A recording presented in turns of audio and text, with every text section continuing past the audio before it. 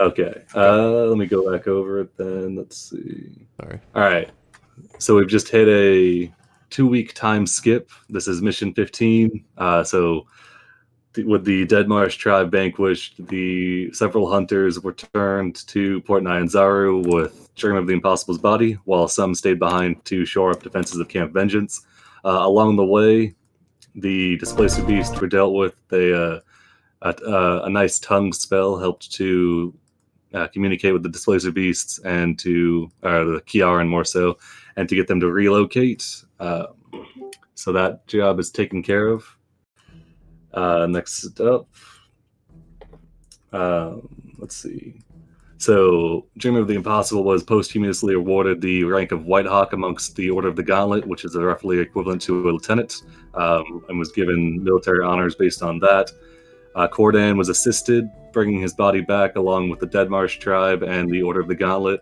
Eku, the guild administrative person, did some tests as a renowned cleric and determined that Dreamer of the Impossible has moved on and is unwilling to be raised back into his current body.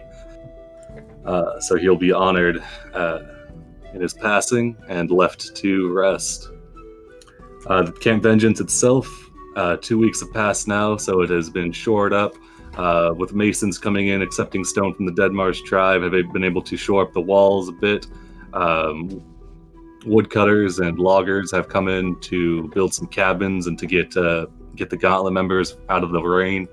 So it's not quite to the point where it can be used as a long rest station. That's about a week or two out, depending on the assistance provided by the guild, and if anything useful is found that can be helped to expedite the process. But for now, there's a steady supply of food, and nobody's sleeping in the rain. Let's see. Finally, let me check.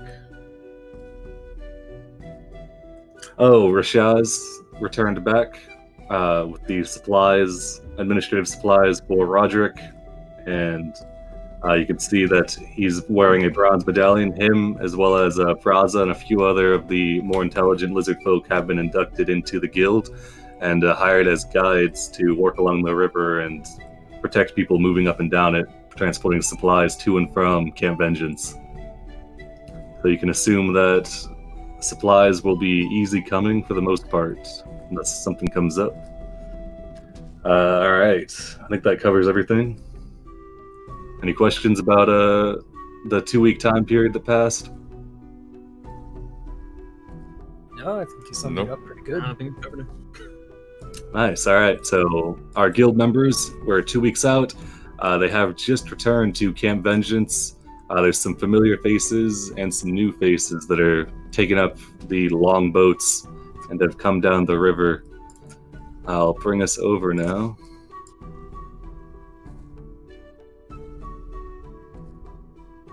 Hey, well, a little quick bookkeeping. I know we talked a little bit about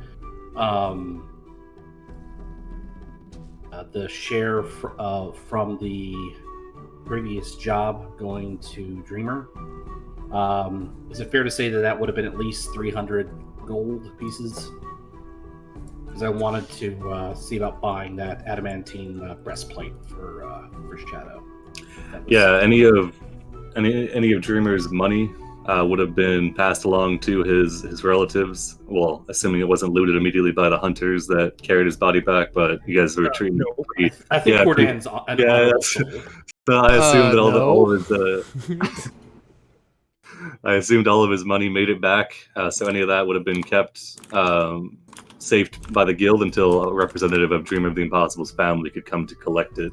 So you can assume that, any of that money that he had on his person, as well as the money from the Displacer Beast job, which split 5 ways, 1,200 would be 600. Oh no. Yeah. No. Rethink 240. 250. 240. There we go. 240. All right. So yeah. So you should have enough money to buy that, combined with your starting gold as well as Dreamer's leftover gold, to purchase the adamantine breastplate. So anyways, as you guys make your way back to Camp Vengeance, you come in and you can see that the walls have been shored up considerably by freshly mortared stone taken from the houses of Mambala. You can see one guard tower over here has been constructed thus far. You can see a lit brazier kind of casting light across the yard, and you can see a small ballista has been constructed to aid with defense, so they don't have to keep continuously burning out their mages on killing off the undead that come close. As for houses, there are 2 that have been built so far. There's one that I'll put the one that everybody can see.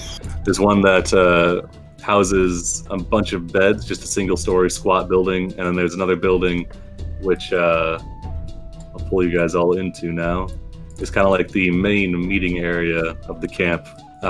It houses all of the maps, several supplies that can be helpful in the jungle, and then like a small eating area.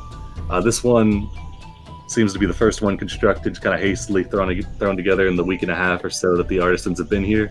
There's a second floor and reinforcements that are being added to this one, and then there's still some tents outside, but there's framework going in to replace those with more watertight accommodations. As you guys enter back into this larger cabin, you can see pouring over some of the maps, Commander Niles Breakbone along with Roderick, both of whom are kind of going back and forth and working off of each other to improve the logistics of the camp. No holes in this one, huh? Yes, several of the guards, which are in the middle of their food, they nod. You can see this wide guard. He's been enjoying his food.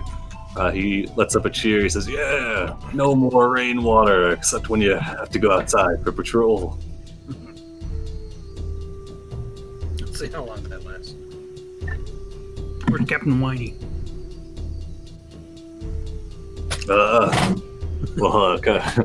He kind of snickers. Commander Niles Breakbone, he's right over there, within earshot. Oh yeah, he knows. But yeah, so Captain Whiny turns around. Says, welcome back, everybody. I see that you all replenished your ranks. I was very disheartened to hear about what happened and see what happened to your friend. I hoped that the posthumous award and the escort back will help ease some of the struggle that came in a difficult time. Cordan spits on the floor. He ignores it and turns around and says, I see. So, the new ones amongst you. I suppose, first, Audrin, we have...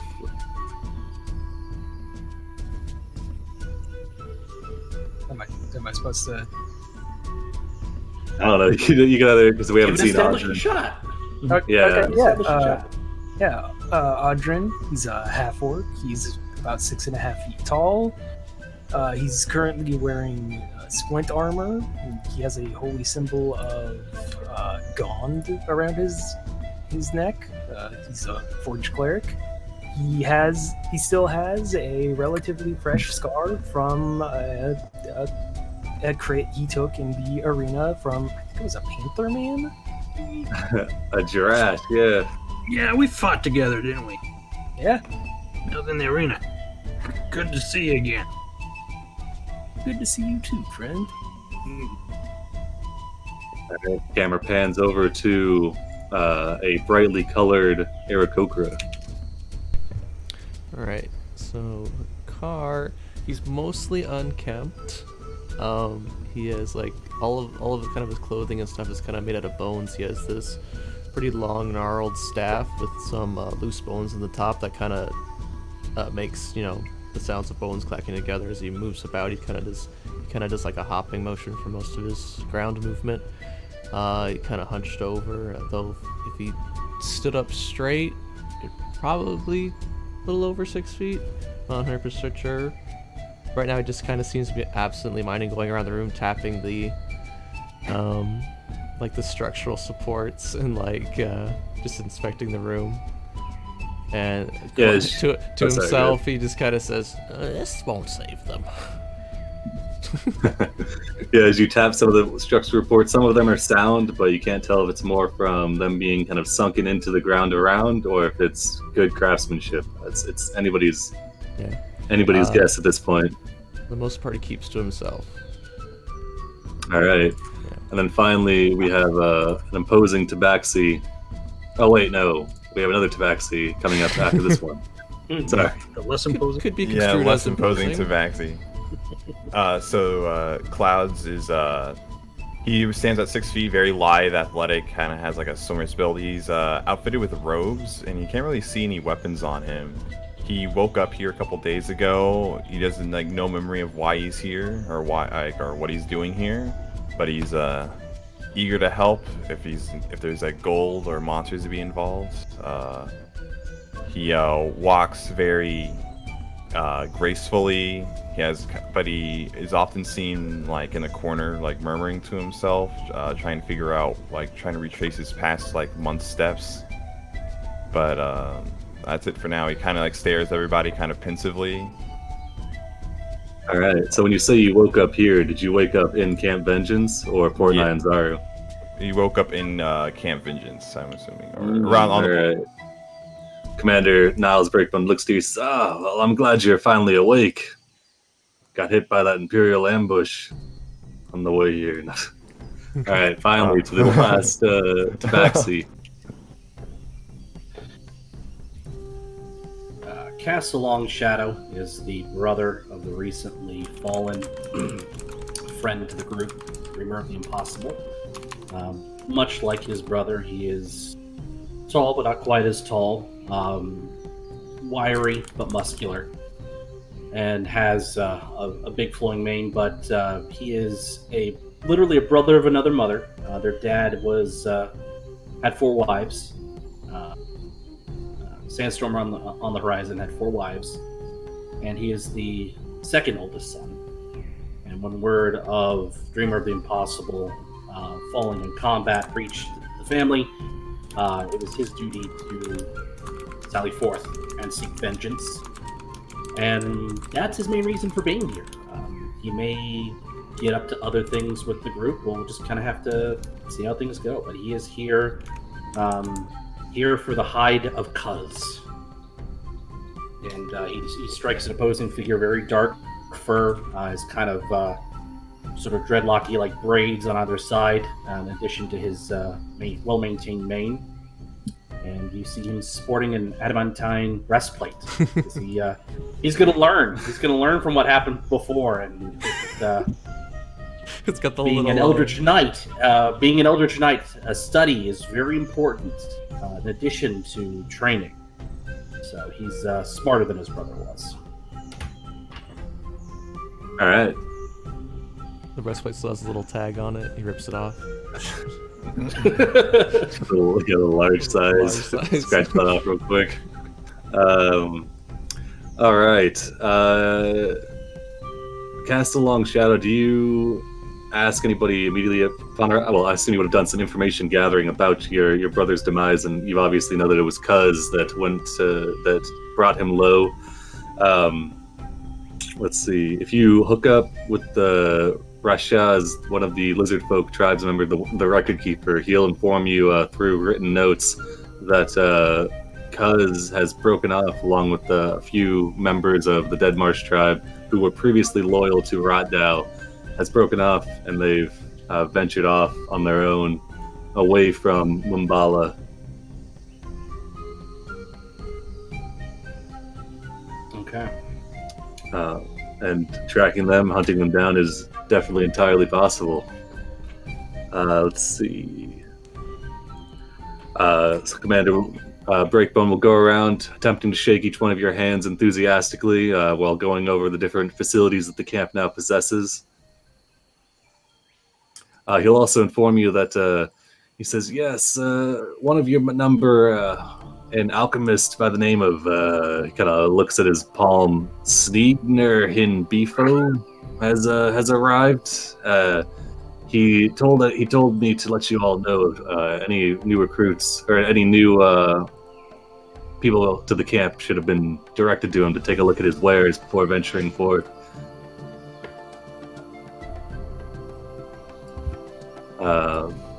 Let's see.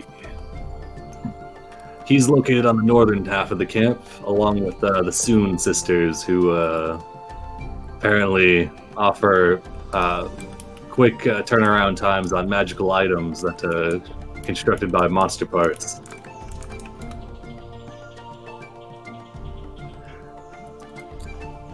Let's see. So those ones will be located up here.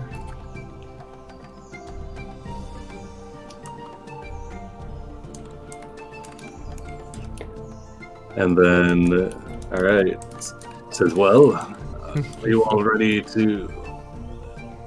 Are you going to be heading back exploring the Aldani Basin then?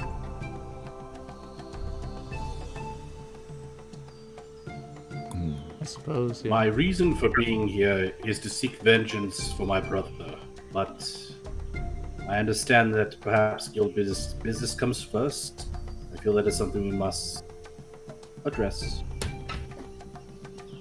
A card kind of just blurts out, and you shall have it. An eye for an eye. And then he stops talking. But whichever quest you want to do, I have seen it. I'm down for whichever quest you want to do. Yeah, I'd have to take a look at the list again. But Well, we came here to do the Aldani Basin, but Aldani then Basin. shit went south. Again, I'm not looking to derail things. Revenge is a dish best served cold. So if the group wants to explore the basin, maybe we'll get lucky and we'll find Cuz's cave.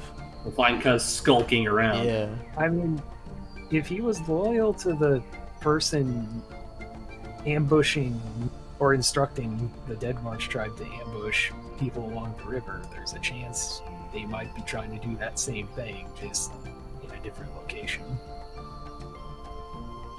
There is a possibility, but if we're gonna go after Cuz, then we probably want to go talk to what's his face. Let me get my notes open. Sorry, give me a second. No worries. While Castalong Shadow brings out his notebook and goes over. You need to speak with Rashaz to get a little bit more information if we're going to go hunting for him. So that's we may come across him, but if we're going to go hunting, let's go hunting. If we're going to explore, let's explore. All right. As you all begin to formulate a plan, abruptly interrupted by a small gnome entering the room. I can see they've got slicked back blonde hair, large ears. They kind of push through the doors, slinking around you, Hikar. They've got a large backpack. As they see you, they come bustling in. They say, "Oh, it is I, Sneedner Hin Bifo," whipping around their backpack. They place it on the ground and say, "Oh, if you're venturing into the Aldani Basin, take a look at my wares, please." He busts out his wares. Oh. You can see he starts to array them out on a small collapsible table, which he immediately folds out. You can see potions of all different shapes and sizes. He quickly arrays them. Says, "Well, what are you looking for? I've got potions of all types and sizes, varying efficacies, and quite guaranteed to work or your money back." Campaign just got I hit by take issue with that statement. If they do not work, we will not be alive to get our refund. And that's how I can offer such a great guarantee, lifetime guarantee. You're very welcome. He flashes you a trademark gnomish smile. Shadow just shakes his head. Gnomes. He says, "Well, then, what'll it be? What'll it be? The green one?" He holds up one where you can see some baubles of greenish energy kind of twirling around in it. Anybody with any sort of Arcana background recognizes this as a potion of acid resistance.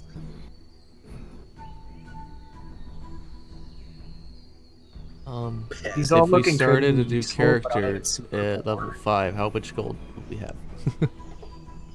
5 times your typical starting gold, so you can roll it up. So for a cleric, I prefer the term shaman, but it's fine. oh yeah, sorry, I just gave away. Shaman. It'll be 5d4 times 10 times. Just do 5d4 times 50. All right, cool. And the same for a rogue. For a rogue, it'd be 4d4 times 50. 5d4 times 50. All right, cool. Just be glad I'm not breaking it down for a sorcerer, because then it'd be, yeah. Oh yeah, it's only Well. like. So you get 500 clouds, because that's 44 Hey, times 50. Penny! Okay. This is the gold that you've acquired while getting to such Scavenging considerable through the means. woods, through all the corpses. Yeah. Yeah. Poor unfortunate So- travelers. So does the shaman have any Holy shit. obvious religious iconography? No, because I can't remember. I picked a god from a different edition. I don't Fair remember what it is. I'll double check and let you know.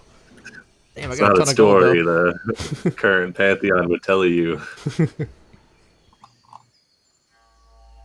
Sneedner kind of looks around expectantly as you pull all your coin pouches. Says, quite rich, I see. Well, you can never be too safe, huh? They were Twinkle quite in his rich, yes. eyes. Yes. I can already fly though. Look, I'm sure you can't do this. He holds up a small bottle that looks like there's a flaming dragon flying around within it. You recognize this is a potion of fire breath. Says, very exquisite. An entire minute of breathing flames. Very useful when you need to burn stuff, you know. Yeah, we need that at the mess hall, I obviously. think I'll save my gold. I don't... Well, I feel like this is foreshadowing now. He's resistant to damage Oh, potions. Of course it's foreshadowing. This is just no. This is just a potion seller. Wanna meet that Spend mysterious all of my stranger? I gold was on a bored. potion. I was bored at night. Well, I wasn't bored last night. I was born roughly 2 weeks ago. Like Clouds will turn to the group. It's like, do you guys share? Share what? Like gold or inventory? or No, I don't. Oh, well, only for a job. Then we split it all up at the end, I believe. Most of the time. Sneeder begins repacking the Yeah, potions into his I don't bag, really wanna holding do up his that. table. Says, well, Maybe next time." I'll be around. Don't you worry. If you find something in the jungle, I'd be willing to take a look at it. I've got a keen eye and fast hands. You would have 500 gold, Clouds. You can find me up here on this barrel. Is that his house? He climbs inside of it. It is. Oh, it's bigger on the inside, I bet. What it pays for the rent? And the barrel probably moves, has little legs. Is it a blue Uh, barrel? Ooh. It says police on it. Yeah. It's like a miniature phone booth. Yeah. So the Commander Breakbone tells you about the Sune sisters. They don't come down to greet you, though. They are they kind of interface with the guilds, and can. If you got any like monster parts that you need brought back and manufactured, then they can do it at competitive prices. Though, yeah. Well, All right, we Commander. Oh, sorry. Go ahead. well, I was just thinking out loud to the group. We were gonna map out this place because our cartographer wanted to do it, but he's not around today. I'm wondering if there's something else we could take care of until he gets back and he's ready to proceed, because I can't draw a map for anything. Just saying. Finesse things aren't quite my specialty. The car seems artistic. How's that sound? His eyes narrow. Who Oh yeah, look at. I mean, he looks like he designed his outfit himself.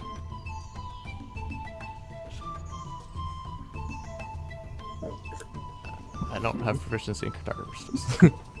Yeah, I know. If that this is what is required, I don't have it. Did we ever ask what's actually required to successfully map out an area? Let me see. Let me bring you back. I'm sure they have a young upstart cartographer around here who just can't wait to go do it. And I That we'll have to protect. And it's probably going to be more than one day to get it done, too. Yeah. Yeah, so the Aldani Basin, as described, is a large valley that is mostly devoid of the massive trees and present in the rest of the jungle. It's still got a decent amount of jungle flora and fauna roaming about it. Mapping it out is not as difficult as going to each one of the tiles, because you can, whenever you're in like a higher elevation tile, you can see farther. So it's pretty much, if you carve a path straight through, like on one side, it'll get you the tiles farther down. The River Soshin Star cuts through most of the Aldani Basin, widening up, and allows you to kind of like travel down it that way. It transforms into a bit of a marshland, which is a bit hard to navigate through with a canoe. The River Tath from the western part of the island also comes in and joins up in the Aldani Basin. So it's like a large valley on either ends that ends in a couple dozen miles of swampland in the bottom of the basin. A lot of the water flows down into it. Let's see. So mapping it out essentially would require getting most of this green area mapped out. There's a large number of points of interest that have been seen from the air, I guess. Yeah, there's with the guild, you would have been told that there's definitely some temples and some forgotten villages within the Aldani Basin that have kind of either been flooded and left to rot, or that have just kind of been overrun over time as a civilization pulled back farther. So those would be good spots to start. And if you guys are treasure hunters, then I'm sure there's treasure in old forgotten temples, because I mean, this is D&D, so.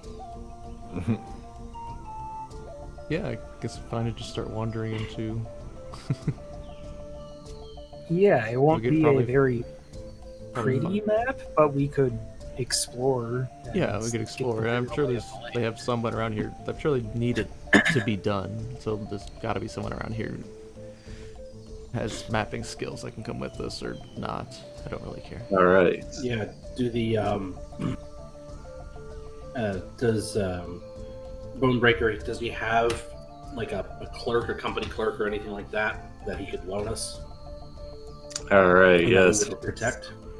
As you ask if he has a company clerk, Niles, he kind of thinks on it hard for a moment. You can see the gears turning whenever there's a call from outside, and it's kind of like a nasally voice.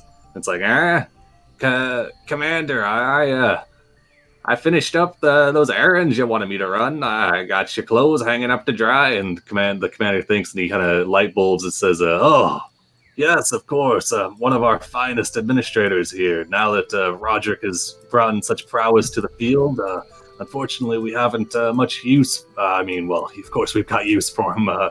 But I mean, he's a brilliant man in his own right. It says, Stanley, come in here.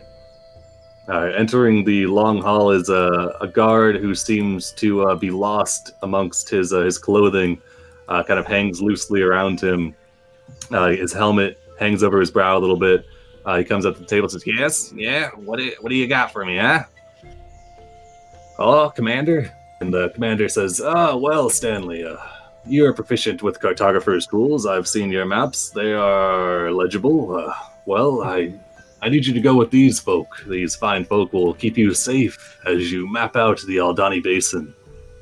You can see Stanley standing there. His eyes moving between each one of you, the imposing half-orc to the several different flavors of tabaxi to the pinkish bird, which Crazy seems stare. to be staring intently at his soul, and then the mountain dwarf, which is intent on spitting on the floor, kind of wrings his hands a little bit, says, "Oh well, Commander, if that's what you need, I mean, I'm sure they could always, use a helping hand. I'm pretty good in the jungle, if I do say so myself." Do you say so? I think he just did. I think he says so. It was meant as sarcasm. Of course. You're just like your brother, aren't you? We did grow up in the same household, but he was always one for pushing the envelope and pleasures of the flesh. I preferred quiet repose and study. But father expected the same things of us, so our upbringing was quite similar. But I do hope that our paths do not meet quite as so soon.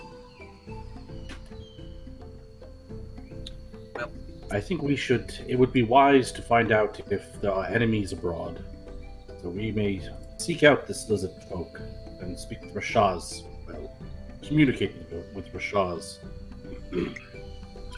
and find out if there's any danger of ambush from this cuz. Yep, just like him. I'm all for getting vengeance on it too. This spear, and he pulls out the barbed spear from what's his name who had it. It's got his name on it. All right, yeah, Rathian's spear. It's the vicious spear. All right. So yeah, Rasha's hasn't left camp yet. He delivered the administrative supplies to Roderick from Port Nyanzar, and then he's kind of been kicking about. If you go and seek him out, he will greet you, kind of doing like a guild salute, and then he will look at you expectantly, cast a long shadow.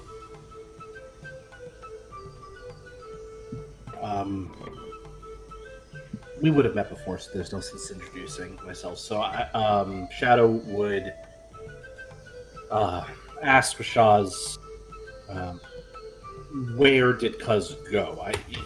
He had explained before that Cuz took some of Rathal's acolytes and fled into the jungle, but get a sense of what direction Rashaz went, or give us a starting point so we can investigate for ourselves.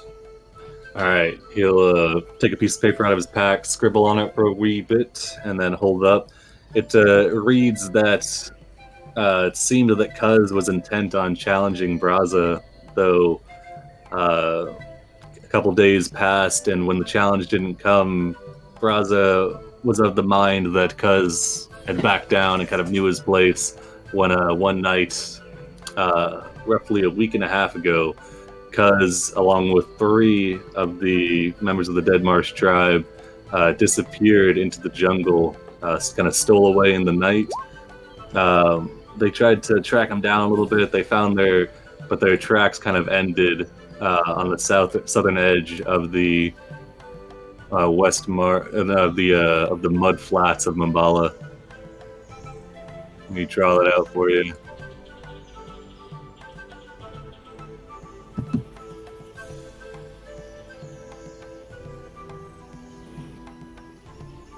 Roughly there is where the tracks stopped, and they weren't able to follow them through the kind of hard to track through the dense jungle. So they just kind of let him go. And how many days ago was it from now? A week and a half. Week and a half. So they could be anywhere. Anywhere, but probably south of Mumbala.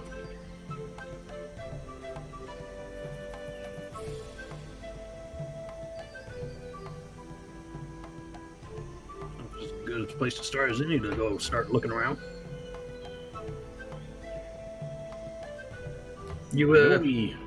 I know we need to map the basin, but my fear is that if we allow any more time to pass, I may not be able to find Cuz and bring vengeance and restore my family's honor for You tracker? what he did.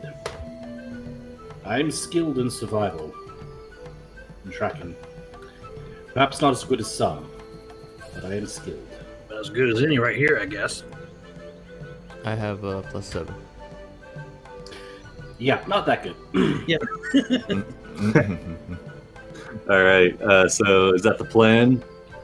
Head after If there are Cuz. no objections, we can come back and get Radar O'Reilly later. Because I don't see the point of endangering the company clerk if we're not going and mapping directly. And if the party doesn't object, I think Shadow would like to track down Cuz. Scouting party. That sounds good. Yeah, check out the area, see if we can pick up the trail. All right. As you give Commander your plans, and you say they're not bringing Stanley, you can see a very obvious look of relief plays over Stanley's face, and an obvious look of exasperation over Breakbone. He says, "Oh well, I'm sure he might be useful tracking some people, some lizard folk through the jungle. I mean, he is well trained in the academy. He came in commissioned officer." Shadow's Okay. going to look at Breakbone and just sort of cock his head to one side, study him for a moment, and then turn to Stanley. Stanley, do you wish to accompany us? Stanley, you could see at first moment he's thinking, debating whether or not he wants to look tough, and then he kind of like lets out like a long sigh, like, no, I really don't. Then stay put. Maybe We'll come and collect you when we are ready to explore the base. You can see a unmasked grief across Breakbone's face as he turns back to his maps. Goes back to conversing with Roderick.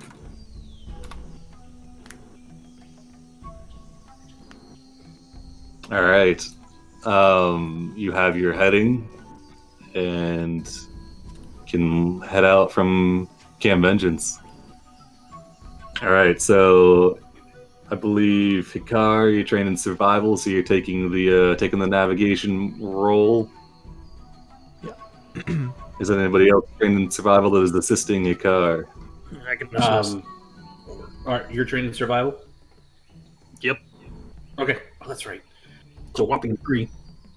But I'm trained. I've got a whopping 4, but so long as we're proficient, it gives advantage. Mm-hmm. Yeah. Well, 'Cause it's just double it's like the checking. one person. Yeah, exactly. Just double checking. Got a keen eye to assist. All right, so make me that survival check with Was advantage. this thing you could do with guidance or no? I forgot. No, Okay. can't guidance. I never did this main- because Simone didn't have any survival skills at all. No worries. Although I think we did ask the guidance question last time. Just make It comes up every time, but yeah, Will's like, it comes up every God, There's learn. there's a moment where we're just trekking through the jungle. This is the 10, where I look back behind and notice you guys are all following me, and then I try and get away from you guys before you catch up and explain to me that we're looking for this trail, and whoever was helping me gets me back on the right track. Follow that bird! 15-second memory. And we paint him yellow. Got an idea for me. All right, I'm gonna give you control of this blue thing, All right, so you can move yourself. I have Let's the thing. see. Just mine. All right, should be able to move the Aldani Basin Adventurers token. All right, so you Precious. can move 3 spaces. Because you're We're all We're heading 30 straight in, mile or we're looking day for travel. Cuz? I forgot. we're looking for Cuz. Cuz is by Umbala, Okay. and from the back or wherever he is, Shadow will suggest that perhaps we seek out, the citizens of Umbala, lizard folk, and see if they might be able to lend a tracker or give some kind of assistance in bringing Cuz to heal. Said Rashad's with us, Here we right? are. 1 second. So I have.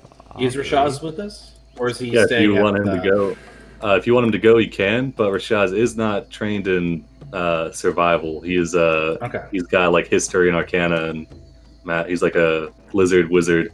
He's got Oh, that's right. spirit. He was the record keeper for the tribe. Okay. Yeah. No, we won't ask Rashaz. I guess we'll seek out Braza. And, All right. and not ask him to come along, but get an audience with Braza, explain what we're doing, gain permission to be on the land, All right. that sort of deal. Oh, are you casting augury? I can. I could find out. I could ask if is this person near Mumbala. Well, it only works on a course of action you plan to take within the next 30 minutes.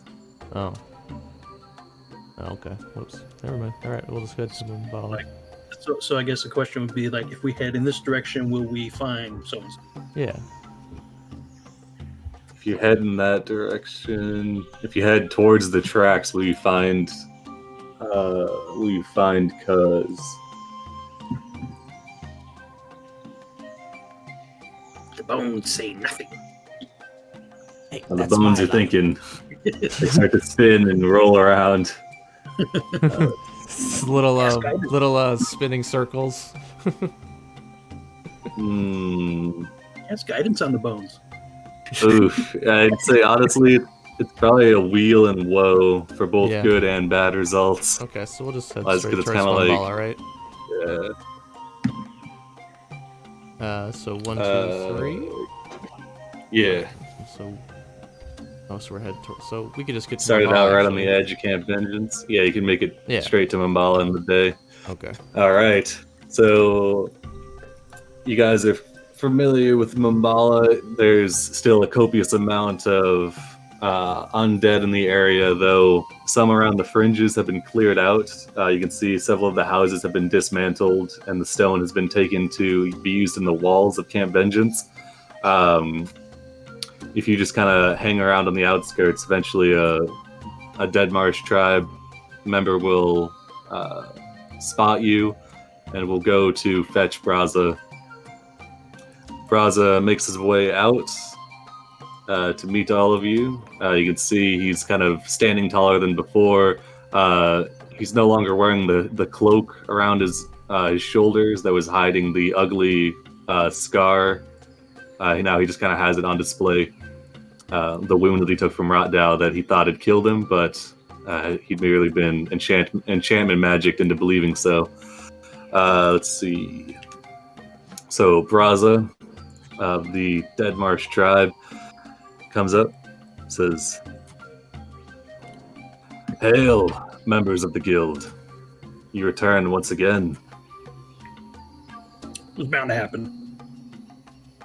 If you are seeking vengeance, I do not fault you, though I must inform you that Cuz and several loyalists have moved on. Are they looking to start trouble again? They've been out of Mumbala for roughly a week now, and I guess actually because it took you a day to get there, roughly 10 days now, and we've seen neither heads nor tails. Well, last when we left, he was trying to ascend the throne before we got you in place. So if he's going to start acting like that, we definitely going to have to be dealt with. If he seeks to challenge me, he will die. He had pondered it many times before, though never had the courage to take up the mantle. Trust me, if he comes to challenge me, he will die, unless he has an army of undead at his back, such as Rotdow. Seems like a possibility. It's happened before. the guild and the camp isn't willing to take that chance. Plus, family matters. Do not misunderstand me. If you seek to hunt him down, I will lend my resources. It is this one's right. I assume you cast Long Shadow explains that he's the brother of Dreamer. Says it is this one's Yes. right to challenge him and defeat him in combat. Yep. He must be punished for what he has done. An eye for an eye. A very vindictive crowd today. Let's see. All right. Let's see. Basically, I think we'll Bron- ask if there are any scouts that might be able to help us.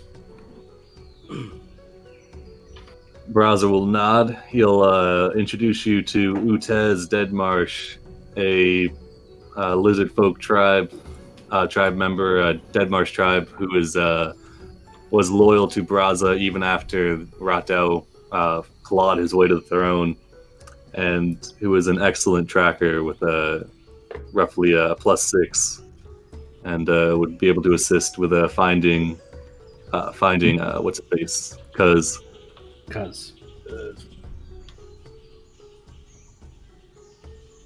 Just cause. yep. Perfect. All right, he'll let you know that to be wary, the warriors that respected Cuz enough to defect are formidable in their own right and have been in a great number of battles alongside him. They will not go down easily, though they do not possess anything beyond the brute strength that is inherent to them. Good. Won't have it any other way. All right. So Utez Deadmarsh joins your party. He is a squat lizard folk carrying a long bow and a set of daggers carved from bone. And he doesn't speak much, though he does introduce himself in Draconic and then joins your party. And Shadow will bow and introduce himself to Utez, also in Draconic. Ooh. And before they leave Mbala, he will profusely thank Braza for his generosity in lending one of his tribesmen to assist, and also thank him for allowing us to travel on their lands and to seek revenge. Before we go, if we get to him, is there anything you need back from him? Somebody took? No, Braza is not the type for thievery. He is quite simple-minded. Cuz. Oh, sorry, Cuz. Any others? Look at the stuff in the background here. I imagine Braza is also not the one for thievery. No, yeah. You get the sense moving through that the tribe no longer are lizard folk kind of lounging about. Everyone seems to be working to improve the defenses and kind of fix facilities that had fallen into disrepair under Rathian. Those facilities are kind of like pens for the many zombies here, but I mean, they're facilities nonetheless. Hey. Facilities are facilities. Yeah. Quick question: with Shadow just coming to Port Nyanzaru, was he inducted into the guild for his revenge mission, or was he given any kind of honorary rank to assist in this? Yeah, you would have, as a member of Dreamer's family, he would have been brought in as a bronze rank, kind of given. Just kind of to honor his memory, to kind of bring you into a position where you could use some guild resources to bring the person who did it to justice. And it's jungle justice, so it's a dagger in between the eyes. Fantastic. But yeah, nobody's gonna look twice if you say you're here to kill the person that killed your brother. All right, so you have +1 to your party. I believe Flask of Wine and River Mist, they've returned to Port Nyanzar, or are they still on standby, kind of waiting in Camp Vengeance? That depends on their employer. Somebody was paying them. Yeah, I would have That's- offered them to go back with me because I had a bonus for them. Okay. as Nice, well. yeah. So they'll return to Port Nyanzaru. They'll give you their business cards and let you know if you need their services in the future to contact them. All right. There's no danger of ambush at night. You're kept relatively safe in a area of the city where there's a few zombies, and you're able to pass the night without any issue. In the morning, Utez is checking his equipment and waiting for you all to rise and get ready. Should we just set like a watch / marching order now in case it comes up when we get into the wilderness? That's a great idea. All right, so we got the watch order. Who wants to take first shift? I'm used to it. All right, second shift. I'll take take it. second. Oh, Third shift. We can work together. It's only 4. okay. Yeah, I was going to go through the main places, and then we could just have the other people placed on whichever shift. So third shift, is that Clouds?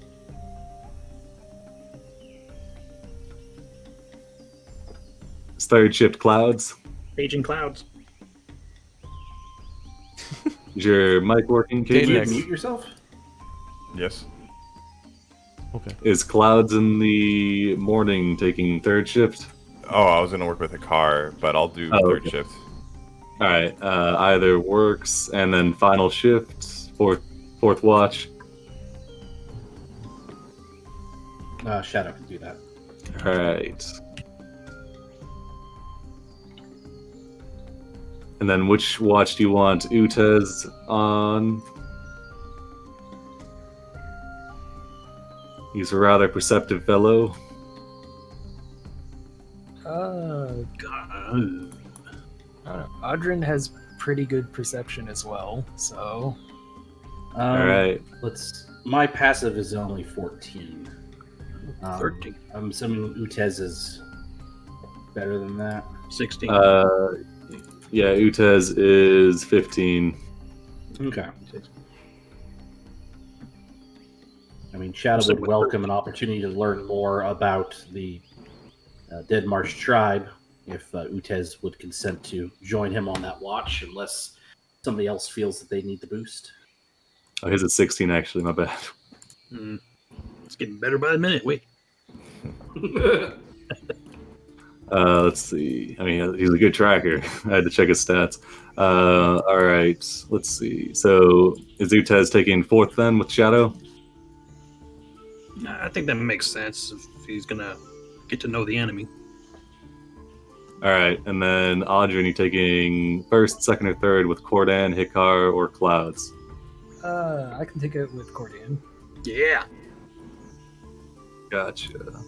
I feel like they're going to be on watch, but there's going to be a barrel of ale on hand. It's a given. I'm not complaining. It's just like I feel that's what's going to happen. It's probably what's going to happen. It's happening.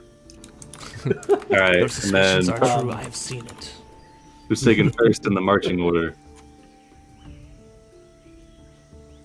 First How in the about marching I order. imagine if I was doing the survival, and unless we're gonna have the lizard folk do it, I'll work with him. All right. So we'll do Hikar and Utez. Mhm. And then we're going to do Cordan. Are you Cordan, you taking the front or the back? Or the What do you guys middle? need?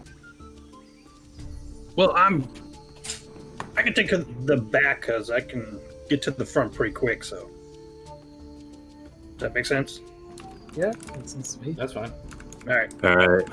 So I got Hikar, Utez, Audrin, Cloud, Shadow, and Cordan. Fastest dwarf alive. Sounds good. Nice. All right. That's good to go. All right. So So, like I said, nothing happens during this night, and you're able to move out. So is Utez going to be assisting Hikar? And Shadow would be bringing Aladdin along, Oh, nice. All right. pack animal. Yeah, Audrin would make sure that he had Hearth with him as well.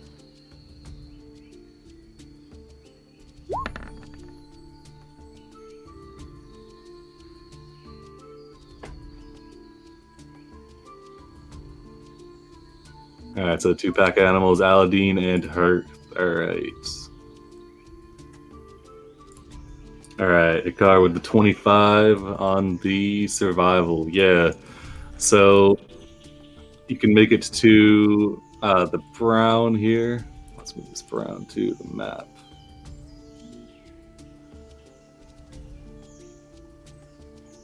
There we go. And then, yeah, with a 25, yeah, you and Utez are easily able to pick up the tracks, even through the weak old mud.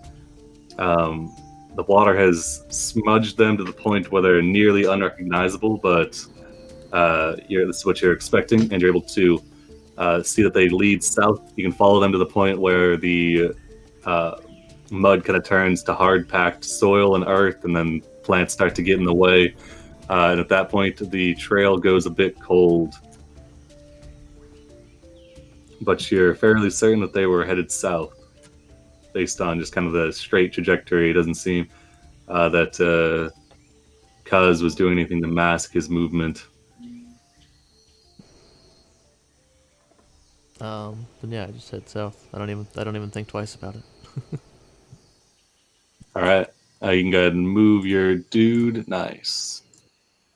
All right. As you get to here, you begin to uncover some of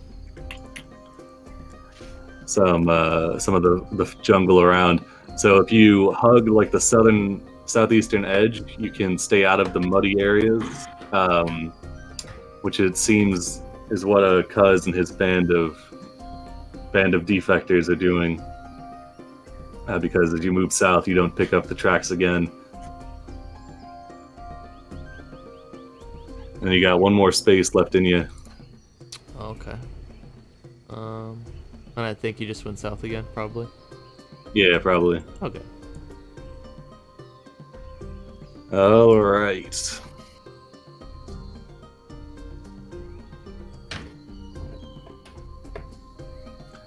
Let's see. So Takar and Utez are keeping on the trail. What is everybody else in the party doing? Are we there yet? I don't know. Shadow would have been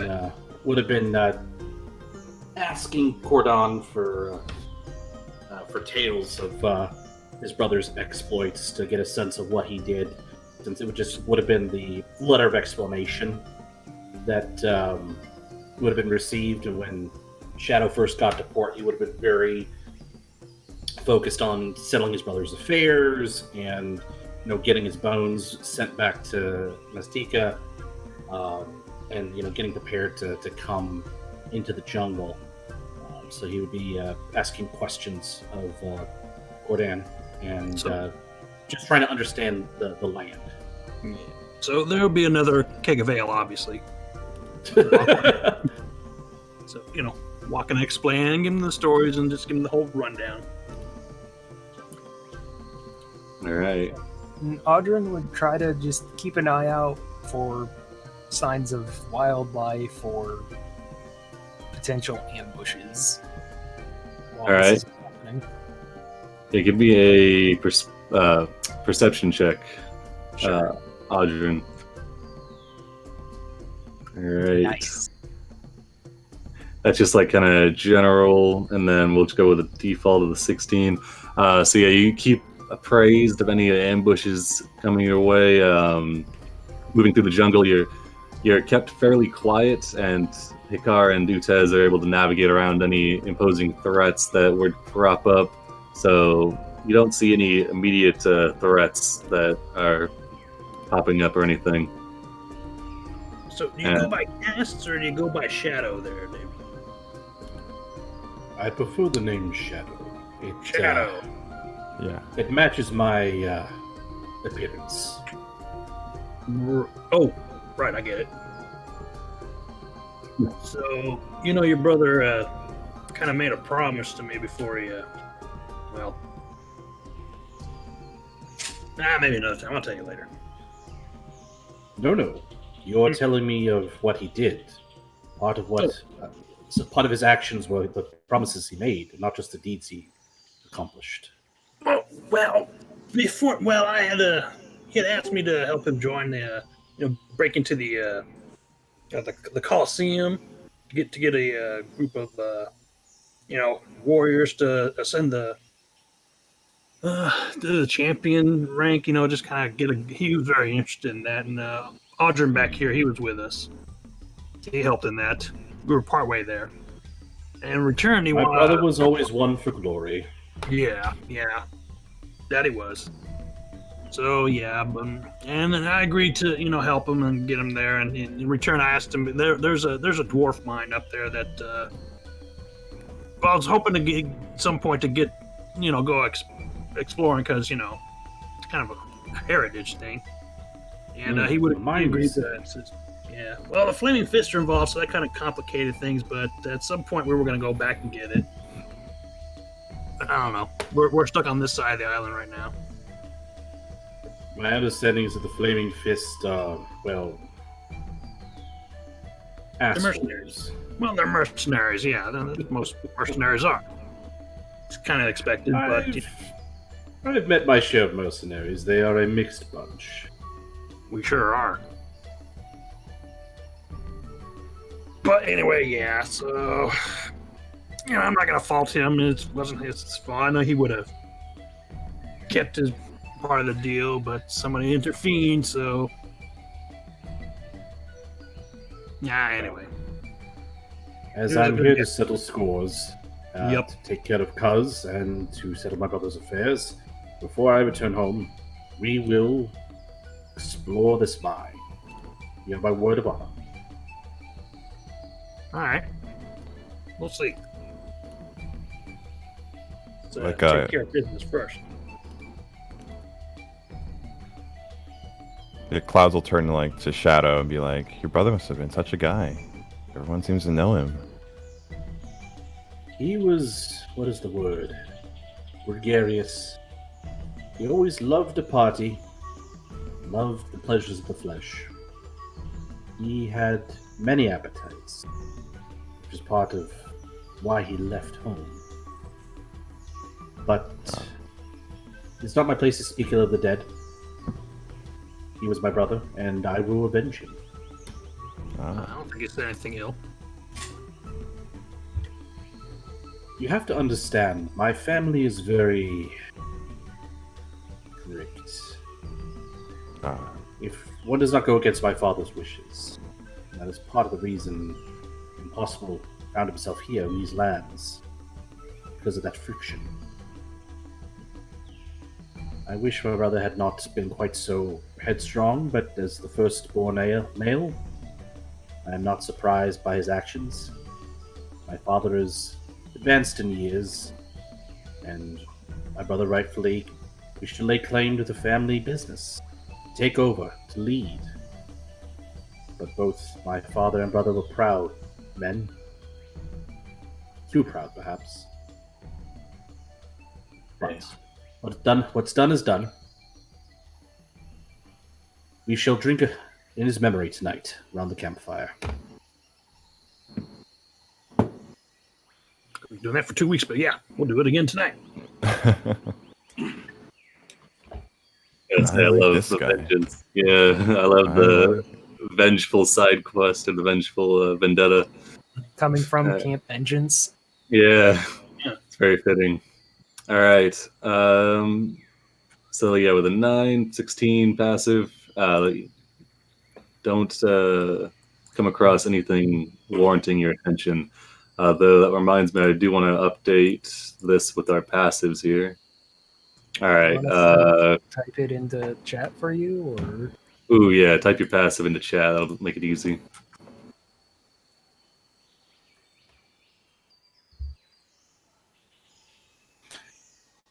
Duh, I updated my name. I could have just typed the number. No confusion.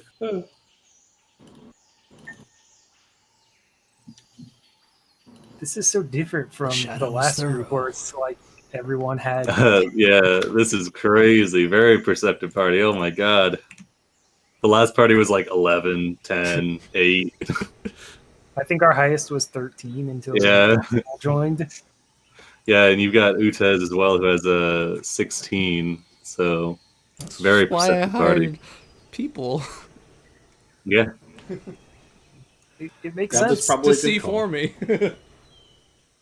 Yeah, hires are good as long as there's not too many that I have to keep track of. But yeah, 1 or 2 are fine. All right. So the day passes. You guys get more insight into Shadow's intentions and background, and then night begins to fall across the jungle and surrounding mudflats. So we go to our watch order of Cordan and Audrin, Hikar and Cloud, Shadow and Utez. While we're Okay. on watch, Shadow would ask Utez, and again, we may not get to this part if something crops up, but he would, if he's able to, he would ask Utez if there were any settlements or anything that the tribe, the Dead March tribe, knew of as far as a new place to set up camp that Cuz might be heading for. Give me a persuasion check with advantage, because they know of your brother's exploits and the hand he played. Ooh. Yeah, even with a 10, honestly, Dreamer of the Impossible played a very large part in getting Braza back into the throne. Utez thinks on it for a moment. You can tell it's not from lack of. It's less for withholding information, more for thinking about what actually might be useful. When he finally does speak in Draconic, it's kind of like a slow, grating, deliberate voice. It says, "This one knows only of the hard folk. They dwell within the rivers of the basin. They have solid shell hides, very tough to get through. A peaceful tribe, though formidable. They cannot speak our tongue.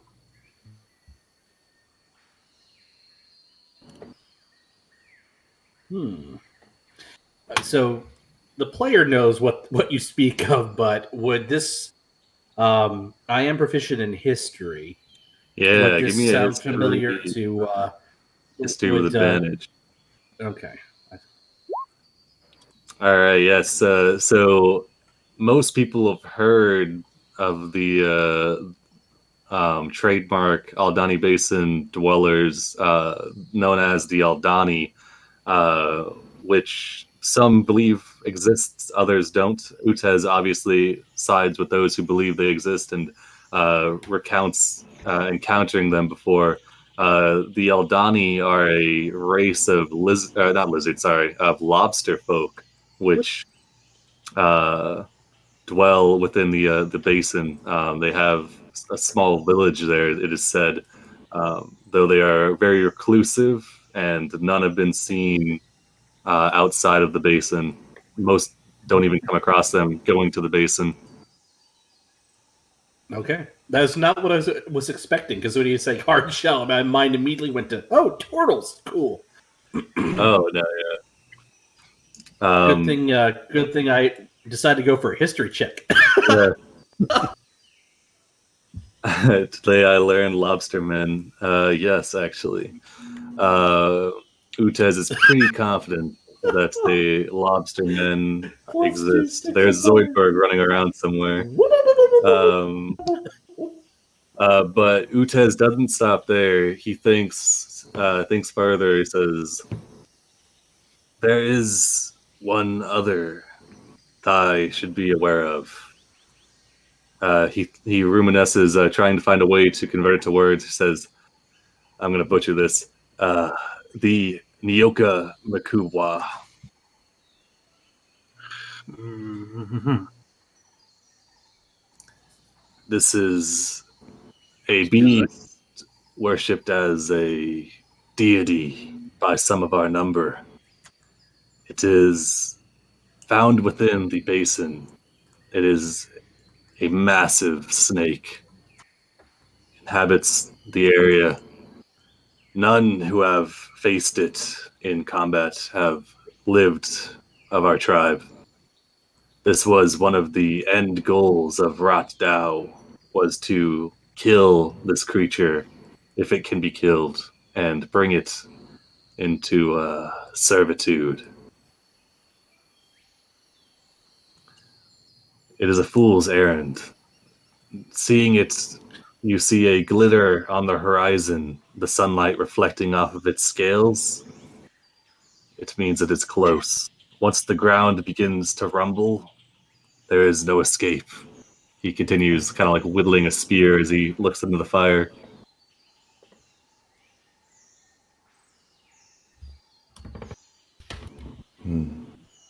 While it may have been a fool's errand, that would have been a formidable beast to have at his command had Rotdow lived. He would have been unstoppable.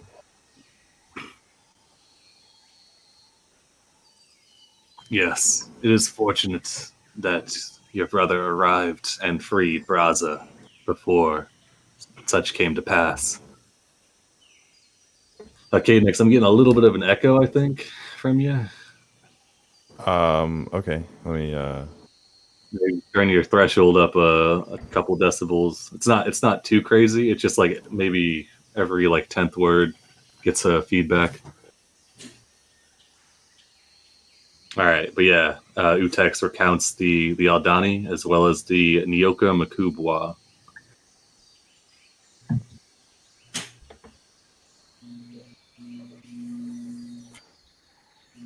And then he's silent because that's all he has that he thinks would be useful to you. Okay, well, Storm will he'll be silent as well, and he'll just absorb and ruminate. With that, though, Shadow, you and Utez give me a perception check.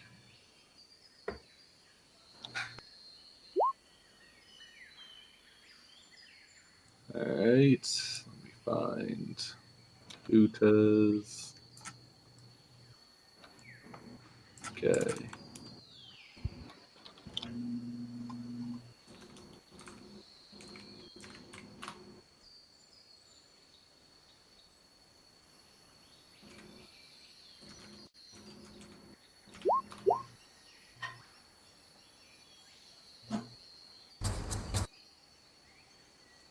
All right, pair of 16s, pretty good. So as your talk comes to an end and you turn to gazing into the fire and keeping watch, a scream does cut the air in the darkness, kind of slicing through it. It's a human scream coming from the east. It kind of rings out for a couple seconds before another sound accompanies it, silencing it. It is a bestial roar that resonates out so close that the trees around kind of quiver slightly, the leaves are rustling. With your proficiency in history, I guess, do you have nature proficiency or arcana? I do not have proficiency in either, unfortunately. Oh, you have survival though, right? I do. Okay, yeah. Well, just with base proficiency and survival, you recognize it as a roar of draconic nature, and with that, the others around you begin to wake, if not from the human scream, from the draconic roar, probably. Is that any of us? I don't think so. Everybody's accounted for. Hakar checks the Go ground. ahead. Is it rumbling? No. Okay. The ground is He wipes his the brow. ground is not rumbling, and you see no glitter of scales. As everybody begins to rouse, you hear just a shouted call for help coming in the distance, accompanied by another loud roar that shakes the ground, or not, doesn't shake the ground, shakes the tree. Sorry, no ground shaking. Sorry, I threw you off. Party's coming to Earth. I assume if the rest of us were asleep, we don't have our armor equipped. You're what now? I Well, that's assume up to we have you. Well, don't you take exhaustion if you try to sleep in heavy armor? I think you roll a check. You but- get, yeah, I think it's a Constitution save, but I mean, you guys are silver rank adventurers. I'd In say an it's probably unknown like part a of the DC, jungle. like yeah, probably like a DC 5 con check. I feel like everyone should be because- wearing like some of their armor. Yeah, wearing my it's armor. it's extenuating circumstances, I believe, like where you'd You're attacked probably at camp. be ready to go. Cordan doesn't even own a shirt. Yeah, like nighttime ambushes are pretty frequent, so you either develop to not need armor, such as Cordan, or you learn to live in it. So I'd say you probably got your armor on if you want to, unless you want to be comfy, I suppose. No. I just didn't want to be like, hold up, guys. I need 10 minutes to strap my heavy armor on. Yeah, as you all begin to rouse, yeah, the sounds of shouts of "help me," sounding like they're coming from an adult human male, and continuing roars resounding through the jungle, seeming like they're coming from the direction of the Aldani Basin. Of course. Is it coming towards us?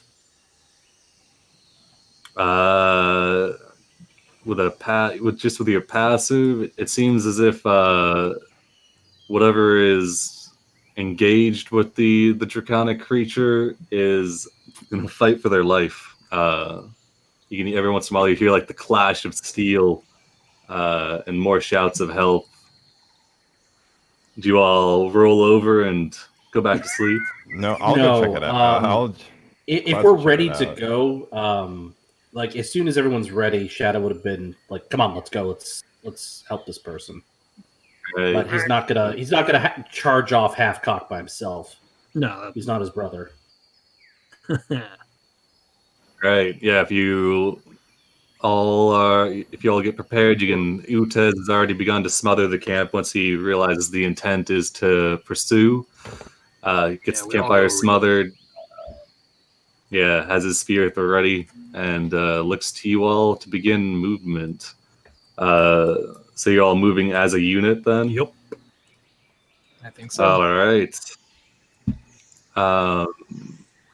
Let's see. So as you begin to move through the jungle, just kind of, is it like a cautious approach, or are you just kind of abandoning, like reckless abandon, moving towards the source of the combat? What's the middle ground? Moving cautiously enough so that you're not going to stumble out and be visible, Mm-hmm. Yeah. but Yeah, not that moving middle. so quietly. Okay, all right, I got you. So yeah, there's definitely a common ground. All right, give me a round perception checks to get closer. You can tell you're going in the right direction because the roars get louder, and your eardrums, it's like there's an oppressive pressure on your eardrums as you move through. Aldrin with the 24, dude. Aldrin, very nice. What are your intelligence proficiencies, Aldrin? Oh, Did you I don't dump think it's- intelligence? he has a 0 modifier, so I don't think he has any Okay. intelligence-based skills. You do have survival though, right? I have medicine. Medicine. Okay. Keep that handy. You can tell the screams coming from the human are kind of choked. You can tell there's definitely some blood mixed in there, as if the human is kind of holding on, dying, I guess. But you're not really sure what the roar could belong to, aside draconic nature. And with that, Let's see.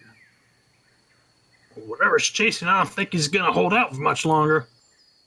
It doesn't We sound must like pick up he's the doing pace. too good.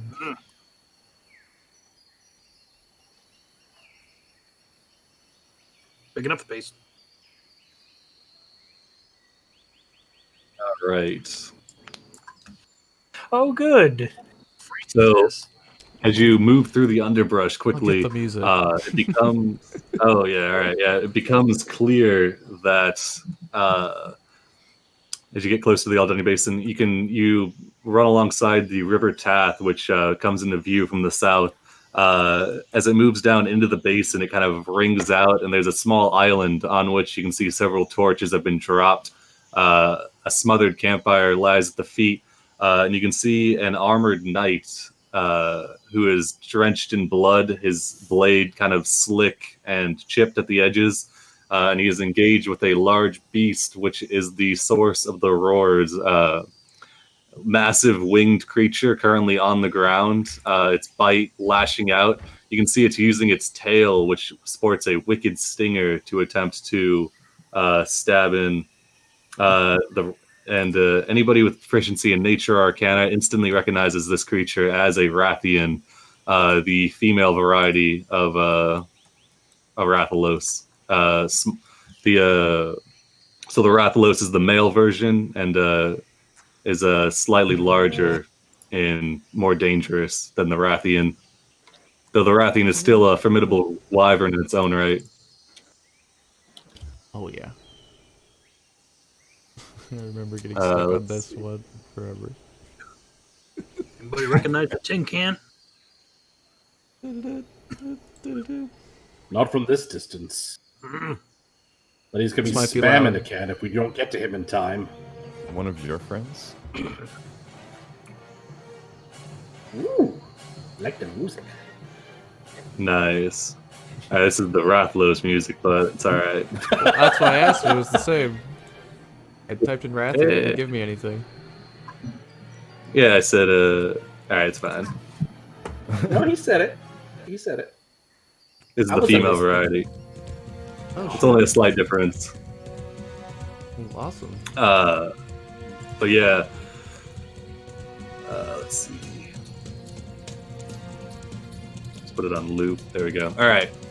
So, yeah, this knight, Audrin with a 24.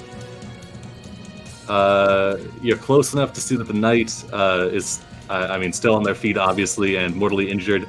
Though, yeah, you can see the crest on their arm, Audrin. The crest appears to be a fist shrouded in flame. Right? Feeling less enthused about jumping in. This is only what Audrin notices with his 24. Cordan sees a poor knight in need of rescuing. It would be so easy to just yell, "Oh, he's flaming fist. We can turn around." That's it was going to help. He's not going to do that. Would you like me to save him? But yeah, we can go ahead and roll for initiative here. Enthusiastic enough. Clickety clackety, it's time for an attackety. Gotta wait for my scripts to start up like always. Hear a lawnmower noise. They're firing up. Just you wait. There they are. Damn. All right. Wait, dude, was initiative automatic or?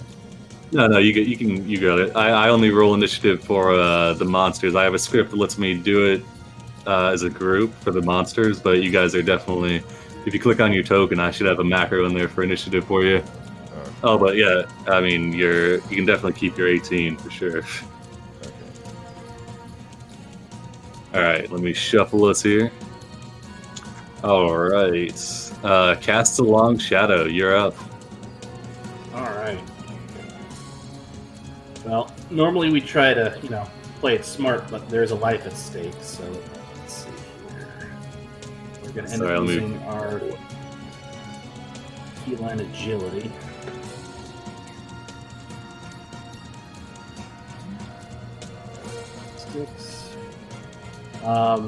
So what's the deal? Is this a river? Is this or a stream or?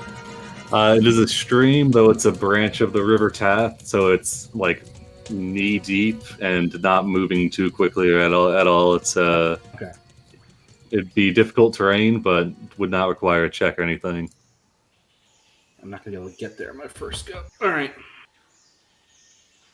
Let's do it.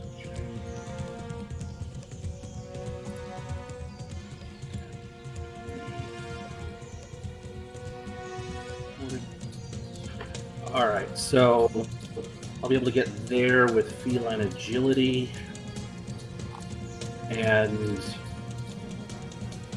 I'm gonna hold an attack action. All right.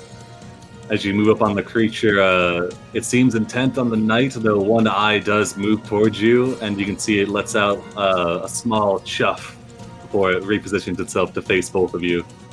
Okay, and sort of as like a free action, I've got my rapier drawn. I'm gonna kind of like bang it on my shield and roar at it to get its attention. All right. Cordan, you're up.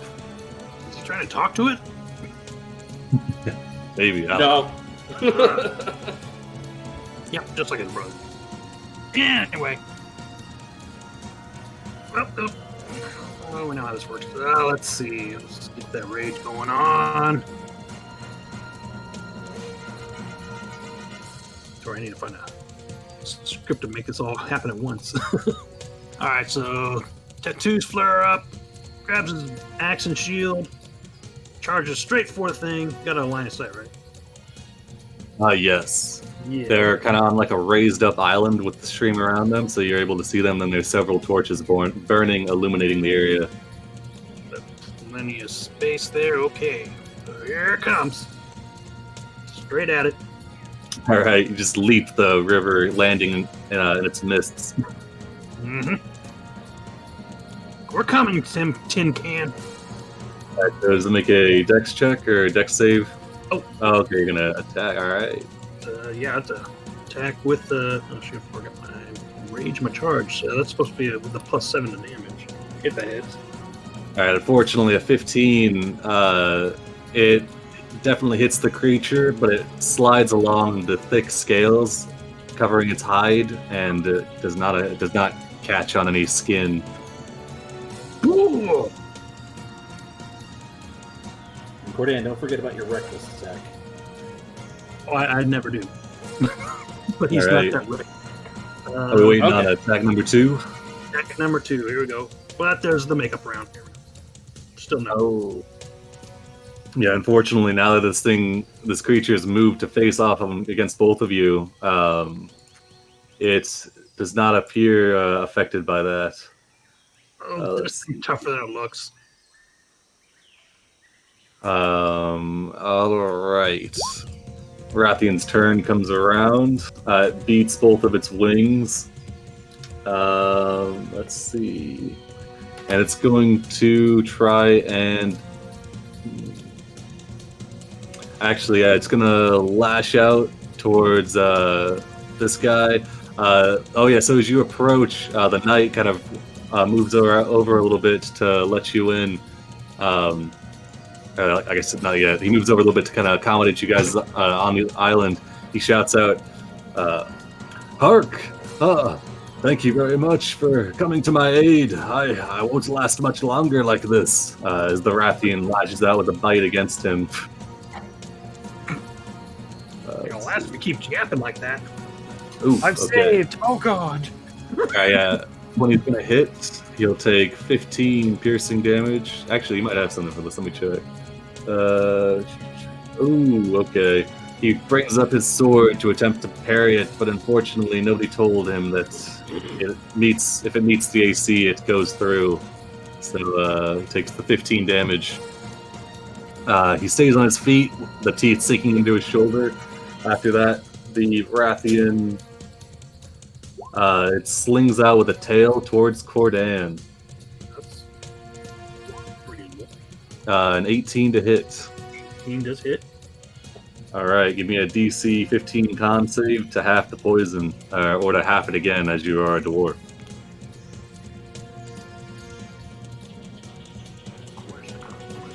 You can do it. All right, yeah, you half You it. did So you it! take that 19 goes down to 4, I believe, 4 poison damage. The Rathian looks in surprise as you as your buff. Yeah, all right. Oh, sorry, I just skipped clouds in the morning. Clouds in the morning. You are up. Okay, I'll use my bonus action to use the telekinetic shove on Francis to pull him away. All right. So he needs to exceed. You have to expend my psionic talent die, and he has to either he could choose to fail or he needs to succeed a DC 14 strength save. All right. So he's in a dire situation here. He's getting yanked here. I'll give him a wisdom to see if he is smart enough to. Okay, yeah, he feels the tug and it's trying to pull him away from the beast, which is trying to cave in his skull. So he will allow it to happen, I believe. So you shove a creature, and he's moved 4 feet away. Yeah, 4 times 5 times 5. Oh, 20 feet. Damn, all right. He plummets into the river, which is knee height, kind of falls back into it. It'd be towards me, so I don't know. It'd be the short, into the river. He still goes into the river. yeah. Kind of collapses onto his ass, but he looks back, the mysterious forest, and shouts, "Thank you!" holding up his great sword. No problem. All right. And I'll move up and throw a psychic blade. Like you'll summon like a psychic kunai and like throw it at the this bad guy. All right. With a shout of "Congratulations, you're being rescued. Do not resist." You throw a psychic blade. Fortunately, the Rathian dodges out of the way of it, and it disappears behind the creature. You get dunked into the river and then dragged through the river. Just getting flung around. All right, I'm gonna see Utez real quick. I got to roll him in. Okay, I'll just have him go now, and then we'll get back down to Audrin. So Utez is gonna charge up 30 feet and ready his bow. He'll try to shoot at the Rathian.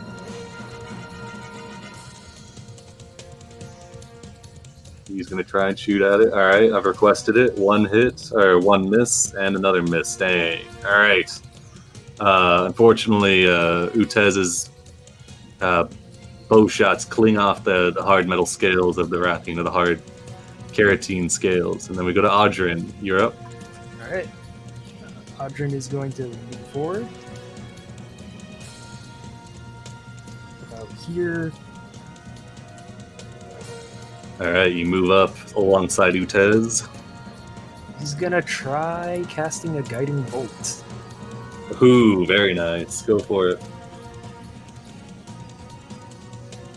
All right, 20 definitely hits. The 16, the radiant damage slams into the head of the creature, lets out a shrill cry of pain, and the next attack against it has advantage. As your attack slams into it, though, nothing happens. Never mind. Sergeant Francis, he calls out, "My name's Francis, by the way," and then he slams his sword into the dirt, reaching around his back, pulling out a crossbow, and he takes aim and will fire. It goes wide, even with Francis. You should have waited on that. Oh fuck. Okay, Francis. He's doing his best, but he does not hit the Rathian. Hikara, you're up. He's gone mostly into. He's used to wandering the jungle alone, so as soon as he sees a big predator like that, he's kind of quiet and scared for the most part. But he's gonna go over here. How tall are these trees? The ones around here are kind of stunted because they're right on the fringe of the Aldani Basin, and they're probably around 15 feet tall. Okay. Then we'll fly over to this side of the bank and kind of nestle ourselves in a tree, and we'll start doing a little bit of chanting, and we'll summon our spiritual weapon. Nice. Little I think tier I have that tier. under I player see it. summon. So it'll appear Okay. behind the Rathian. Nice. Scythe made of bone and sinew. And we'll tag it. Bonus action. Oh, that's cool. Yeah, That it is is. really cool. Hopefully it hits. Ooh, 24 definitely hits for 6 force damage. Alright, and then on top of that, we'll channel Divinity, Touch of Death. Ooh, very so it nice. takes an extra Oh, 15 dang. damage. Alright, yeah. Biting into the Rathian's hide, it screeches out its pain and fury. And then as our action, we're gonna toll the dead. So the bone staff is gonna start like jangling like bony wind chimes from up here in the trees, and the Rathian will hear it and has to make a wisdom save.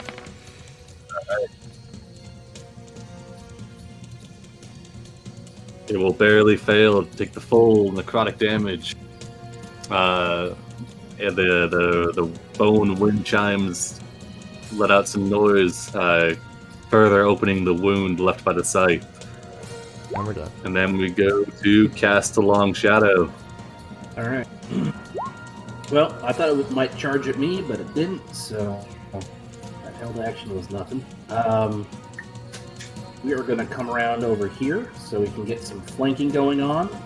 All right. With Cordan, and that's +2, right? We're doing +2 flanking? Yes, +2, yeah. All right. Let's try and green and flame blade this. So he'll raise his Shadow will raise his rapier. Flame will erupt from the hilt and engulfing the whole blade, and he'll bring it down. Ooh, okay. 15 Yeah, you hits. lash out. A 15 does not hit. Clinks off the scales of the creature. All right. All right. That's all I Utez, take another 2 shots with his bow. Ooh, he's going to crit. Let's see what we got here. Maximum damage, you have advantage on your next attack against the target. All right, so max damage on that is going to be 12 plus 3, 15. Next attack with advantage. Will miss. Though that first attack does bloody the Rathian, which lets out a cry of anger. Cordan, you're up. Oh boy. There's just one of them, right? But it seems like That we know of. that we know of. I'm just checking to see if anybody else is keeping an eye out for the other one. All right, that's good. The other one? Always assume there's another one. There There's we go. always a bigger fish. when you're fighting hags. Thank you, Qui-Gon. There's a Ooh, one. 21 will hit. Or 23, I mean. As your battle axe cuts into it for the full damage, the creature reacts. So it takes to the air, flying above you, Cordan, and it spins with its tail, attempting to slap you. 19 to hit. Yep. 19 bludgeoning damage, and you gotta make a DC 15 dexterity saving throw or be knocked prone.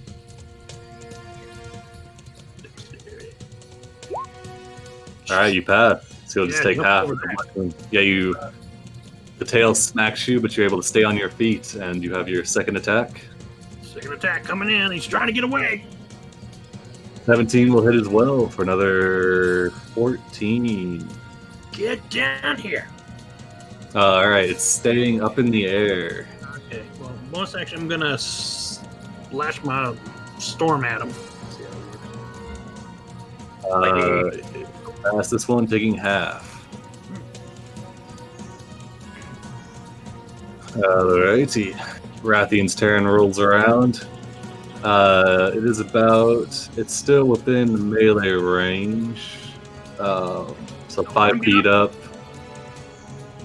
Yeah, I think it's going to try and move farther. So Cordan and Cast a Long Shadow, you can make attacks if you'd like, as it tries to take up. I would very much like to. All right. Now, can I think about it? Yes. Yes. The answer is yes.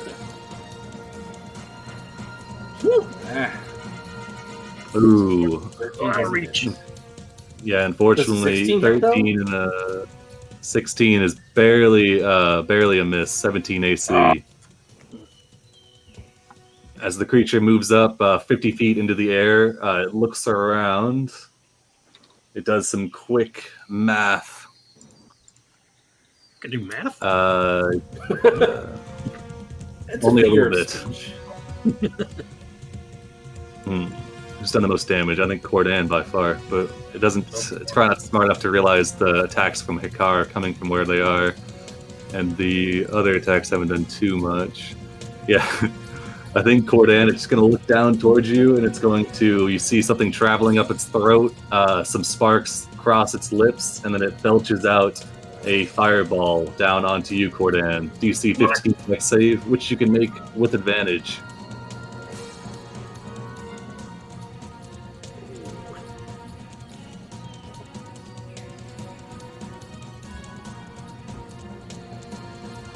Yep.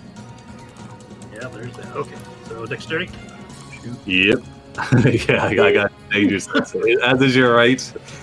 Yeah. Oh, of course. All right. Yeah. So you'll take 21 fire damage. Oh no, yeah, 21, yeah. As the majority of the flame, you're able to tuck and roll through it.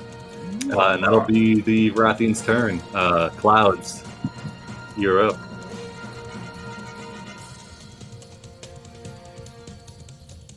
Okay, so Clouds will he'll stay over here. Maybe move across to the bacon. Be like, ooh, that's a little rough. But he will throw his 2 psychic blades. All right, first one goes wide. Second one nails the creature for 4 psychic damage. You see its vision go. It swings its head around as it gives it a bad headache. All right. But that's it. All right, Audrin, the Unrelenting. Yeah. So if he's 50 feet in the air, would I have to get closer if I wanted to cast something with a 60-foot range? Maybe just to the edge of the river, and then Pythagorean will do the rest. Pythagorean, but not Pythagorean. Yeah, exactly.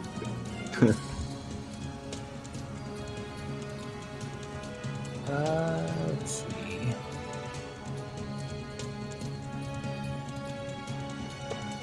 I'm to try hitting him with another guiding bolt, and hopefully Francis doesn't eat this one too.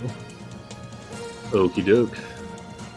Yeah, Francis. All right, yeah, 19 definitely hits. 10 radiant damage slams into him. Next attack against him has advantage as it lets out a strangled cry. Sergeant Francis sees this, and he's going to begin tending to his own wounds as he backs up across the river.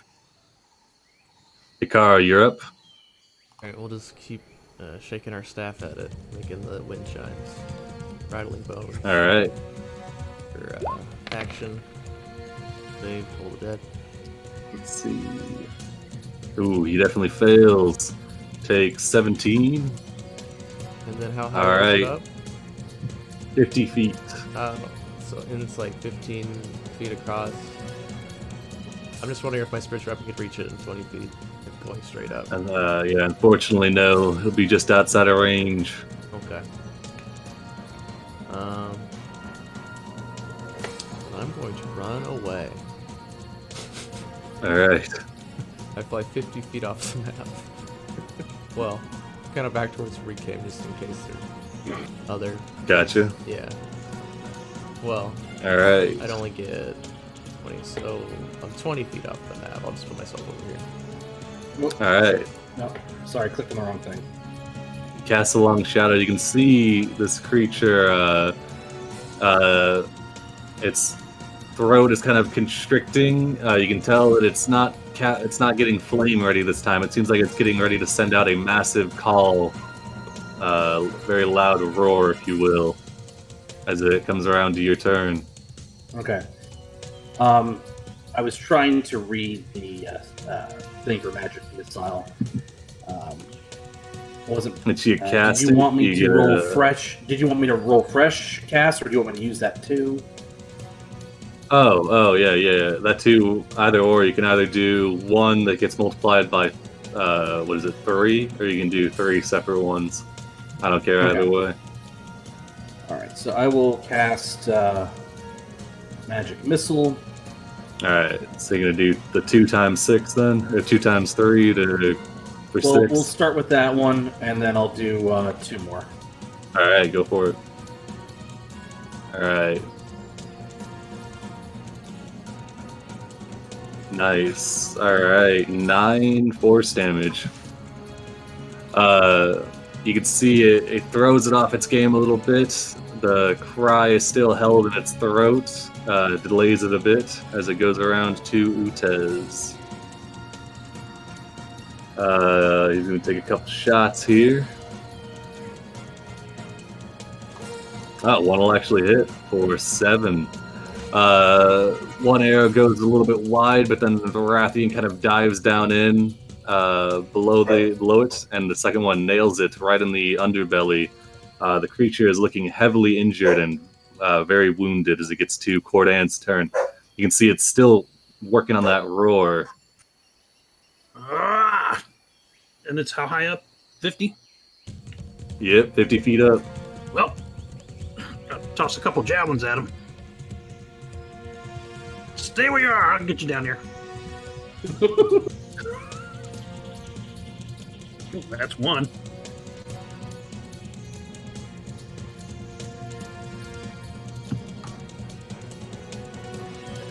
16 does not. Oh no, it's a raw roll because it's just it's advantage. So advantage disadvantage. So a 25 does hit.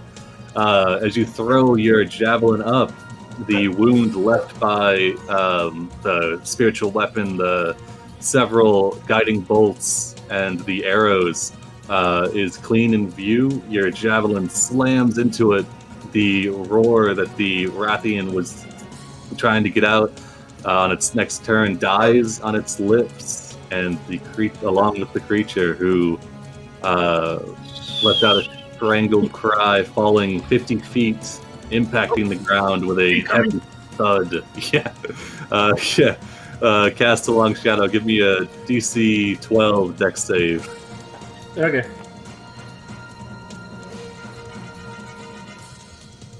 Yeah, no issue as you roll out of the way of the beast, which crashes down. And yeah, it's not able to use this.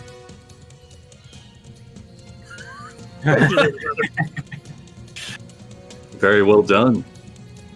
I'm gonna see what my dog wants real quick and go to the bathroom. I'll be right back. Sure thing. And you were totally right. Where's the other one? Always assume there's another one. You basically just flashbanged it as it was flying away, only it died.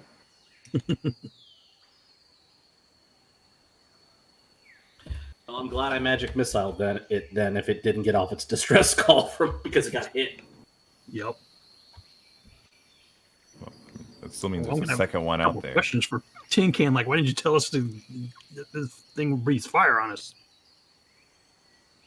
Well, I think if it knew that it breathed fire, it wouldn't be able to tell us. So, how is Cordia doing on HP? Because you got hit really hard. I could use more.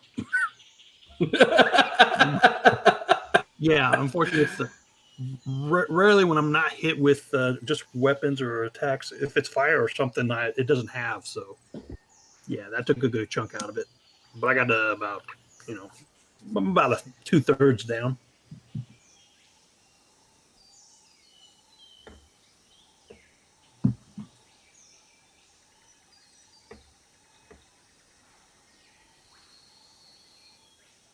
Is the cleric gonna use the healing spells?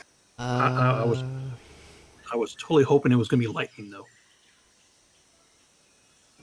Because you're resistant to it. Yes, right. Oh, I can also breathe underwater, too, by the way. Useful.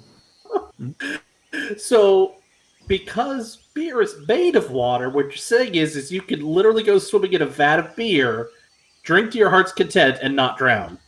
People would witnessed that I could do that already. Is that what Cordan was doing during downtime? Maybe. I can neither confirm Somehow nor I think deny we because got my memory's lost on foggy. the brewery for that. All right, I'm back. Banned from several breweries now. Probably was alerting that College. person coming over. All right, so yeah, the Rathian is felled before it can let out its distress call. All right, yeah. Sergeant Francis, he's gotten to the point where he's bandaged up some of his gaping wounds. You can see his armor's torn pretty heavily in several places. He trudges across the river, kind of keeping back from the corpse, kind of leaning heavily on his greatsword. He addresses all of you. He says, what ho, good fellows! You've given me quite the save there. This creature was nearly my end. You didn't tell me you could breathe fire. Well, I was not aware that it could either. I guess it's... I did not intend to hunt such a beast when I came under it. Yeah, nobody does. You're hunting this alone? At this point, give me either perception or insight checks.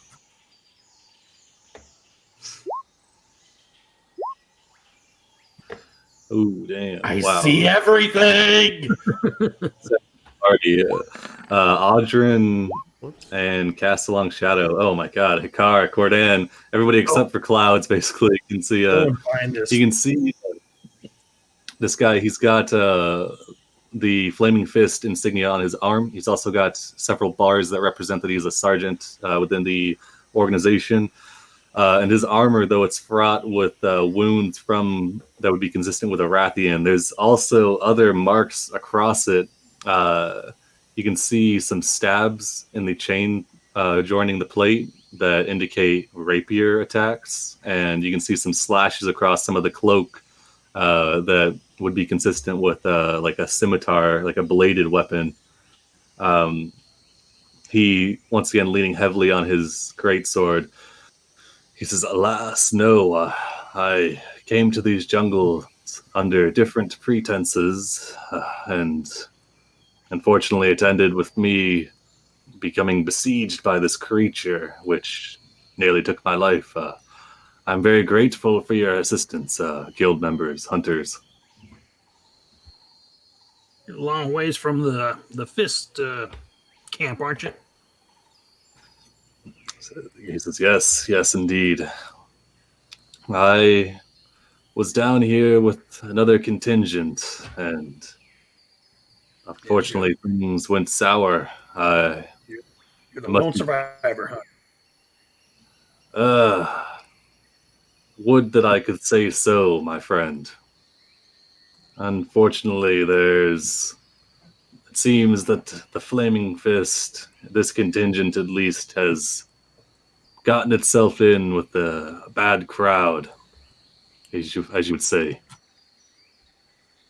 How bad are we talking here?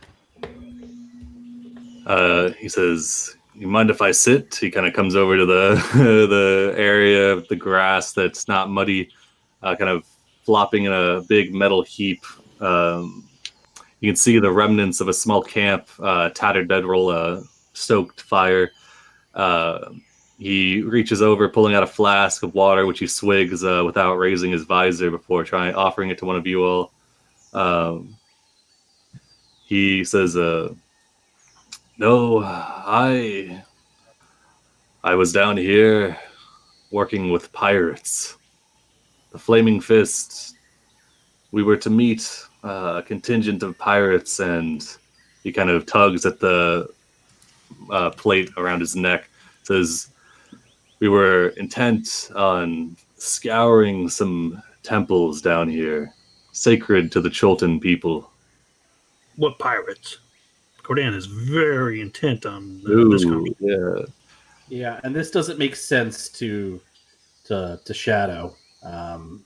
He knows of pirates and piracy from his father's trading business, but pirates this far inland? That doesn't make sense. Yeah, so Cast Long Shadow, you get the vibe that this guy, he seems like he is telling the truth about the pirates and coming up to meet them. Cordan, he says, I'm not sure on the specifics, though I believe they said they were worth the antlion. Let's see. Oh, of course he introduces himself as Francis when he was talking to you. He says, "Yeah, the pirates of the ship of the Antlion. You know that this is a ship that hails from Kalimsham, Cordan. Deals in all sorts of things, some of which spice trading, some of which slave trading, and none of it's on the up and up. One of the rowdiest ships on the seas." Is this one that I've come across? Perhaps. You'd know at least that the captain is called the Jackal, and that if you did have any dealings with them, it would have been definitely in some sort of smuggling trade. Yeah, I came across pirates once, sunk my ship, and the whole crew. I'm all that's left because of them. I don't know if it's those pirates or any other pirates. Sergeant Francis says, well, I'm very disheartened. I'm sorry to hear this, of course. I was down here with my group, my betters.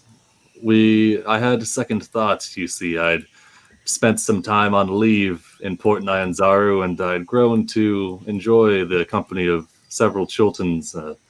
I didn't think it was right to raid their temples, even those ones lost to time down here in the basin. I brought my concerns to the attentions of my superiors before we left, and I was assured that no temples sacred to the people would be raided, and only lost villages and things of that like would be.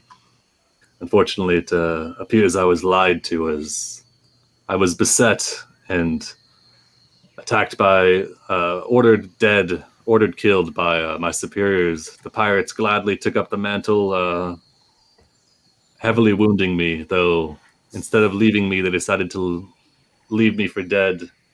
Instead of leaving me dead, they decided to leave me for dead to the beasts of the basin. Sounds about right. I laid here for several days before gaining enough strength to get up. I was about to break camp and try and get out of this basin, this horrid place, when I was beset by this creature. With your previous insight, Audrin, you can tell that seems story is on the up and up.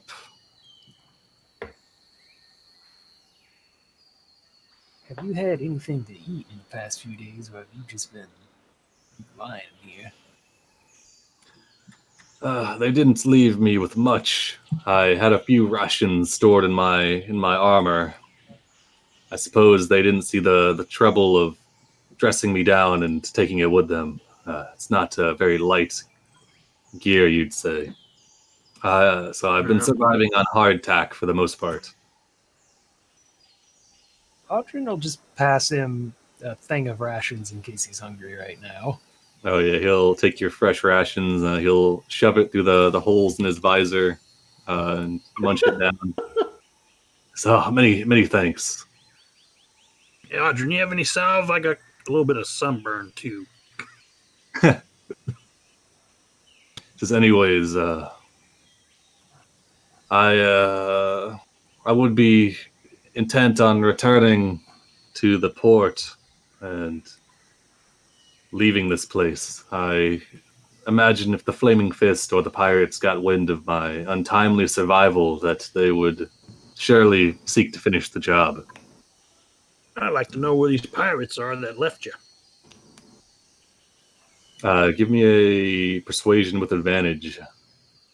Can we do intimidation? Because he's very that works as well, yeah. You can have your Cordan's intimidation got the subtle side. strength. No, not in certain issues. No. I'm sorry. What were you saying, Will? You can have a key off strength as well instead of charisma if you'd like. Yeah, just flexing over him. So that would be a plus 4. Plus 5, actually, because my charisma is... Wait. Yeah. So add 5 to that, because charisma is a -1. Oh yeah, with the 16, Mhm. he kind of holds up his hands in between bites. He says, yes, of course. The first temple that we were intent on going to was referred to as the Temple of Trials. It is an old Mesroan temple, which apparently was a judgment ground for young warriors seeking to be inducted into the ranks of the beret. Let me post all that.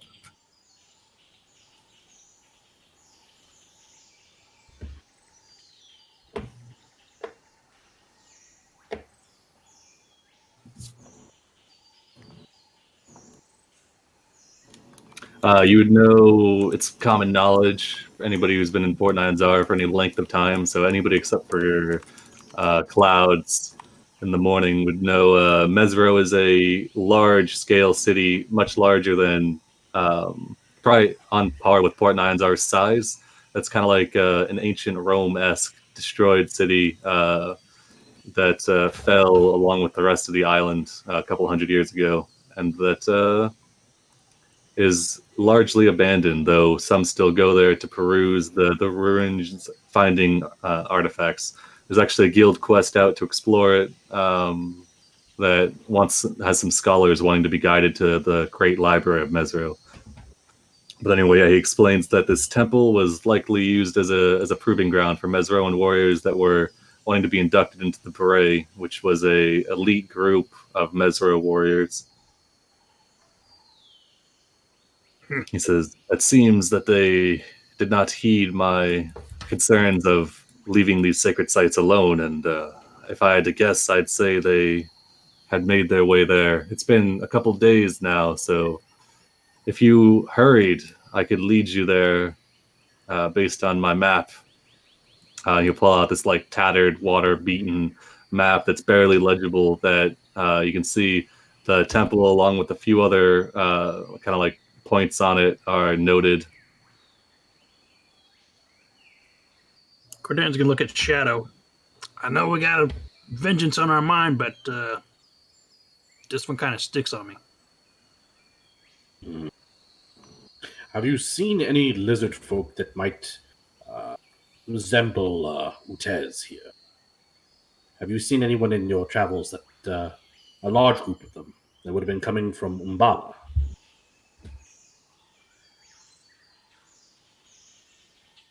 From the let's see.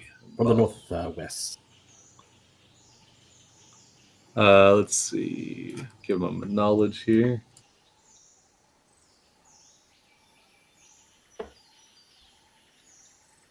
Says, no, unfortunately, when we were making our way down here, we took the Tiryiki for the most part, and thus I have not been up by Mambala.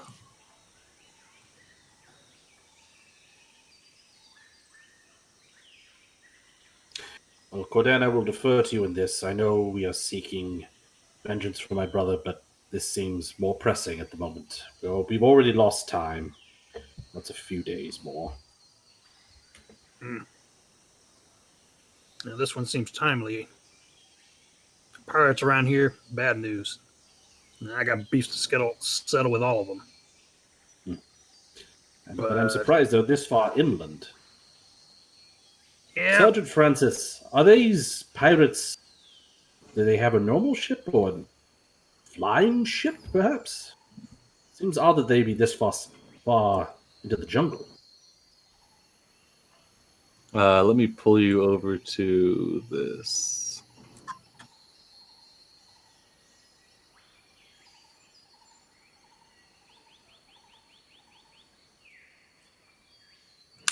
I cannot be certain, of course, but they did not come by boat into the jungle. Be a hell of a boat, they did.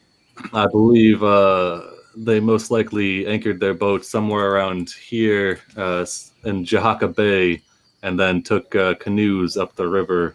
When we met them, they had several oars that they were keeping with them, while the canoes were left behind. Mm.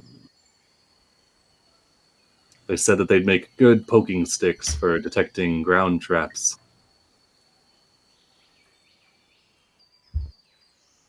Detecting ground traps. They were traps set by the lizard folk, or would these be? No, in the temples themselves.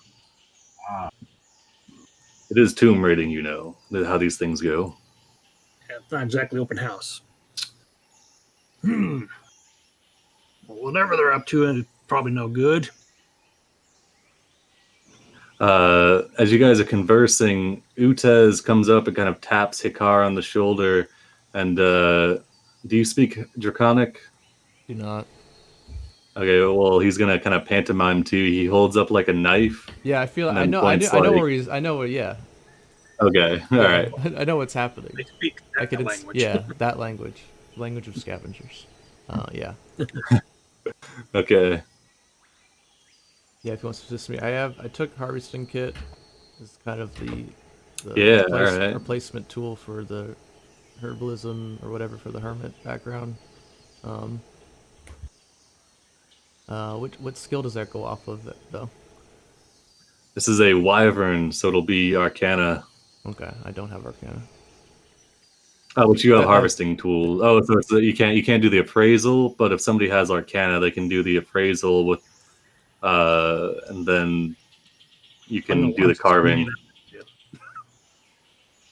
Jordan's going to want something made out of that tail. Does anybody have Arcana? I do. Oh, nice. Okay, yeah. Give me a this can be guidanced because it's only a minute long. All right. Let's see.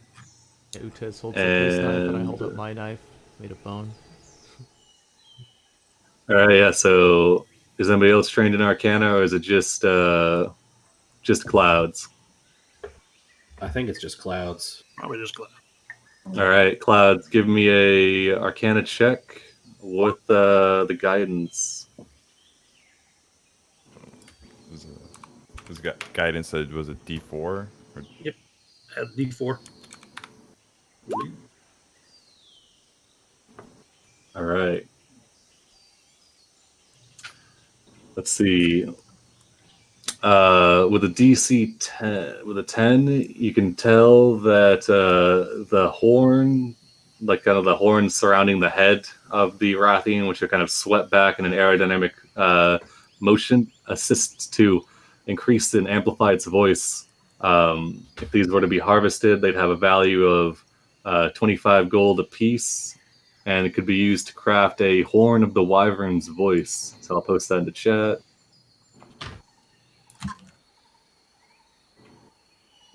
Okay, I don't know why I broke it down like that, all weird. But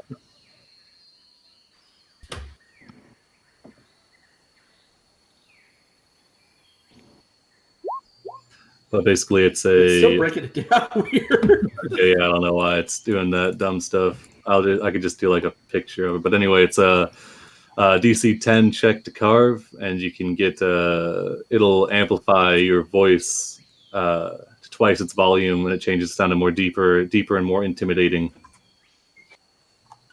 Is that even possible? Yeah, fortunately, Actually. fortunately, with a 10, that's about as good as it goes, good as it gets. All right. So in this dexterity or wisdom for the harvesting. Keys off dexterity. Okay, so I'll just set it as dexterity. With guidance. And you're proficient. Anybody else who's you can get advantage because Clouds has Arcana and Utez also has harvesting tools and can assist. All right. All right. All right, you're able to harvest 2 Rathian horns. So I'll put that in treasure.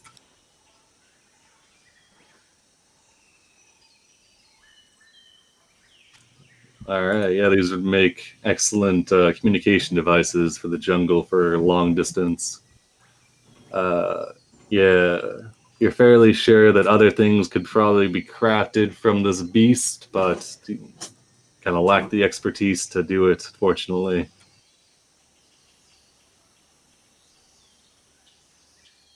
All right. Yeah, no, whatever. I know worries.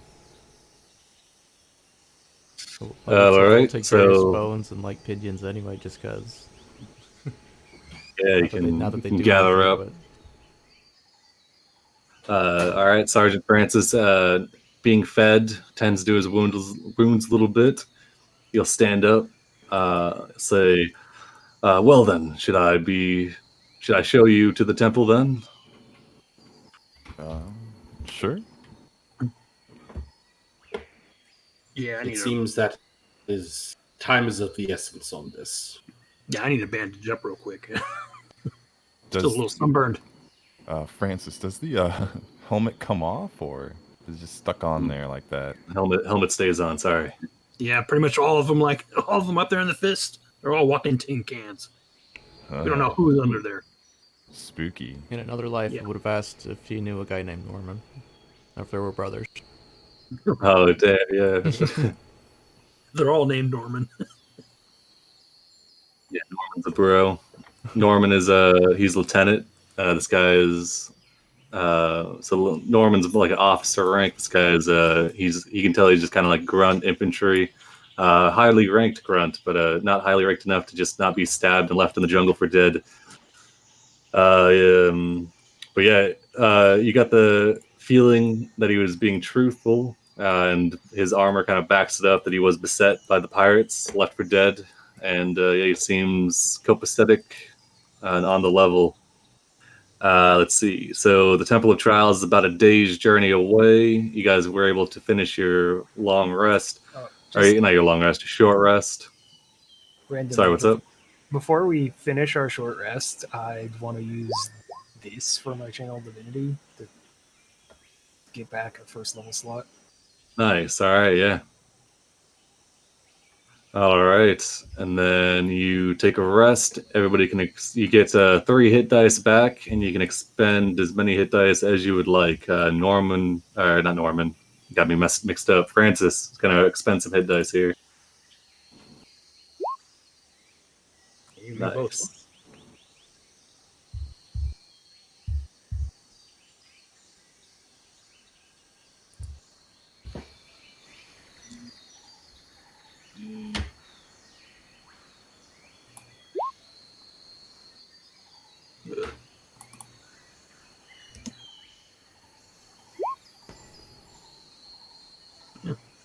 Oh, that's All right.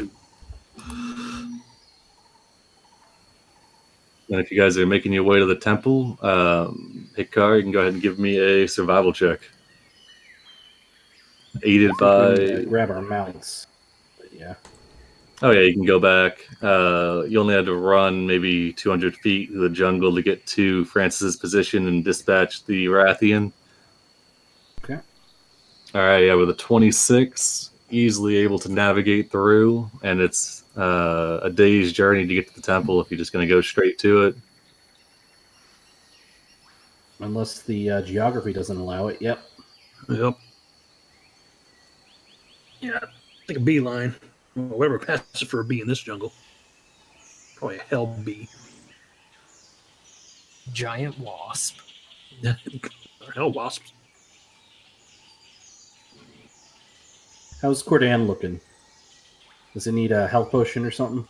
Pretty beefy. Well, no, I got most of it back with his hit dice, but he's also got several healing potions on. I'm always stocking up on it.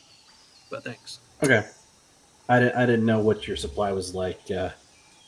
Impossible didn't get to use his, so so Shadow just sort of like 6 free potions. Yes, please. Yeah, Audrin is good at getting someone up from unconsciousness, but not so much. That's okay. Sometimes that's what you need. This is not a terrible thing to have. True enough, yeah. Very All right. true. As you guys make your way through the Aldani Basin, hugging the rim, you can see down into the valley. You can see what you assume to be the River Tath flowing in from flowing out from the northeast, going to the sea to the southwest. It's kind of a fast-flowing river, much faster than the Ocean Star, and you can see it's a little bit rougher. There's kind of jagged rocks dotting the areas of it.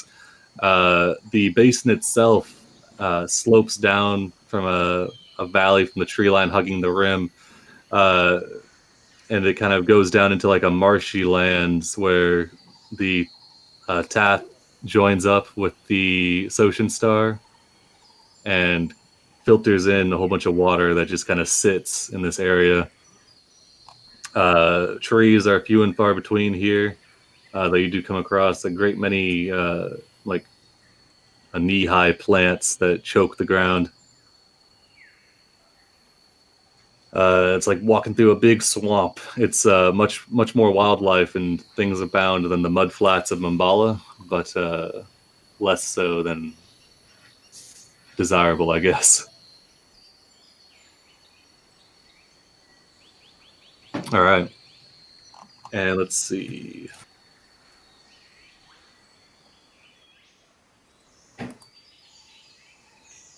All right. Yeah, give me a round of perception checks. Here it goes.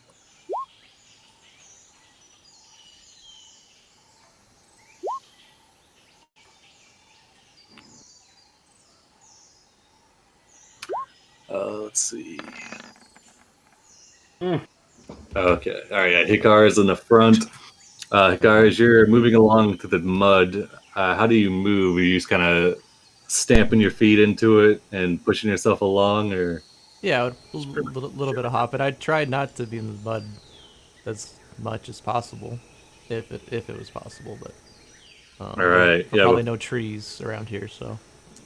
No, not really. There's a few like dead ones that are choked with like kind of with water that are none more than 20 feet high, no leaves on them. But beyond that, as you're moving though, you're able to stop yourself before your shin wraps into something laying stuck in the mud. As you inspect it, you can see a couple inches down, freshly buried almost, is a wooden oar that looks like it would be right at home with the canoes that you all took to get up the river. Yeah, if I am at all surprised by this, I will jump up and whap it with my staff. Okay, yeah. You smack the oar, it lets out a resounding wooden thunk. Utez, Then I'll pick it up. beside you, has his weapon drawn. Is it a gazebo? What? What happened? That's an exotic creature I've heard of. I'll hold up the oar. Oh. Is it broken? Yeah, so as you pull it out, kind of part of it gets stuck in the mud, like slurped, pulled out, and you can see it's broken right at the edge of it where the paddle would be. It just kind of snapped as if it was being used as a cane, got stuck in the mud, and was kind of levered in an improper way and broke. As you look across it, kind of taking some of the mud off of it, you can see it's painted in such a way that would be... because you got survival. Yeah, it's painted in such a way that indicates that it only recently was in the mud, like the paint hasn't been peeled off or anything. Okay. I will let the party know.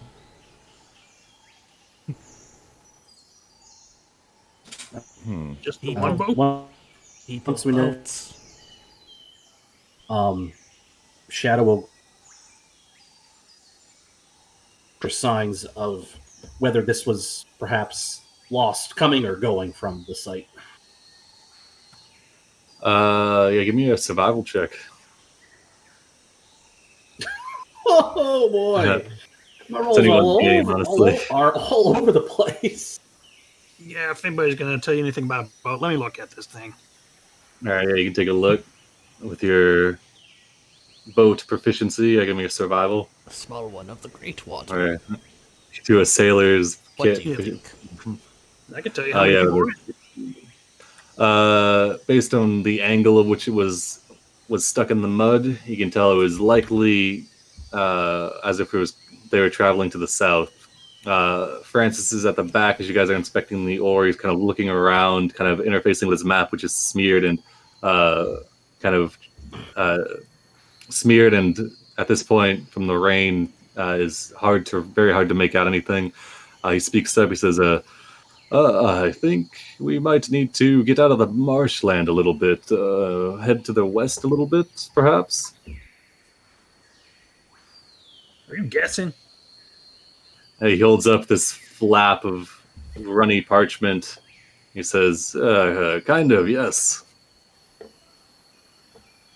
Yeah, he's guessing. He said it. He said he was guessing. That's why I had advantage on it. Yeah. Well, yeah. Well, are there any tracks? I mean, it's mud and marsh here.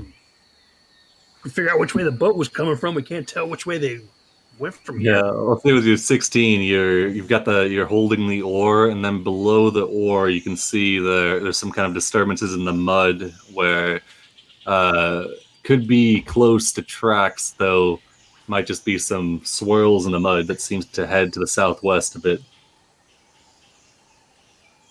And remember, Cordan, they brought their oars with them to suss out traps.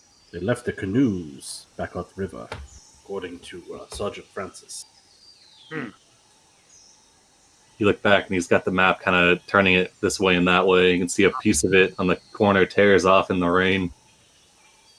He shrugs. Ugh. Okay. Shadow, you say you're good at tracking.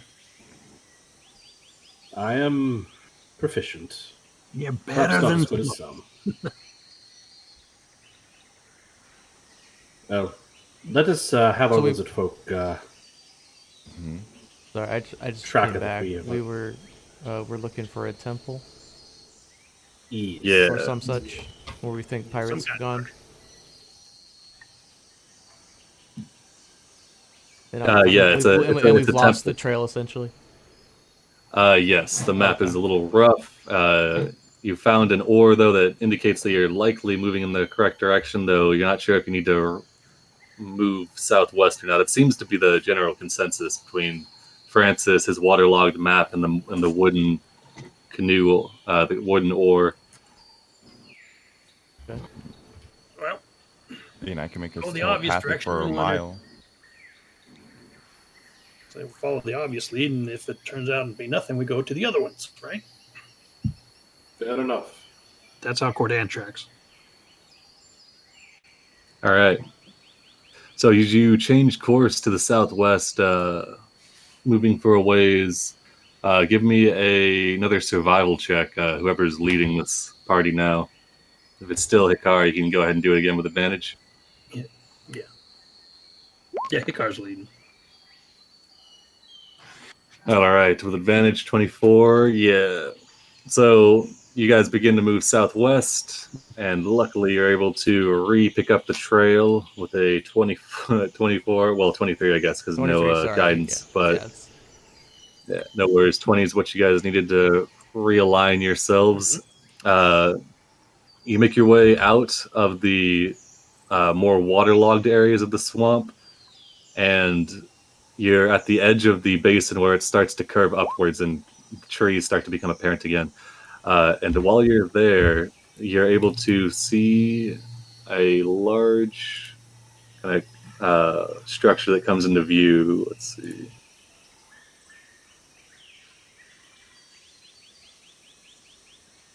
What did I do with it? Here we go. All right. So as the trees start to become more numerous again, you can see the torn down stone ruins that seem to indicate man-made structures up ahead. You can continue in amongst the columns. It seems as if the stones itself is built into the mountainside. Looks like we will be in that next then. I mean, I could stealth and go ahead if you'd like. I could be telepathic Information for will a aid us in mile. battle. That would be excellent. All right, so I'll expend one of my I'll use my psionic die to see how many people I could target with it. And then, all right, I'll choose Shadow. Basically, communicate with up to a mile for an hour. Oh, very nice, very nice. All right, you And mentally link up. and I'll stealth, and I'll No try longer on to, this plane of it. and I'll forge ahead and report back anything for up to a mile. All right, let's see. Yeah, with a 28 stealth and you're mentally linked. Can you post up the mental link so I can read through it real quick? Mm-hmm. Nice. Psychic whispers. There it is.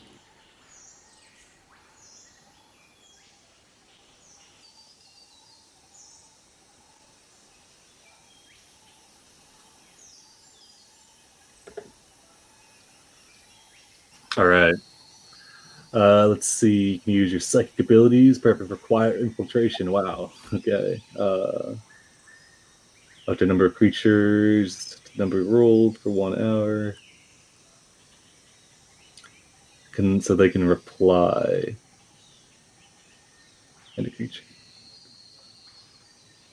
Okay, yeah, that's pretty good. It's like the Rory's telepathic bond, but kind of less precise, I guess.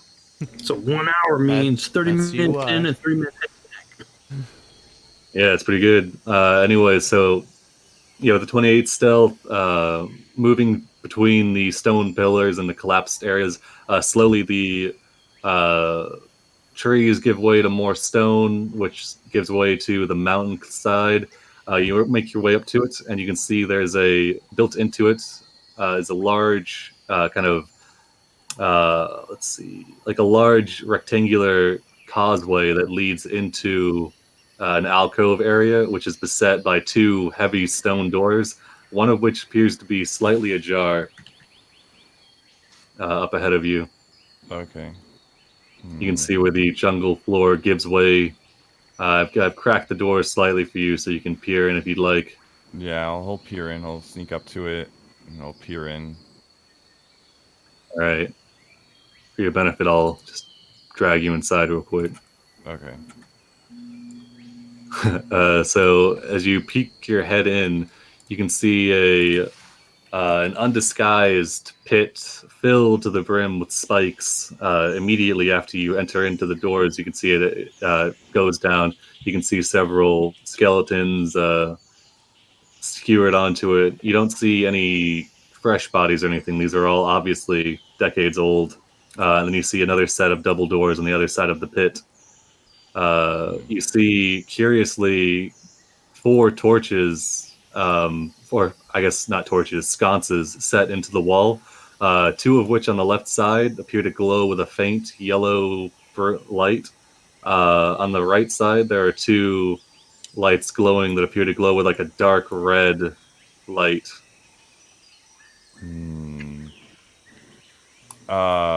I'd like to attempt to pick up one, use Mage Hand to pick up one of the sconces.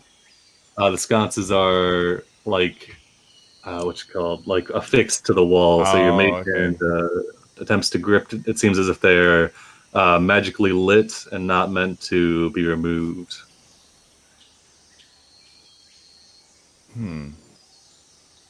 Are they a flame, or are they just kind of like a magic light above them? Yeah, not so much a flame, more so just like a dull flickering magical light. All right, I'll message us all back to Shadow and see if him or the group has any ideas. Shadow will explain what Clouds is seeing, and we'll see if any of the magic users recognize it. Do not fall in the pit. Could have told him that. Obviously. Afraid I'm not really the book learning type. I have religion. Does this temple look religious in any way? It does. So you just Okay. get a straight up vision of what he can see. Yeah. Yeah, give me a religion check, Okay, Hikar. Just for role playing, I'll do it through like the augury, like casting the bones, and we'll see what happens. Religion. See. All right. No, not great. The bones arrange themselves consistent with a temple built to test the untempered and to see if they are worthy of being further forged. Well, he's not seeing anybody around there, is he? No. It's empty here. A I guess the challenge. pirates can get. If you enter, you Pirates can accept the get through. I guess any terms. of us can get. All right. Do I know anything about, like, if given Arcana about these sconces, or like what's keeping them alit, or like what could be meaning behind these like different colored lights, or? It's probably a continual flame spell that's been enchanted in some way to change the color. Oh, okay. If it is green, you may go. If it is red, you must stop. If it's yellow, you must yield.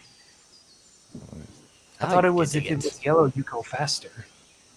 It depends what part of the continent you're on. Sometimes that's what the red means. All right, but either in any regard, this is definitely a temple. Clouds can Okay. tell, or some sort of thing with stone. It's not just a jungle fixture. Using my like these tools, can I see if like the doorway is like trapped at all, or? Oh yeah, give me a perception check, I guess, to check it for traps. As you look through it, you can tell that the door is not trapped. It seems like it was hastily thrown shut by somebody jumping over the pit. Well, it's kind of hard, a lot to tell, but the way that it's closed seems as if it was closed hastily, not deliberately, I guess. Mm-hmm. All right. Well, I'll call back to the team and tell them it's like safe to approach. All right, does the team approach? Oh, heck yeah. Yep. Yep. All right, bam. Do the little Mission All Impossible right. shimmy on the wall. Go back. Yeah, Sergeant Francis and Utez.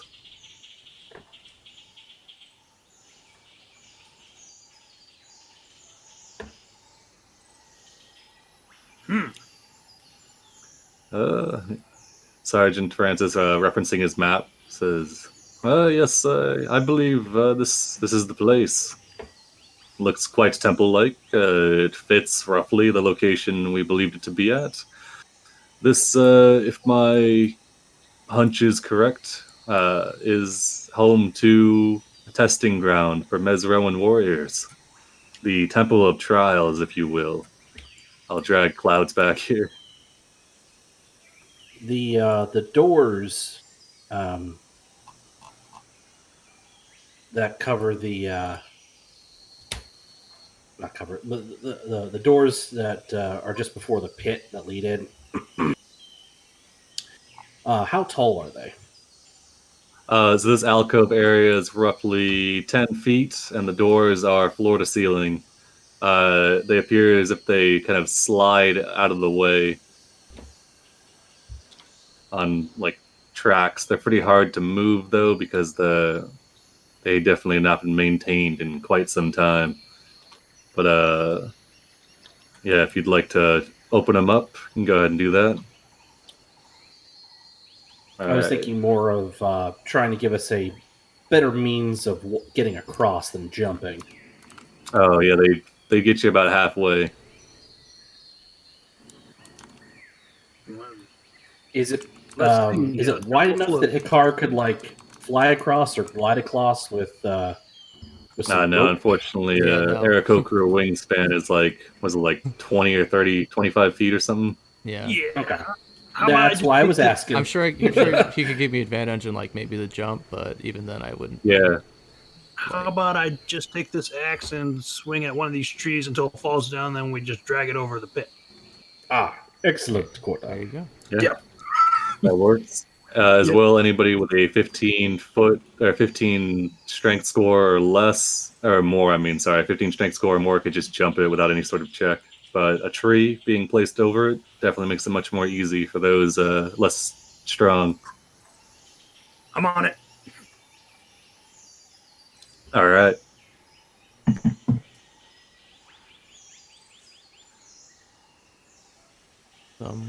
So you chop down a tree and then lay it over the pit. Yeah, give me an athletics check for your tree chopping, I guess. Okay. Take a pick. Yeah, you get a 20-foot tree. I was just trying to think of the size of the.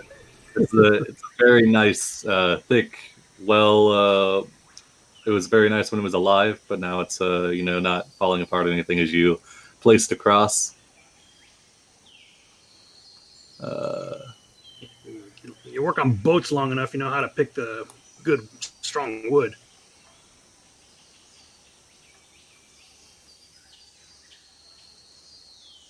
Boom! There's your tree.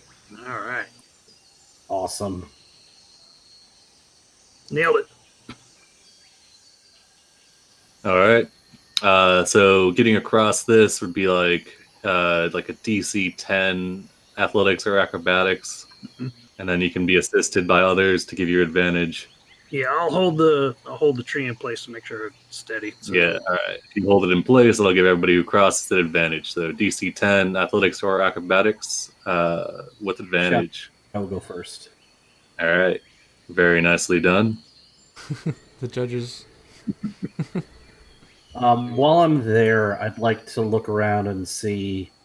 Well, I'll give a look anyway. See if there's anything that appears like a pressure plate or anything like that. Since all right. we were warned about traps. This is another 10-foot chamber. You can see these doors themselves are actually only about 7 foot in height. Above them is a plaque affixed, which appears to sport words written in Oman, the Chult language, above these sets of doors.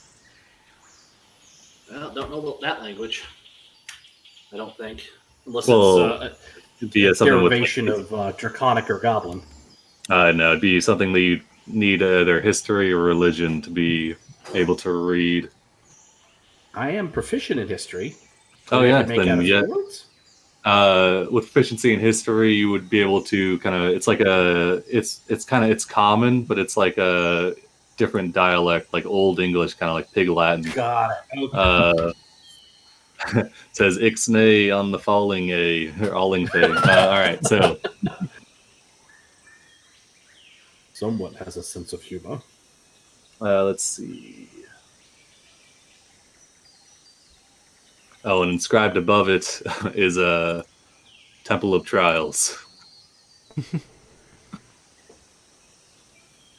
So on the other set, yeah, it reads, it appears as if it's been defaced, and there's several spots where letters could fit into the phrasing. The unmolested words read, to progress is required for those of strong conviction, and if stuck, for subject to madness. All right. Who's fallen in the pit?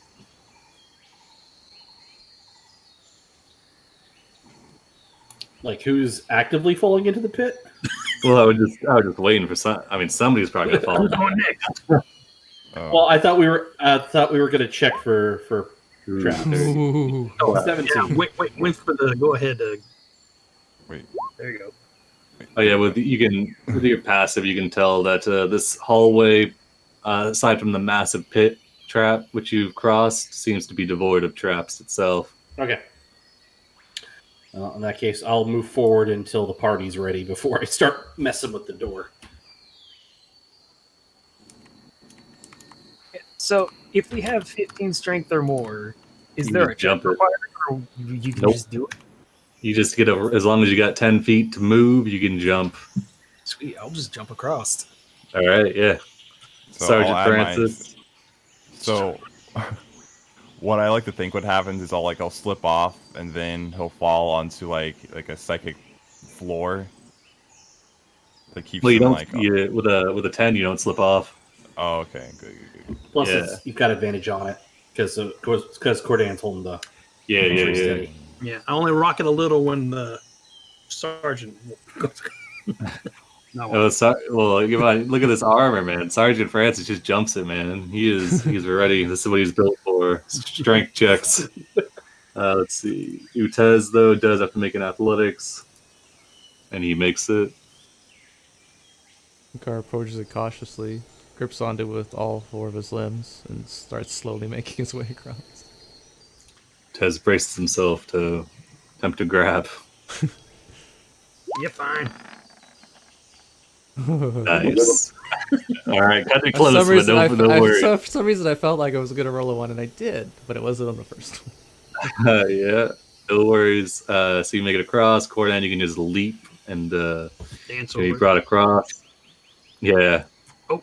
I feel like he does a yeah. dwarven jig across. There's words up there. You handle it. Yeah, as you get up the hallway, it's like 12 feet across, 10 feet high. The doors are like 8 foot, 7 foot, set into the wall. The plaque above it is written out. Curiously, you can see that the doors do not possess any sort of handles that would indicate an area to open them. They're just smooth and set into the wall. You can tell they've been here. Look, they wrote all over it. Carved some words on there. Yeah, the other words carved in Oman script. If you have proficiency with common and history and religion, then you're good to read them. Otherwise, it's a little rough. Yeah. What's that say? I don't know. Do you have a handout for that? Oh, did I?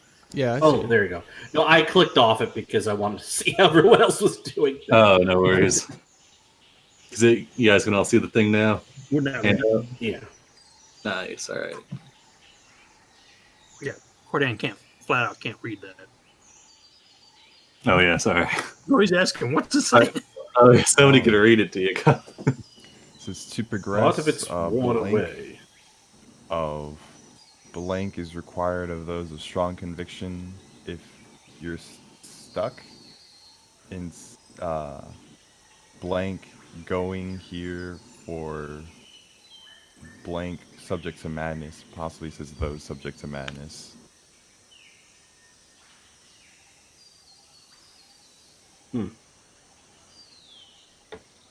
But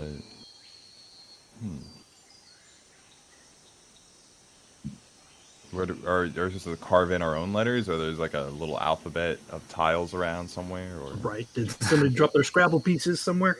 It looks as if somebody attempted to carve their answers in, and there's a scorch mark where the dagger kind of begins on the words, as if they were rebuffed violently for attempting to do it.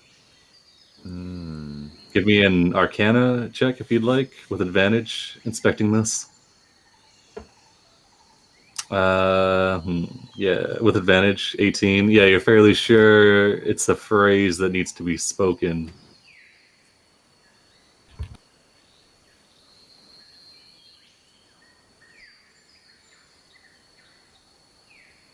I'd like to buy a vowel.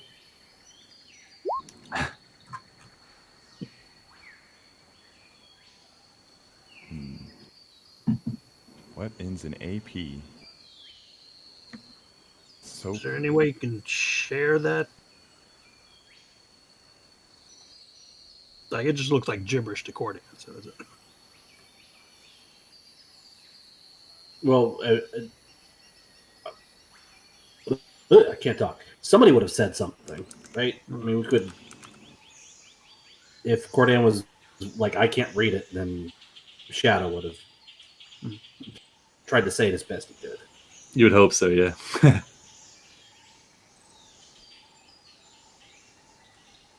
Overall, thinking about this, I'm gonna cast Augury and ask, are there pirates here? So would pirates being there? So your intent, pirates would be being there would be a good intent. Good. Okay, yeah. The bones will arrange themselves. What they seek, yeah. What we're. Yeah, Oh what we're yeah, seeking. the bones will arrange themselves into the wheel formation for Alright. yes. Okay. I don't say that to anyone. Unless people ask. Well, they're trying to figure out the puzzle. Sergeant Francis says, "Well, why don't we just go ahead and give these doors a shove then, huh?" Yeah, that sounds smart. Doubtful. I do not think that would be wise. See these scorch marks? Looks like flames took this last person. Inspects them. Hmm.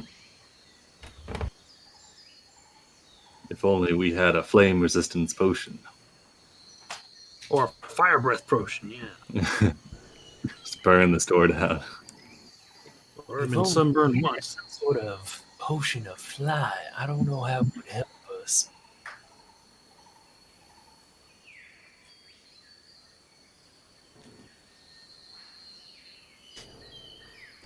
Is it a And leaf? so they remained. Oh, For wait. years. All eternity. Let's see. To progress, a leap of faith. Yeah, leap of faith. There you go. But we already left the spikes. Hmm. Well, I think we passed that trail, huh? So you say the first phrase. Yeah, saying that to progress, a leap of faith is required of those for strong conviction. The torches or the sconces on the left side of the room flare with a brilliant, radiant light, and then dim back down to their usual. Was it red or green? Well, they just flare up to like they're brighter than their usual color, and then dim back down. Well, that doesn't help. Can't go unless it's green. To progress, a leap of faith is required for those of strong conviction. If you're stuck, insist going here for those subject to madness. All right. As you speak both of those phrases, in unison, the left and the right lights flare up their respective colors, getting to a blinding level as the light fades, going back down to a more muted color and returned. Looking behind you, the pit, the spikes are gone, and replaced is a hole without the spikes. Where'd the tree go? The tree is gone as well, I guess. Damn it. Should I get another one for us, just in case? Sergeant Francis takes a step back and says, "Oh my god. My gods, plural." Dear gods. Well, does Well, anyone want to take? Well, Could- it says take a Dar- leap of faith. Clouds will kind of like Wait, motion through. So, You going down there? real quick, well, do I think those words could have been read from over on this side of the pit? Possibly. Yeah, that's probably pretty good. Okay, and now there's a pit here, or is it covered over with the... There's a pit. It's like the spikes have receded down into the Oh, okay. out of the way. I thought it reset the trap. Oh no. Okay. Well, who's There's going? there's not something down there, a passage or anything, right? Sergeant Francis is looking between Utez. Utez looks at Francis. Can I give how on the edge is Sergeant Francis standing? You could give him a shove. He's definitely pressed his back against the wall, but he's close enough that if you want, you can make a shove attempt on him. Clouds, please do not shove him. I do not know if it is a metaphorical test or one must truly believe that you will survive the fall. No, I'll go. Someone open the door. Have we just tried to push on the door and Open I it. said the phrase? Sometimes just the simple ideas. I'll lean on the door, see if it budges. The door starts to become hot under your touch. Mm-hmm. Yeah, no, out the door.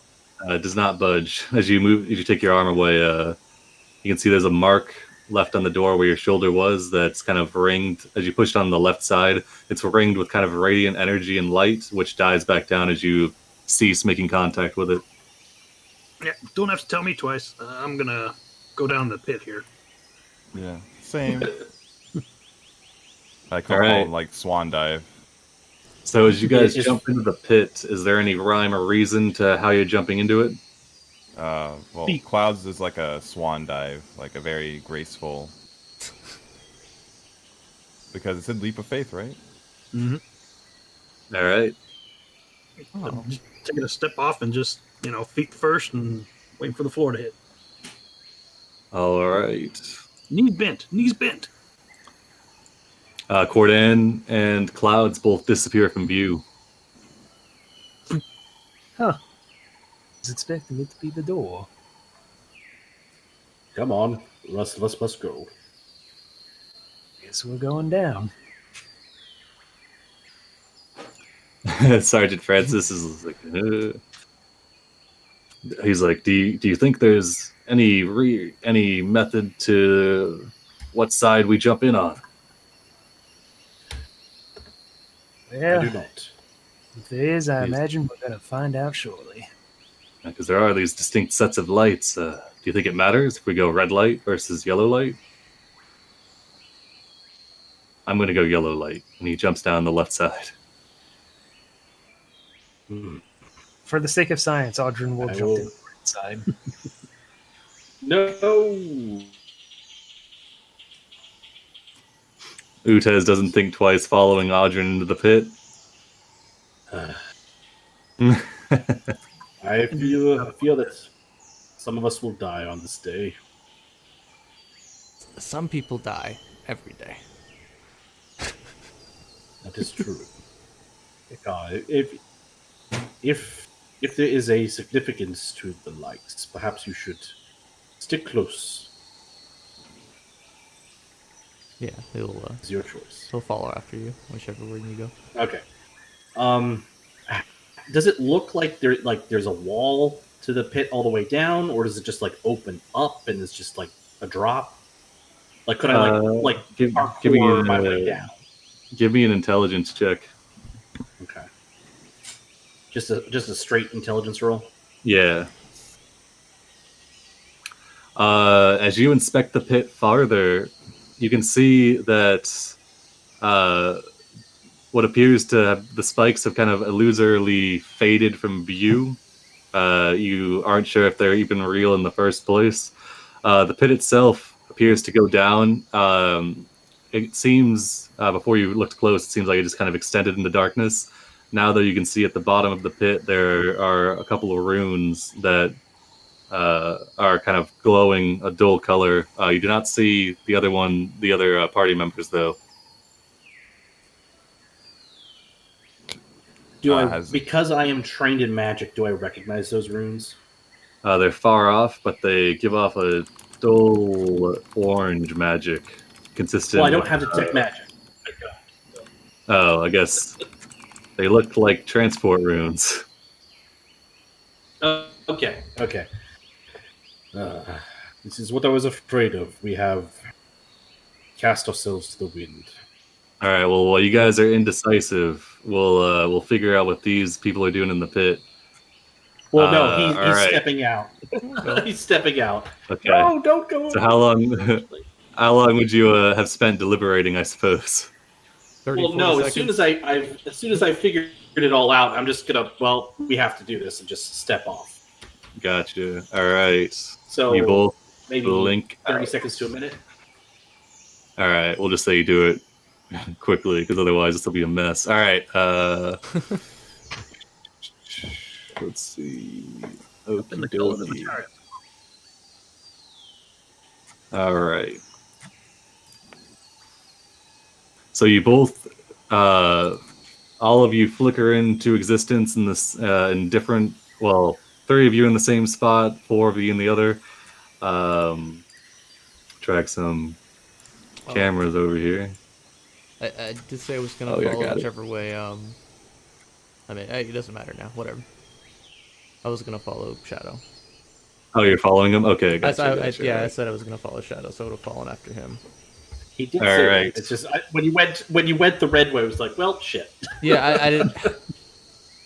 Yeah. All right. As you make it down, though, go ahead and roll initiative because we need to determine exactly what happens. So, Cordan, Sergeant Francis, Shadow, and Hikar, you all appear into a room blinded by radiant energy. I believe. So, Cordan, you're lawful. Shadow, you're lawful. Oh, wait. Okay. Yes. Cordan is neutral. Neutral good. Okay. And Hikar, you are just neutral. Okay, wow. Well, this place, these guys are in a decent shape over here. All right, Audrin, let's see. Oh no, I think I know what's happening. Audrin's neutral good. That's rough. Clouds in the morning. Clouds in the morning. What's your alignment? Neutral. True neutral. Okay. And then Utez. All right. In that case, anybody who is neutral without either, on the left side at least, Hikar, you're... sorry, okay, I'll just go through it. So Hikar, God damn it, it's hard to keep track of these alignments. All right. Just straight up neutral. Hikar, give me a wisdom saving throw.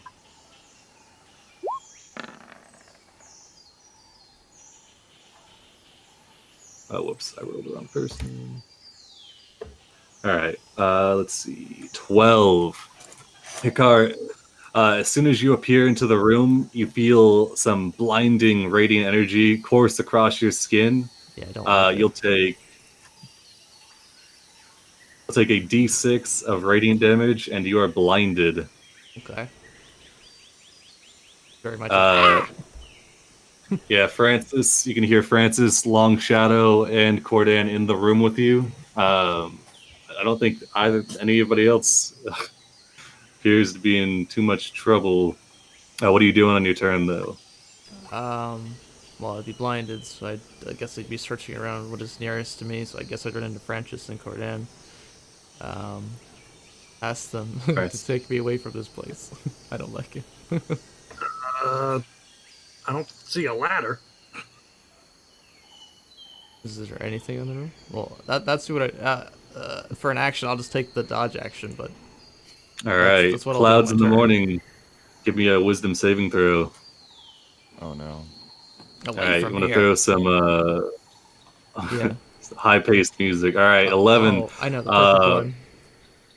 All right, Clouds, you take a d6. You take 2 necrotic damage, and you are suffocating. And this is the bad kind of suffocating. Is there a good one? Yeah, this is the one where... and if you're into breastplay, there's a good one. Where's my suffocation marker? Use this one. Oh. All right, this might be a little loud. All right.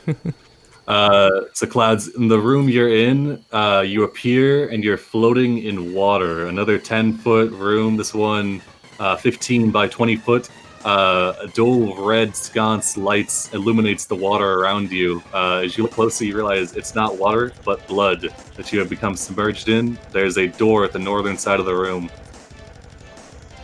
All right, I'll go up to the door. Does it open? As you grasp the handle apparent on this one, actually, true neutral, you hear a voice in your head that says, it's kind of like a dull, laughing, chittery, like, choose a side, that just kind of obscures your mind and chokes your thoughts. You're not able to see any sort of way to open this door.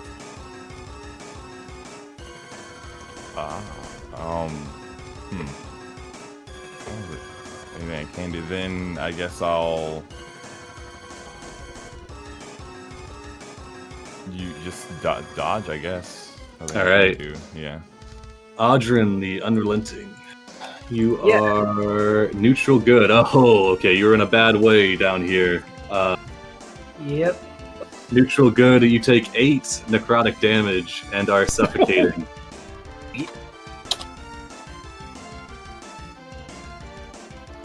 The blood kind of filters in through your mouth and nose. You can feel it shredding away to your skin. You hear the same laughing voice that chuckles to itself. Says, "You've come to the wrong judgment area, little one." I immediately regret picking the color red. All right, so what are you doing? You can see Clouds is struggling with a door set into the blood-filled room.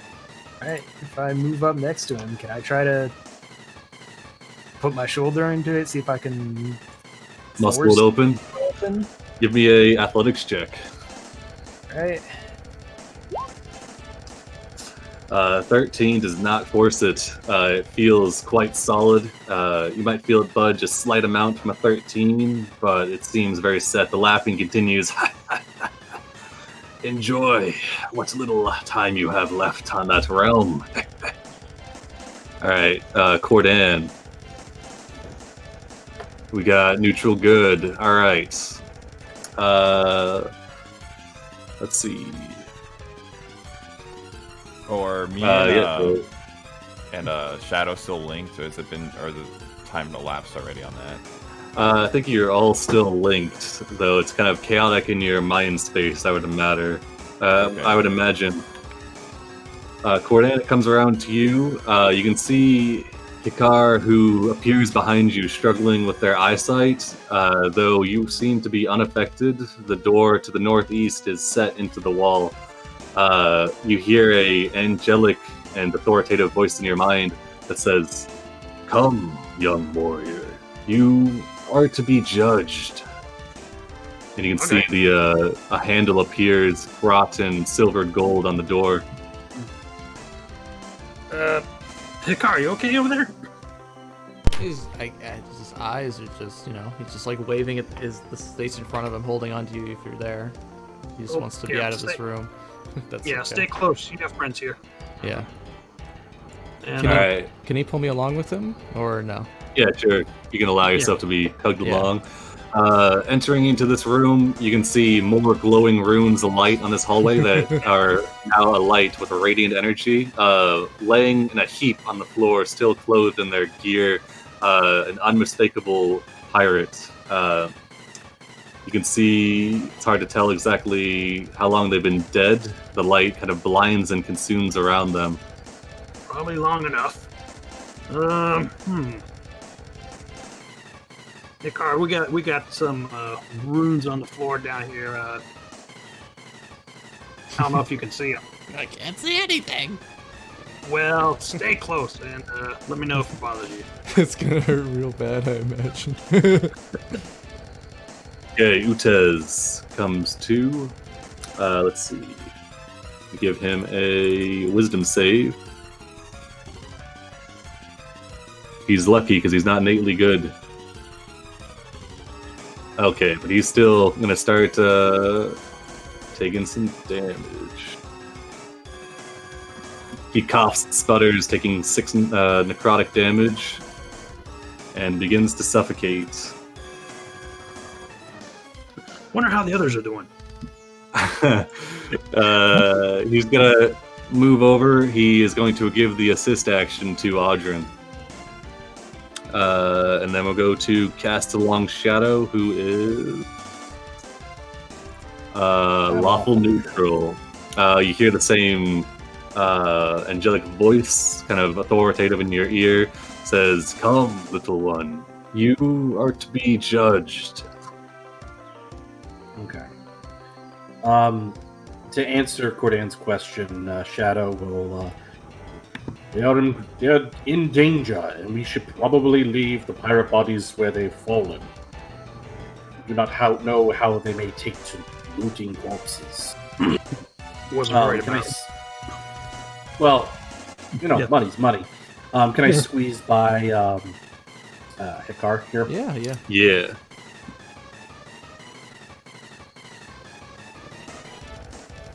All right. The rune flares. You walk across it, so you're unaffected. You know what? I'm going to. But anyway, Let's see. I'm gonna use my feline agility. I'm gonna keep going here. All right. Two. There's a doorknob in front of you that is gilded and magnificent in its splendor. Okay, I'm going to try and open that in hopes that this will lead to the others, because I know that they're in peril. This door slides open to reveal a much larger room than before. The first thing that you notice is the same light from before. There's golden light emitted from the sconces on the left side with the red energy alighting the right side. There are two statues on either side of the room. One is a resplendent Chultan warrior standing with his sword at the ready. Another is a twisted and demonic-looking facade of a creature with winged back and twisted horns sitting atop his pedestal on the right side. Oops, pause that. In the middle of the room, you can see what appears to be several tents and a small camp. Standing in front of the resplendent warrior, or laying in front of them, is a dead pirate. Okay. Do I see a door leading to what I'm assuming is the other half where the others went? Do I see other doors besides these two to the north? You do indeed see another door, though there is no knob present on it. It's on the eastern edge of the room, right here. All right. So let's see. And then I'm going to action dash.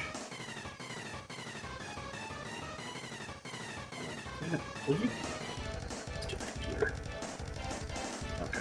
I'm going to action dash and run over there and sort of calling out to the temples I'm running. Give me a way to save my friends. Give me a handle, spirits. And that's my turn. All right, you'll hear back the angelic voice. They have chosen to be judged by one that does not rule over those of benevolent natures. I cannot help them in their trial. They have made their choice. All right, it was Sergeant. A choice without knowledge. We are not of this city. It kind of inquisitively. Oh, then you're not of Mesro. And then it'll go to Sergeant Francis. Sergeant Francis, his lawful good boy, he's gonna move in front. He'll grab a Hikar and start dragging him 5 feet up here. Assuming you allow yourself to be dragged. Mm-hmm. He does drag you into this room, though. Give me another wisdom save. All right. Ooh, okay. You do take some damage. Oh. You take 6 radiant damage, but you are no longer blinded. And you can see Francis dragging you along Okay. as it comes to your turn. So I take 6 damage, but I'm not blinded anymore. Yeah, Okay. you're able to save against If I the start my blindness. turn in the room, do I have to make another wisdom save? When you first enter it. Okay. So now that I can see everything and I see what I've stepped on, and I know that's what hurt me, right? Yeah. And I see another one. I'll just Yeah, it's about 5 foot on a side. Well, yeah, just try to run over it as quickly as possible, get it over with. Wisdom All save. right. Yep, wisdom save, DC 15. Oh, pretty good. Yeah, no issue. You do take 4 radiant damage, but you make it across. The voice in your head says, "You have been judged worthy," and the doorknob appears for you. You're able to move through. Okay. But Get yeah, me out of here. this is well done. And then, yeah. That'll be. All right, clouds in the morning. Another wisdom save. Alright. DC 15. Oof. Okay, you are continuing to suffocate. You take 1 necrotic damage. It's like I'll summon both his blades and I'll talk to the voice in my head, I guess, since I'm drowning. It's like What do you need me to do? Like, The laughing cackle fills your mind. Says, swear fealty, of course. If you wish to live, I will need a champion. fine. Just let me out of here. Let me save these people. Clawed bone gnarled doorknob appears on the door in front of you. All right. I grab a hold of Adrian and I can't remember the folks' name. I'm sorry. Utez, no worries. Utez, and I'll open the door and try to get them through. All right. As you grasp the doorknob, there's a searing pain in your hand, but that doesn't. It kind of cuts through the blood. Oh yeah. By the way, as you swear fealty, you take a deeper breath, and you are no longer suffocating as the blood flows into your lungs, and you're breathing it normally like water. It is a little unpleasant though. But the door opens. Let me get that for you, and you're able to progress. You can drag along one of them. You can take Utez or Adrian. I'll take Adrian. Like I'll move over here, kind of like get him out. All right, Adrian, you give me another wisdom save. 15. Sure. All right, you suck in a mouthful of blood and begin hacking it up. You are still suffocating, and your neutral good self takes another 8 points of necrotic damage. Okay. You can tell Clouds is in a better shape, and he's trying to drag you along.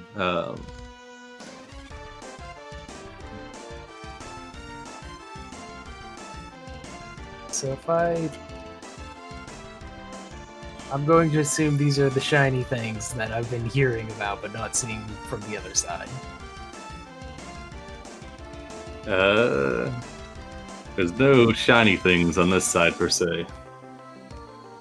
The trial itself is, you're drinking the Kool-Aid. Audrin's not a fan. Am I actually swimming right now, or is it normal walking speed? It is swimming. It's kind of like, but you can just walk along the bottom, but you definitely submerged. I'd say in your armor, you definitely are walking along the bottom. Right, he's gonna try moving forward, even though I, as a player, know this is probably gonna hurt a lot. Alright, keep it moving. Alright. As you pass this threshold, give me another wisdom save, DC 15.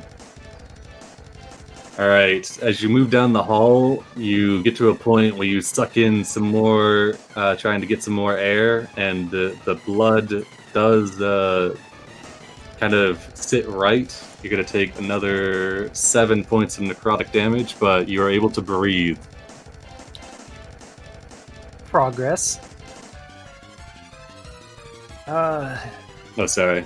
Pause the timer. You can keep going if you'd like. Sure. The cackling voice continues in your head. Says, learned to love it, I see. You'll need more than a strong will to get out of here, though.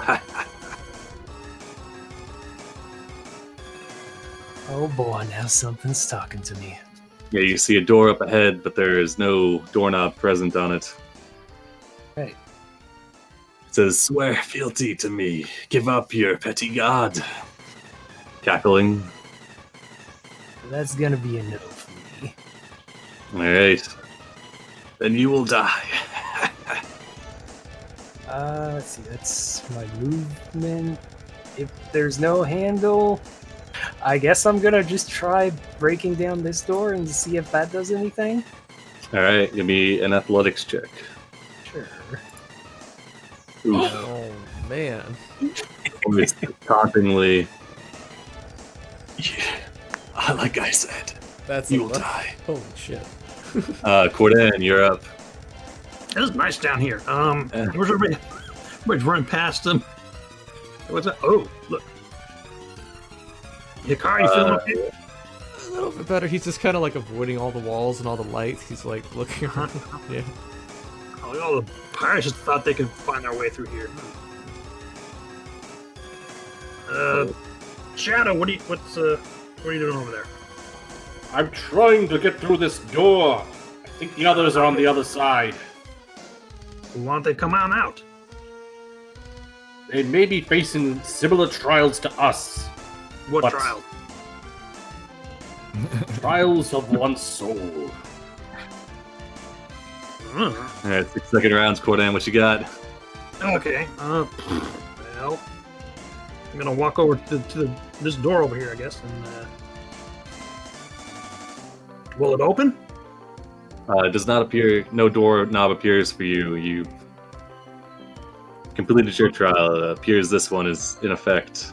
I don't think we can do anything for that. You could try and force the door. You know. All right, let's give it a try. All right. Ram into it and see if it'll budge. All right. Give me a wisdom save first of all. See, that's not gonna... All right. With an 8, it's not enough to make you suffocate, but you are neutral good. You take 9 necrotic damage and you cough up a mouthful of blood. Feels like you're inside there, searing. You can continue to make your athletics check though if you'd like. Well, I'm already committed to it that far. I'm at least gonna bump into it and see if it's even possible. Ooh, yeah, not with a 15, unfortunately. You sure they're on the other side?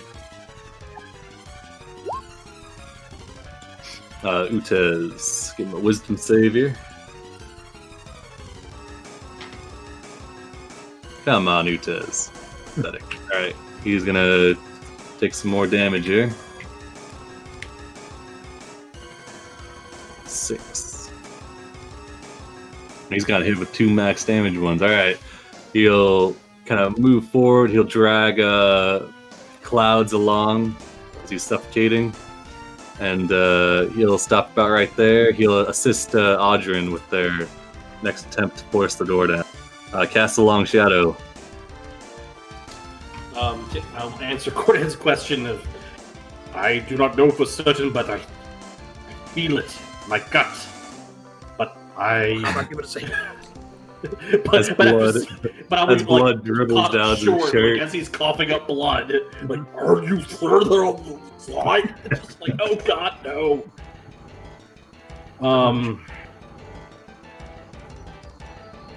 Is the door wooden or is it stone? It is stone. It appears to be quite sturdy and knobless. So if you give athletics with me helping there, is that an advantage on the roll? It is. All right, in that case, I will just Give sort me a of hand. like, yeah, I will give him a hand. I will give the help action. All right. It's heavier than it looks. Sergeant Francis moves out. He sees you guys all struggling with the door. As he moves out into the room, the door to this room recloses, sealing you guys in. He'll kind of look around. He looks to Hikar. He's gonna like, oh, good sir, are you all right? I think they need help. Door! This door! He'll start dashing to make his way over there. Hikar, what do you got? I'm just gonna go to the center of the room. I'll look towards the door and the statue. I'm gonna start quietly saying some words under my breath, but that is it. All right. Clouds in the morning. What you got? All right, so I'll make my way over to the door. Is there a handle there? Yep, same as the one before. All right. I like take a deep breath and I'll look toward and I'll use mind's focused on saving his new compatriots as he opens the door. It's like fine. Like I'll call it to the voice. It's like fine, you win for now. Oh, I always win. As the door opens, I assume. Mm-hmm. All right. cast a long shadow as you brace yourself to give Cordan an extra shoulder to ram into the door. The door slides open. Standing in front in a head-to-ceiling wall of blood is Clouds. Oh God! They come flowing out along with Audrin and Utez. You are drenched in blood and tabaxi and half-orc. Utez in his swimming speed comes swimming out behind everybody, and then the door slams shut behind them. So, how'd your test going?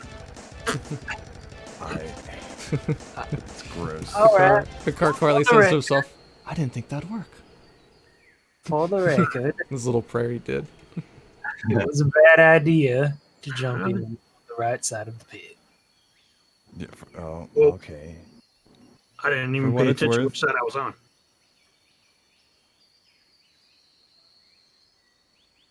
So, is that... Ah, the torch colors. Got it. Okay. Yeah, from your ordeal, you can piece together that lawful and good seem to hail from the left side, while some other stuff goes on the right side. So, we gotta follow the lights that we picked, I guess. Oh god. I do not know. I'll stare at the statue. Does it say anything or? It does not speak, but you hear in your mind as you can kind of feel the stone eyes giving you a dressing down. It says, "It has been a while since I've had a champion of your sorts. I look forward to it." I feel we may need to fight one another. Beams, does this trial culminate in a trial by combat? Impossible.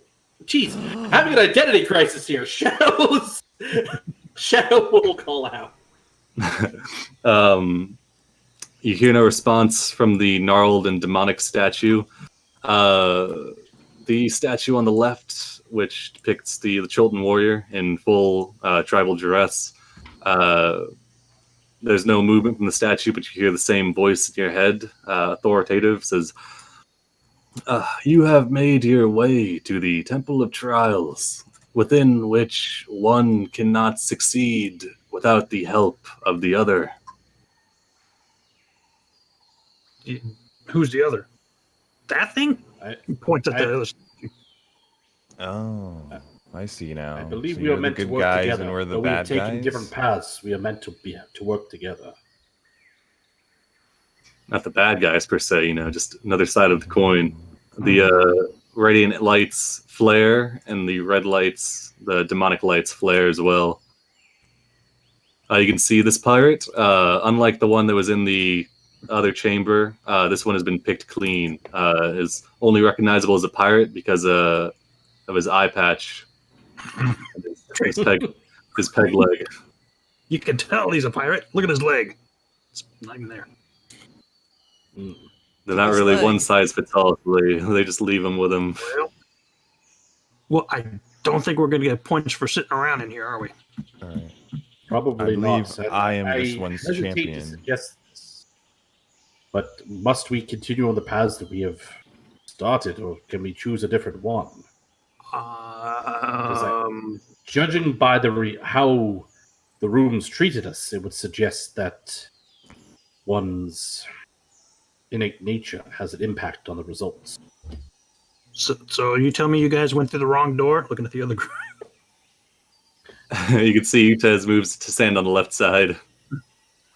Sergeant Francis stands on the left as well. Audra's gonna Hey. stand on the left as well. You guys gonna leave me over here? How rude. Hikar, perhaps as you were affected by the light, you should join Clouds in the morning. Kurt's gonna get up close to the statue. He's gonna like whisper to it, are you going to hurt me anymore? The statue addresses you in your mind. First time you've heard a choked laughing. It says, "Swear fealty, and you won't feel pain And again, chuckles out again.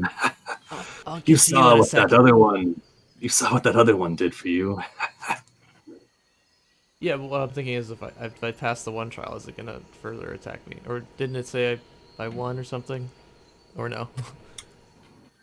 You hear in your voice, it says, though you lack conviction, you have proven yourself worthy to represent me in the Okay. trial. Yeah, that's what I meant. Yeah, then I'll stay on this side then. Clouds? Well, I think someone has to stay over here. I don't think. Yeah, Utez goes back to the right side. Yeah, Aldrin will go back. So you guys, I gotta No. go through that door? No, Audrin, I think you should stay over there. I mean, Like you took, like out of character, you did take. You took one more d6 than I did. Yeah, I'd say at this point, if you look around, you can see Castalong, Shadow, Cordan, Hikar, and Sergeant Francis all seem to be giving off like a light yellow aura that kind of wraps around them. Seems to resonate as the lights on the walls pulse. It seems to pulse in time with it.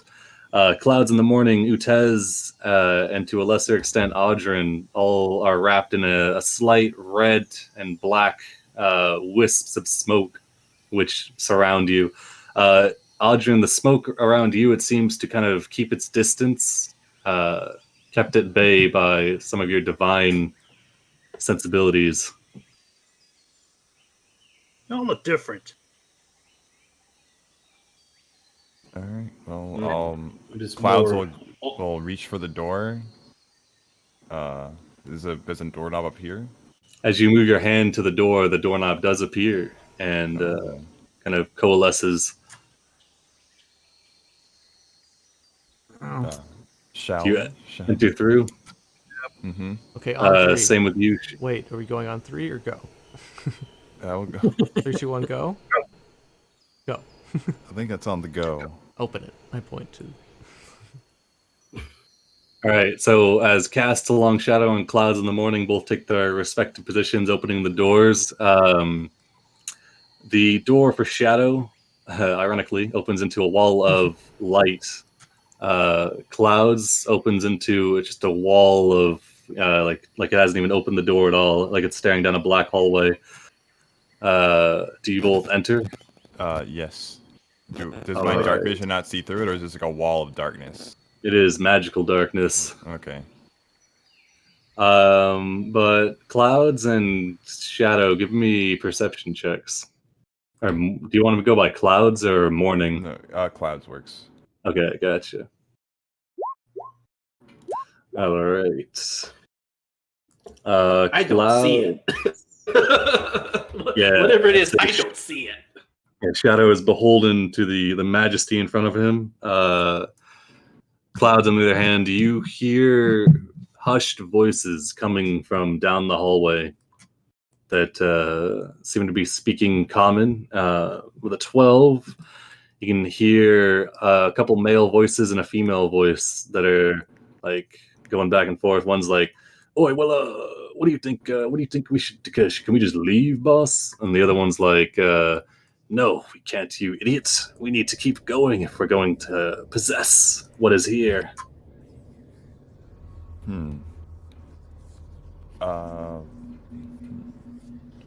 I want to attempt to pull one. Like, can I use like Mage Hand to pull one of those voices towards me? Like if there's like a body there. What? I think you have to be able to see. Oh yeah, that's right. You Mage have to Hand. see it. Yeah, for Mage Plus, Hand. there's a limit on your mage hand, isn't there? Yeah, It's 60 feet, but it just seems like you can't like see anybody. You can just see like a long dark hallway with the voices coming from somewhere in the darkness.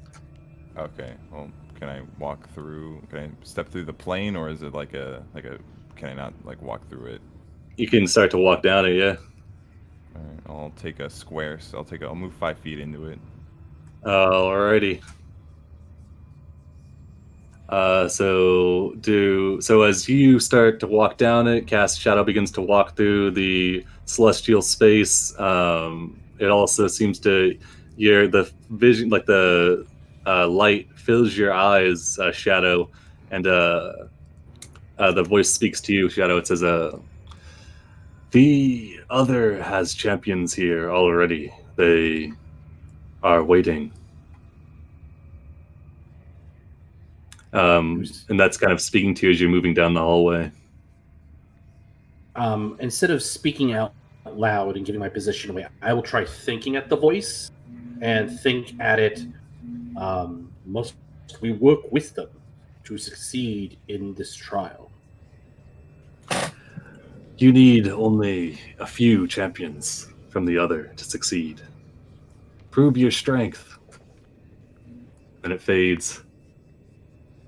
Okay, that answers my question. All right. The doors.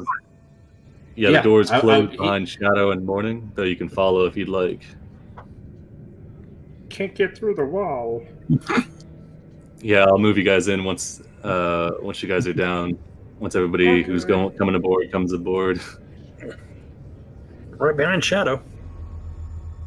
All right. Francis gets behind Hikar then. All right, I'll move you guys in. So as you guys move down the hallway, you can see each one of you behind the other on your respective sides, and eventually you come to another door which looks much similar to the one before, and you can enter through if you'd like. Yep. All right. As you enter out of extra-dimensional space here, you come through. Let me move you guys all in here. All right. So, as you enter into this room, you can see it is a 40-foot long, 30-foot wide, more like 80-foot long, I guess. 30-foot by 25-foot chamber. The ceilings in here are slightly taller, about 15 feet. You can see there are two of the same statues from the left side, two from the right. Amongst the statues, though, are several people unmistakably dressed as pirates that are conversing amongst each other. As you all seemingly appear into the room, several of them turn, looking agape at you, and let out kind of startled, huh? This one in front, seeing you cast Long Shadow, takes a step back, immediately drawing a sword. He's like, boy, I told you we had to be quick about this. He points at they kind of scan the room for settling eyes on Sergeant Francis, and they're like, hey, don't we know that guy? Cosplayers. Francis, he in surprise, he shouts out, oi, these are the pirates of the Antlion.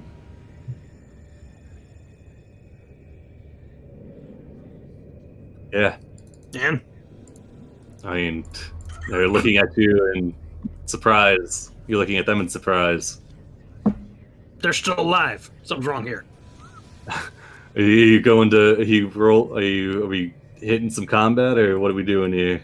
And they're looking at you in surprise. They haven't really found words to speak yet, aside from this one, as you kind of We appear. do not know which way they might have come. If they are pirates, perhaps they would have been of darker souls and made it through. Well, I'm waiting Red for lights. this voice to tell us what's supposed to happen next, because We're always just giving you guys to introduce yourselves, you know. All right, well, so this is another trial. Are you guys a part of the trial?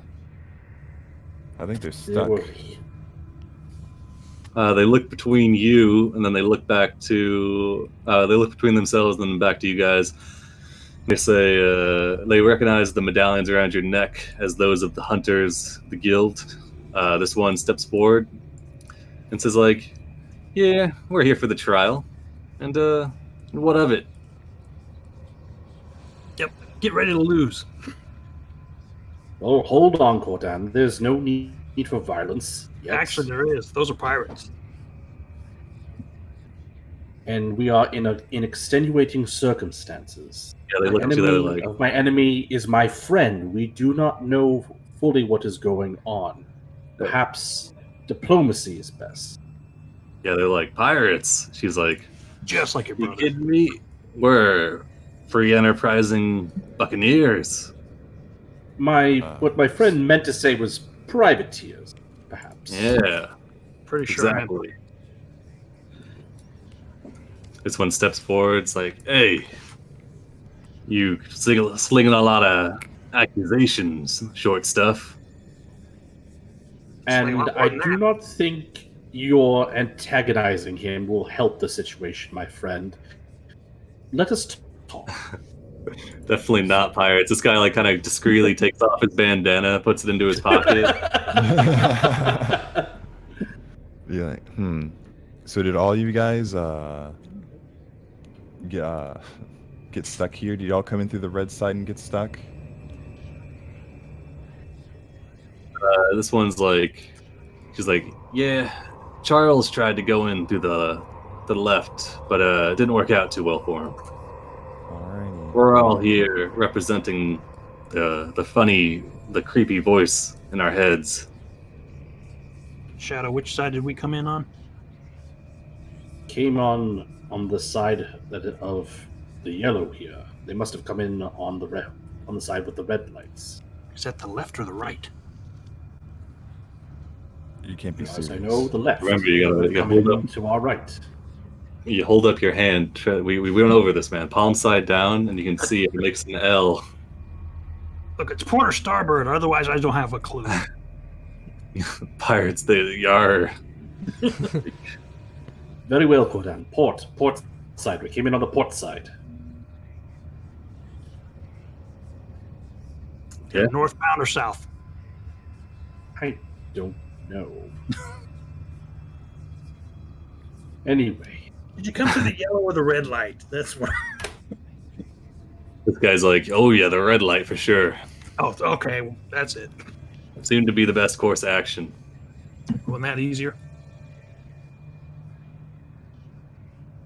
Utez is kind of looking between all you guys, like, speaks Draconic. He's like, this how it always goes. Pretty much. and speaking in Draconic, does Cordan speak Draconic? No, Okay. but it kind of figured by the expression. Well, Shadow would have answered Utez and said, "It does when you have someone who is not willing to talk." These guys are saying, Go ahead. they say, she says, look, we don't have any qualms with you, but whatever treasure is hidden in this temple, I think we've got first dibs. We were here first, you know? That's kind of how it goes, right? And now you got You need qualms. us to progress. So, Shadow, if you don't mind, do you want to open this door on your side with me? I will be happy to do so, if you will excuse me, sir. And I will try and move squeeze aside. by this guy. Yeah, move aside. Okay. They're gonna watch as you guys take up positions. As soon as Clouds and Shadow get into respective positions, the first Clouds is addressed by the voice. It says, "My champion, you've chosen to serve a shadow, and in doing so, you will be granted power for the trial. Use it to vanquish the champion of light. In exchange, more power awaits." And it trails off into a raspy cackle. Good pep talk. Yeah, Shadow, the same voice appears in your head. It says, sorry, I gotta clear my throat here. It says, you have done well to choose the side of the righteous and the good. In proceeding, you will be empowered with my will and abilities, and you must vanquish the child of darkness. Do so first, and you will receive further accolades. Fail, and I cannot help you. feel like we're watching Cats the musical. That is not I second what you that. said. You said we needed to work together. I will not slay a friend in combat. I was just gonna say, Clouds. Maybe you should let one of those other guys go first, so we can kill them. It's like, no, you misunderstand. A being of light, being of darkness and a being of light will be summoned. You have to dispatch the other one before yours is dispatched. It's like, it's like, It's a Gundam fight. defend the dude. It's It's a Gambit Gundam in fight. There you Destiny. go. Oh, You get giant mechs at the end of this. You're gonna have to rock 'em, sock 'em, punch 'em. Okay, gotcha. Yeah, we get a mini boss and you get a mini boss, and we have to just like DPS it down first. Okay, that's fine. Shadow was not going to kill a teammate. Oh, looks so edgy. Yeah, like Shadow is the representative of light, and Clouds is the representative of darkness. Oh yeah, the Shadow does introduce yourself to you as who is this? It's not Ubtao. It's a lesser deity that's taken up the mantle.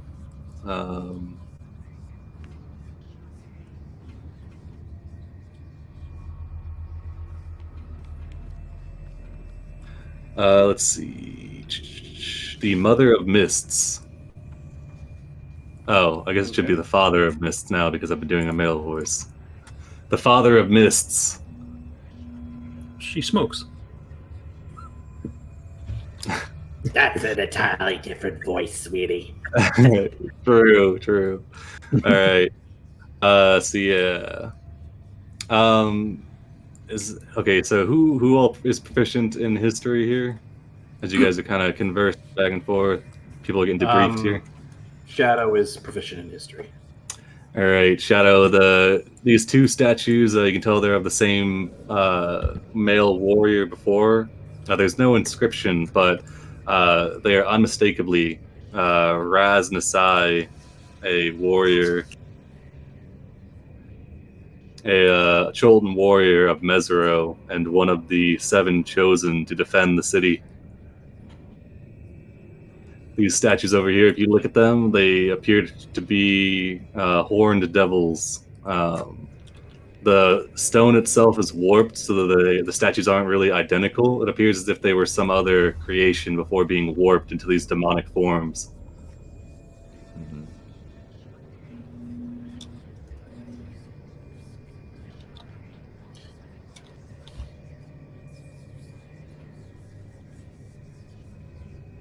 I think Red's asking for a break. For a timeout. Well, no, I'm just saying Yeah, during all we this have been going discussion. for. No, I meant for getting some health back, Oh yeah, That can help. spending a couple hit dice. yeah. You guys gonna take an hour, hang out with the pirates? You know, catch up. Francis is gonna sit He's gonna sit in this corner of the room over here, kind of. I think Audra's just gonna sit right down in the middle and wonder what he's gotten himself into. This guy's like, "Hey, didn't we? I don't mean to like bring up anything bad here, but didn't we kill that guy down there?" Just kind of whispering to this dude up here. You see, he's tucked his skull medallion into his cloak as well. The other guy who's taking off his skull bandana is like, I thought we did, but I guess just don't bring it up. If he doesn't bring it up, Breather's just 2 hit dice, right? Up to your proficiency. So Okay. 3 now. All right, cool. Well, I only needed 2. All right, I'm good. All right. Just in case, I've been seeing a lot of these crits happen when I have as much health as possible. A wise choice. All right. Let's see. So these pirates will join the side of the this guy.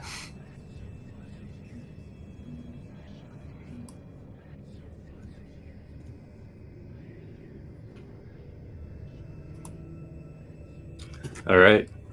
So you guys venturing forth?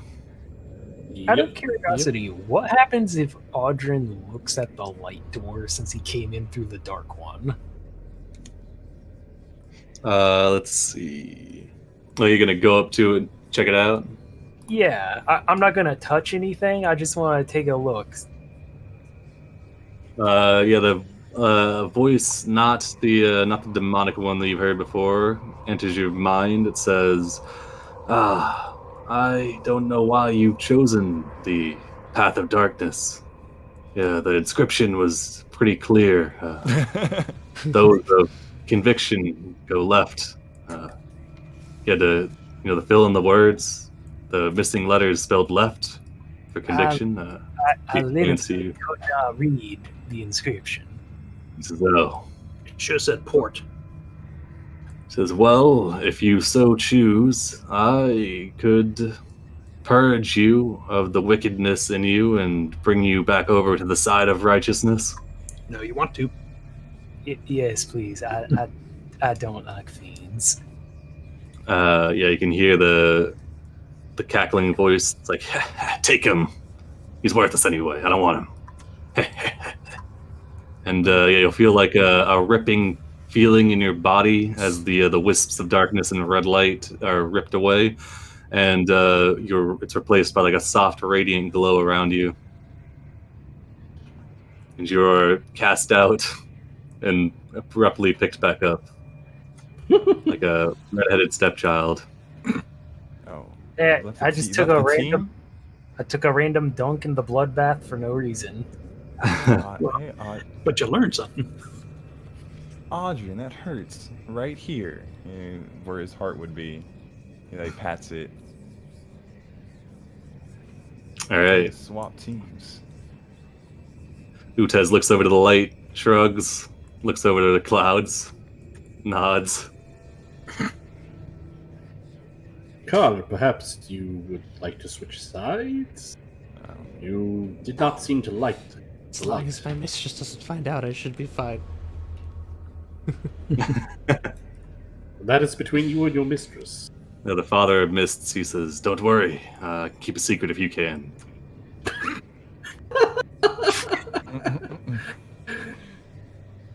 In that case, if we're all set, Shadow will look over to Clouds and sort of give him a nod and say, we go on go, right? Mm-hmm. On 3. Yeah. No, best one on wins. go. The car points, open the door.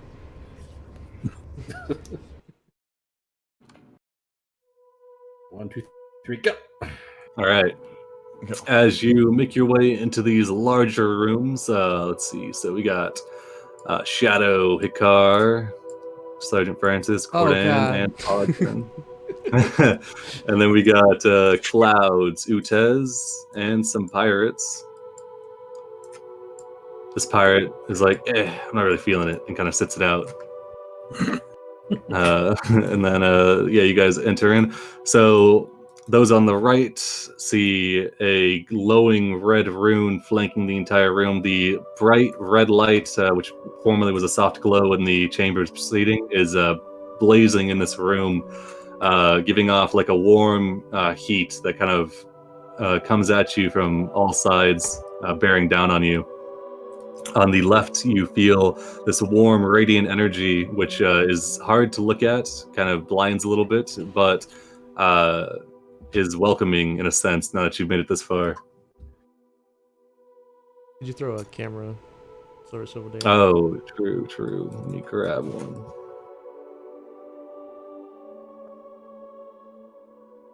Bam. Oh, well, that looks nice. Doing Yeah, it looks really all nice. vision.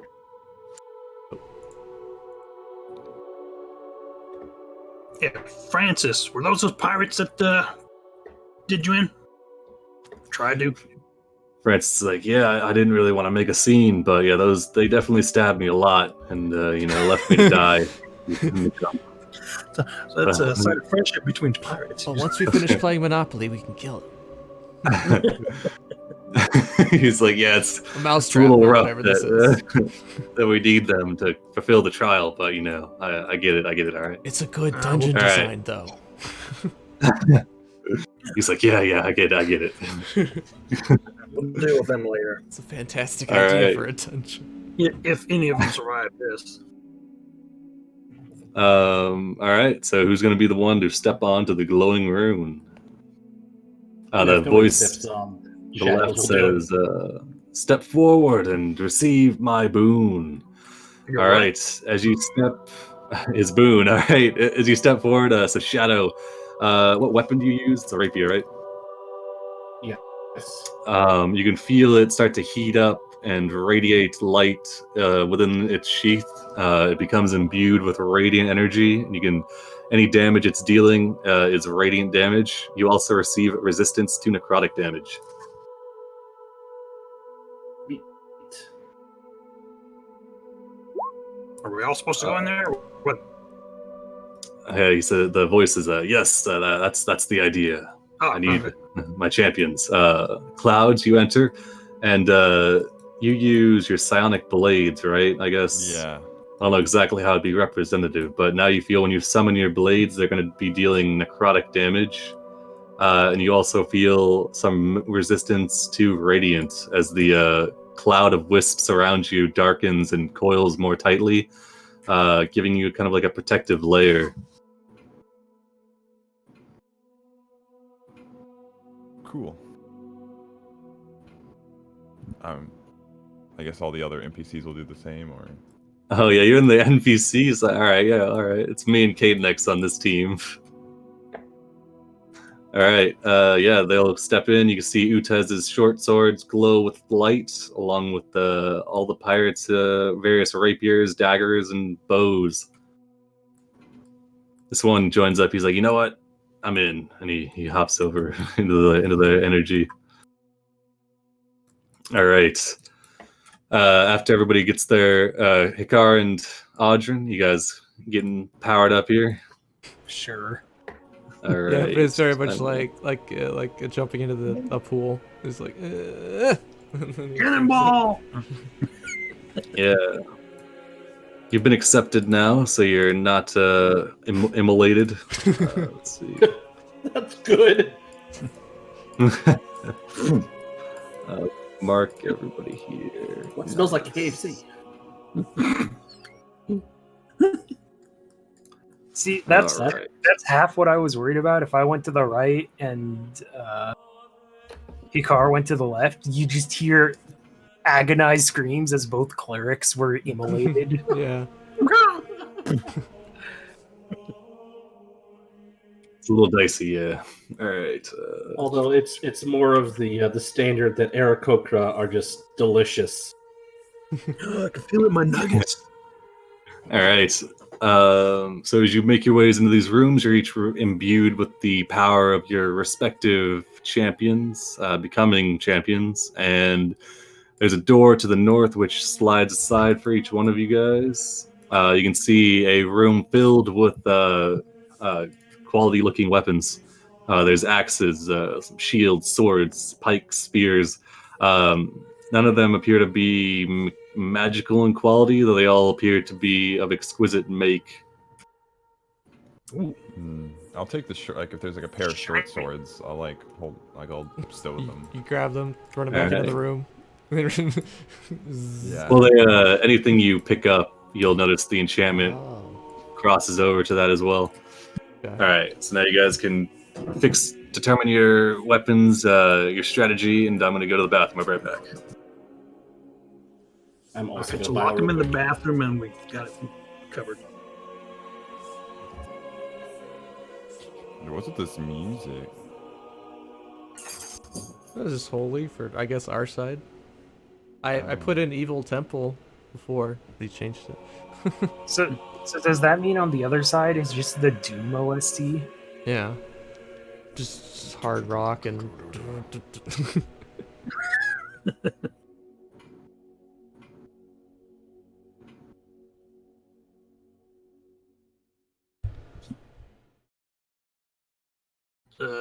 What's the plan?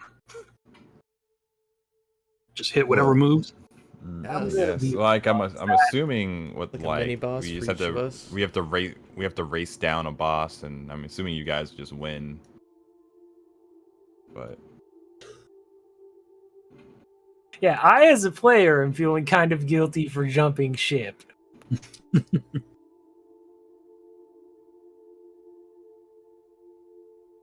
Yeah, the only reason I I just got because I lucky thought it'd be falling funny on the right to side. be kind of holy for a second, and also each side had a cleric, so I wasn't worried about like. But now, that's probably be fine. Yeah, it's like good. What's that show? Deal or no deal?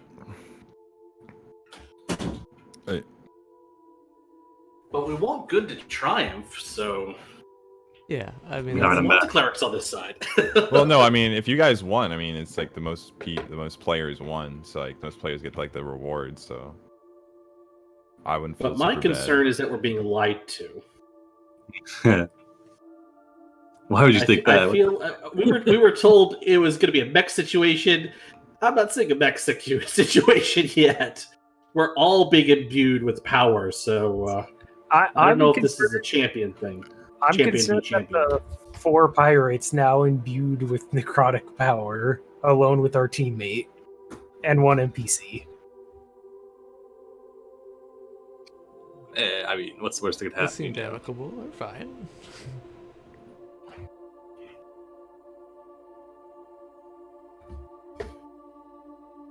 The car's starting to feel a little claustrophobic in these confined spaces. He wants to get out of here as soon as possible. So are these just like regular weapons? I know you said they were exquisite, but are they like plus whatever, or are they just really nice?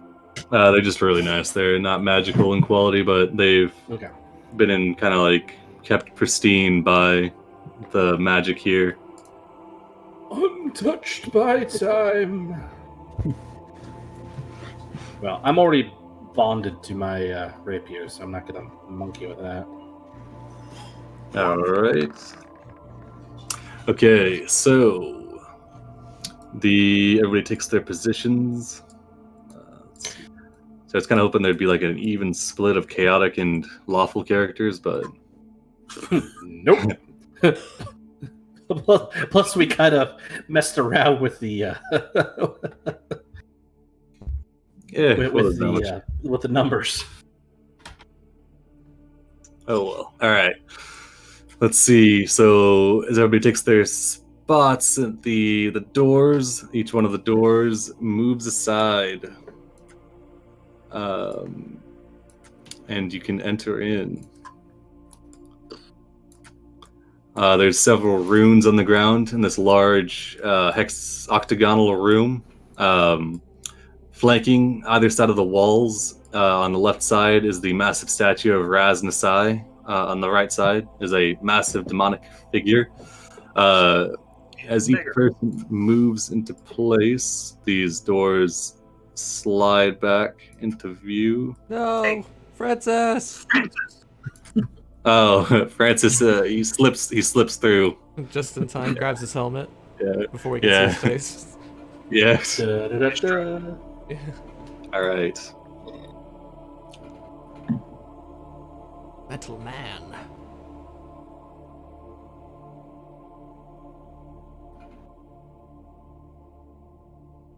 All right. So as you enter in, you both get kind of a respective pitch from your guys. So from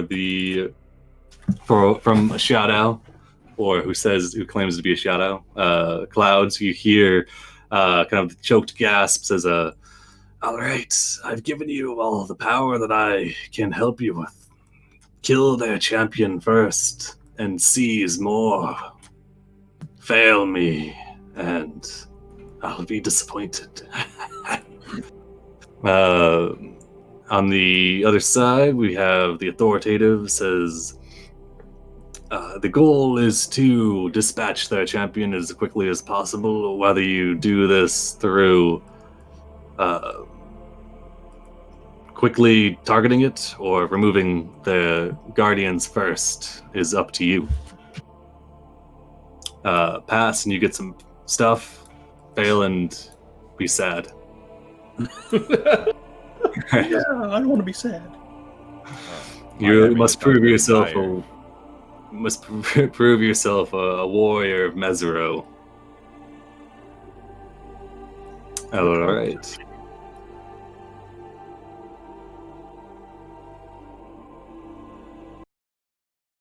All right. So as you each take your spots, you watch as each one of the respective statues starts to exhibit the same radiant energy or the same necrotic energy surrounding each one of you, and you can see the light kind of flares up more before finally coalescing, and each statue as a creature step forward from it. On the left side is a golden warrior, kind of cloaked in some armor, wielding a spear and a shield. And on the right side is a massive Balgura, or a demonic creature stepping forward, shrouded in necrotic energy. You can see spikes covering each one of its fists. So you can see they've got name tags. This one is the judge, and this one is the jury. Each one of the runes flares to life in the room, and we get in roll initiative. Let's get it out.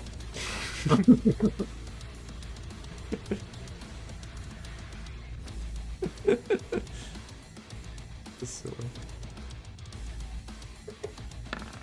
Oh.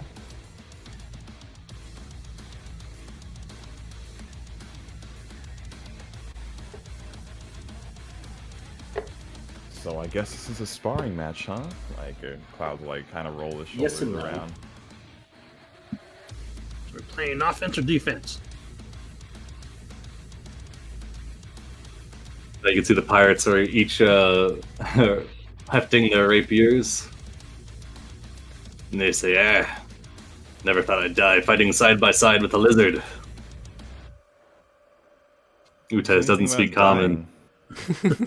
Says nothing. If we attack the avatars, perhaps we could avoid true bloodshed. What's this circle over here, Will?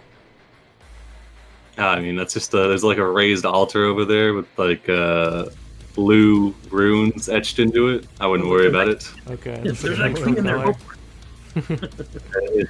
The neutral color, yeah. It's way over there though, so it's far out of eyesight. I have a low initiative. All right, Utez. He looks to the others, looks to this massive creature pounding its chest and letting out a roar, and he's gonna run over here, and he's going to shoot an arrow at the judge.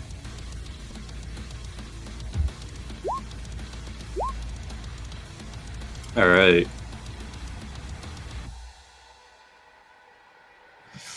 Okay. So the first shot comes forward and misses. The second shot does hit, though. You can see the arrow loosed from Utez's bow is shrouded in necrotic energy. It impacts the judge's arm, leaving a gouge. It kind of darkens the area before the light quickly reshines, and it forces back the damage. All right, and then this, I didn't go through and change all their damage, but it should just be radiant. These pirates, like this one charges forward. It looks like sees the jury, sees the judge. It's like, and then it's gonna run this way, and it'll chuck a dagger at Cordan. Oh, now you did Hey, it. You done did no, it. not them, the champion. God damn. It does not hit. This one's gonna charge forward, and it will throw a dagger as well. Oh, damn! All right, let's see what we got here.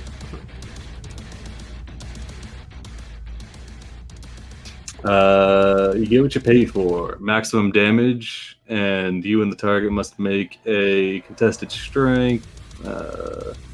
Target loses their weapon is partially broken. Can't really break his weapon. It's a celestial conjuration, but it will do maximum damage, which is 10. All right. Next up is Cast a Long Shadow. You can see the onslaught. The judge, they seem to kind of glisten off of its skin, not dealing too much damage.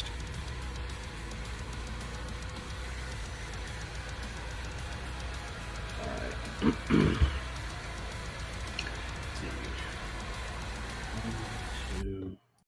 three, 4, 6. Gonna use my feline agility and get out the rest of the way up to the jury. And I'm gonna start slashing at him with my rapier. All right, go for it. And since it's already doing radiant damage, I'm not gonna monkey around with anything else, so let's just do it. 17. All right. And that should be +2 for dueling style. All right, a 17 does hit. Okay. The radiant damage lashes into it. You can tell it seems resistant, so you can tell it's probably immune to everything else. So you're saying it's immune? It would seem that it's immune to any other type of damage. Yeah, besides radiant. And then Okay. it's resistant to radiant. So- Yeah. Okay. All right. In that case, I'm just gonna keep hitting it. Got it. My extra attack. This is a Ooh. 15 hit. 15 just barely hits for 8. Yep. All right, And then I'm both gonna for stabbing my into action it. surge and do that again. Oh, damn! All right, Shit. 9 will miss. And then a 25. 25. Ooh, will hit for 14. All right, you stab into the creature both times. Lets out a roar of judgment, I guess. This one. Before the judge goes, I need to roll this guy in. And I'm going to just use the put rest of on- my movement to 5e shuffle around the jury over here. Because I had another 20 feet of movement. Gotcha. Layer All actions! right. Don't worry about it. All right. I will worry All about right. All right. The temple itself takes a lair action. Let's see.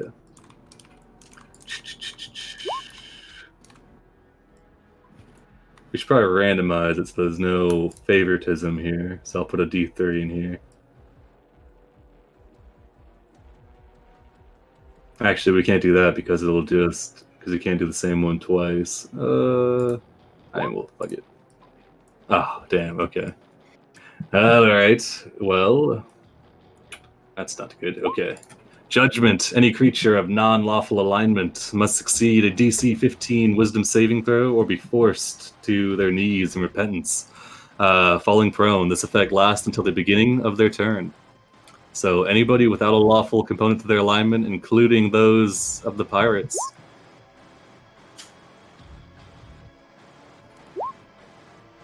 All right, so two of these nice pirates. save. Okay. Oh man, okay.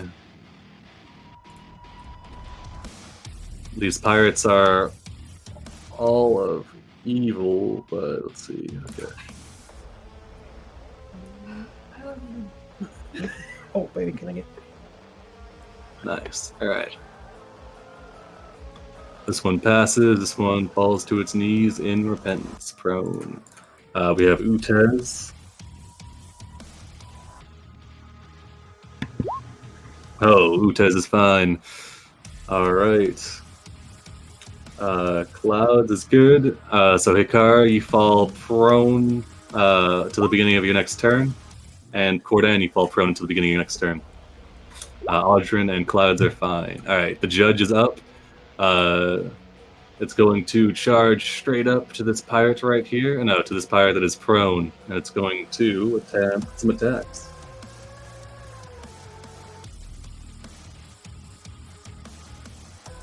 All right. I don't know what it's Oh, shit. I may have bitten off more than I could chew. Standing Okay, next to the let's- jury. Oh my god, that'll miss as well. They're That'll dragons, hit. aren't they? Oh, okay. These pirates are All right, so Yeah, they're swashbucklers. They add their charisma. This guy stabs into him, does 11 radiant, and then twists his spear. This guy's gonna make a wisdom save.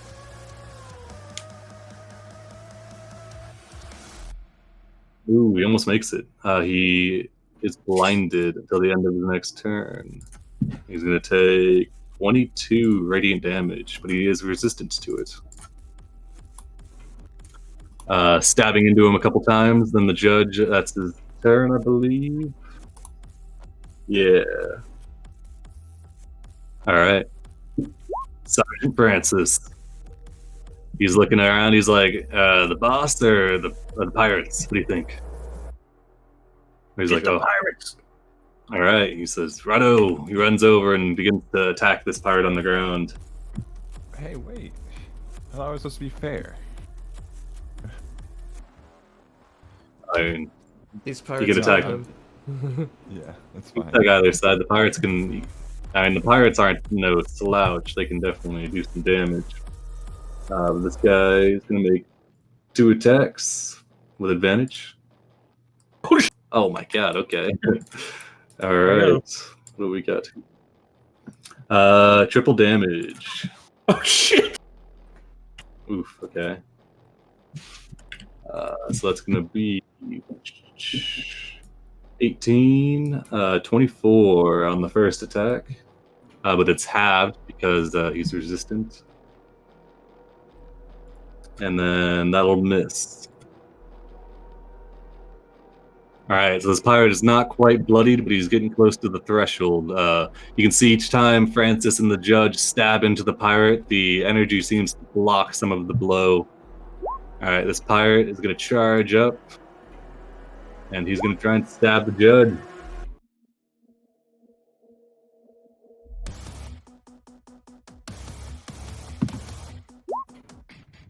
I swear they've got a +6. He just can't hit crap. What the hell? Alright, he runs up and he cannot get a hit in there. What the hell? Alright. Yeah. Cordan, you're up. Alright. So half movement to stand up, I believe. Yes. Okay. Let's see. No, this is gonna happen. Turn that off. Turn that on.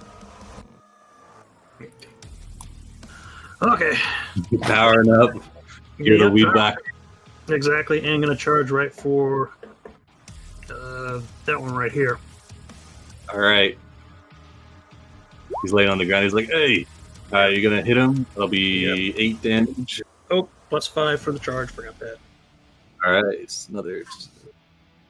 He is bloodied on the ground. You can see blood bleeding through his necrotic energy.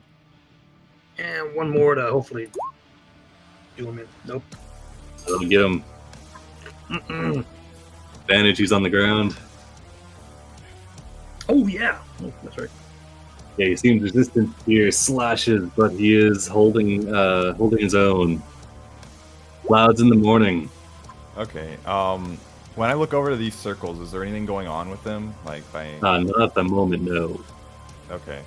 Is there a secret thing we'll use later? It's for a tool we'll use. Okay. All right, then I'll just throw my psychic blades at the judge. All right.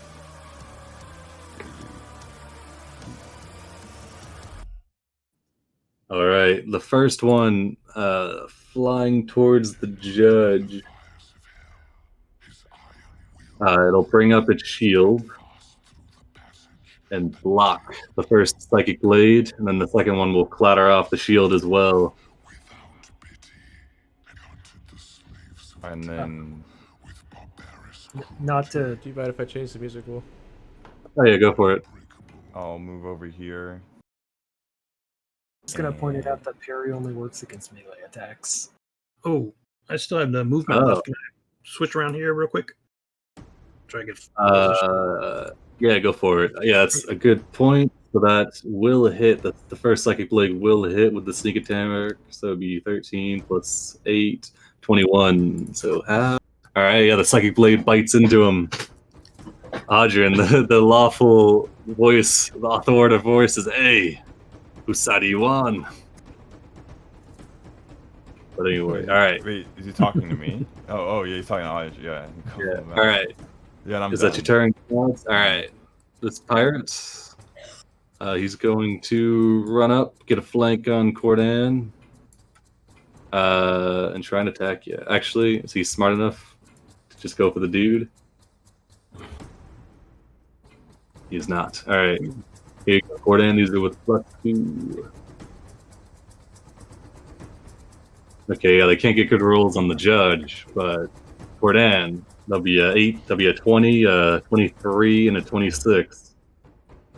All of those are going to be necrotic, which you're going to be resistant to. So it'll be 18 plus 5, 23, halved to 11.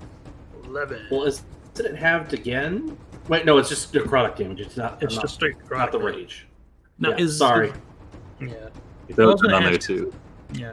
So is the radiant damage automatic or is it like optional? You can turn it on and off. Yeah, I guess. You can be like, hey, man, turn it off real quick. He'll turn it off for you. Yeah, because I was gonna shut mine off against the pirates. Oh, never mind. That breaks the whole mechanic. Can't shut it off. Definitely. So Yeah. okay, so it's automatic for everybody. Got it. Yeah. Makes everybody a little bit harder to kill. Alright. This pirate, he's finished up. Audra in Europe. Alright, I will walk over here and I'll kind of test the waters with a sacred flame against the jury. Alright. Let's see.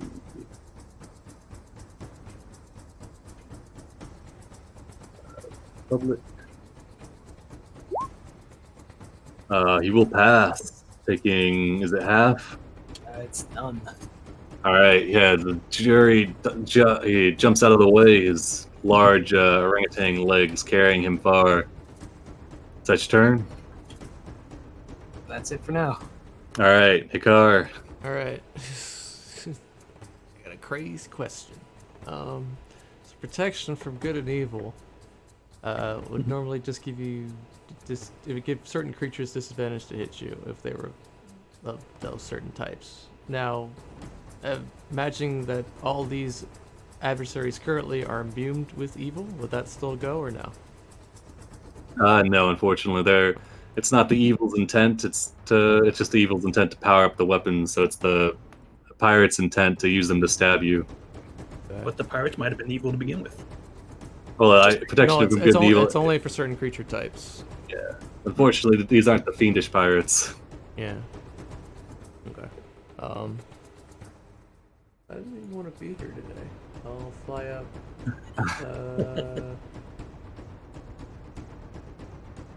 Yeah, I guess I'll just. Do I feel like because normally all of my spells damage is all necrotic. Do I feel like it does radiant now or no? Yeah, radiant. Pretty much everything's just been converted if you accepted the boon. Okay. Then let's see. Do some other stuff. Drop a radiant fireball. That'd be funny. Nice. I think I could just do that Spirit Guardian. Ooh, that'd definitely work. Yeah. Yeah, I'm gonna do Spirit Guardians. All right. go- I don't think I have a template. I can give you an aura. That what's it? 15 foot. Yeah, and I'll go over here and do it. Yeah.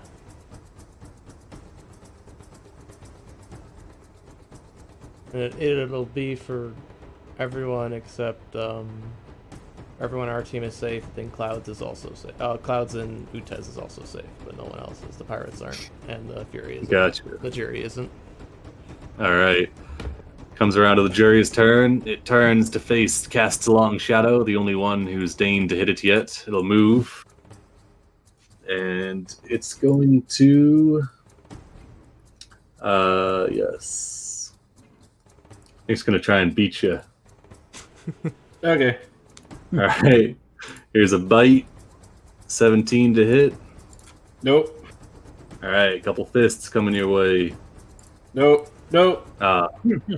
You're just dancing around with it. You cannot find the purchase. I'm a fighter with a shield, baby. Oh man, yeah, he's pounding into you. All right, Utez gets up, He's gonna look conflicted. He's gonna just charge up to this guy, I guess. He's not really quite sure what's going on, but he's like, all right, I guess this is what we're doing. So he's gonna try and stab the judge.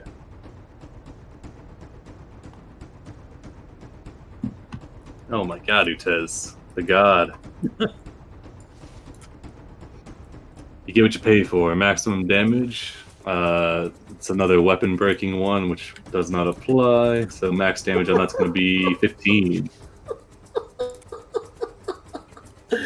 Oh gosh. Yeah, Utez really wants to break that weapon. But it's like, Utez, it doesn't work. He's a conjured being with a conjured weapon. He can't break it. He just hisses in response. Yeah. He's screaming in Draconic, why won't you break? I'm gonna smash it. Like I'm gonna.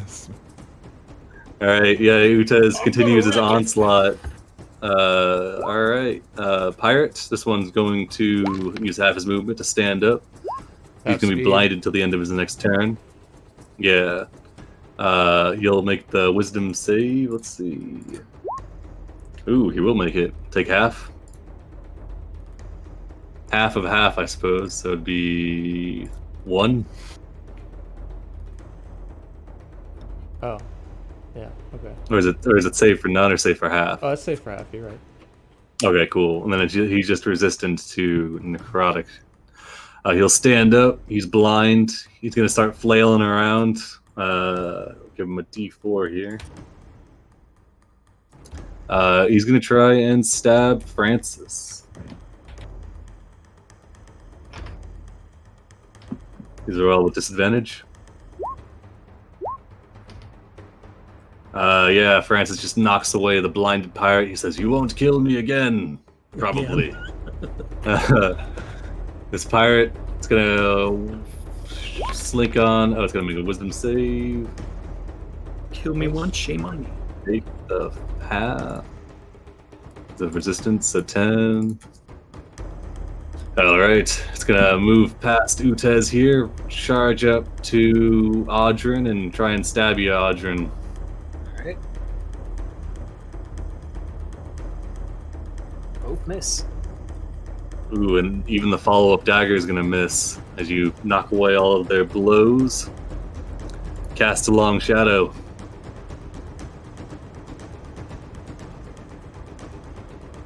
Rope-a-dope. All right.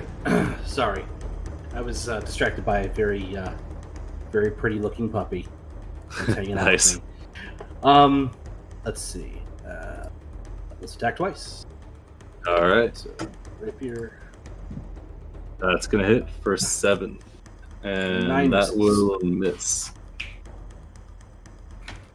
You just, And this it's thing, all like, just block all of its hits with your shield, and then you go to stab it, and it, like, the rapier sinks in like a half inch, and then it knocks it free from itself. Alright, Lair's turn. Oh boy. What do we got this time, Lair? Ooh, that's a good one. Jury duty. 6 imps enter the final trial, immediately rolling into initiative and attacking. Oh shit!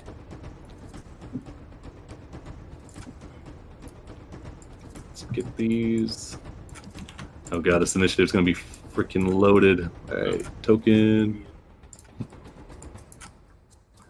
Roll them in. Bam. Alright. The imps, you can see they appear out of with a puff of necrotic smoke. This one looks around surveying the scene. It's gonna fly over to here. Now's a radiant fireball. Yeah. I mean, my things are doing let's- radiant, so... It's gonna fly over to you, cast a long shadow, and it's gonna try and bite you. Or no, sting you. Okay. Nope. It'll miss. Oh wait, I should have waited for it to go. Okay, never mind. Whatever. It's fine. I forgot. Okay, I'll mark this one so it's already attacked. Bam.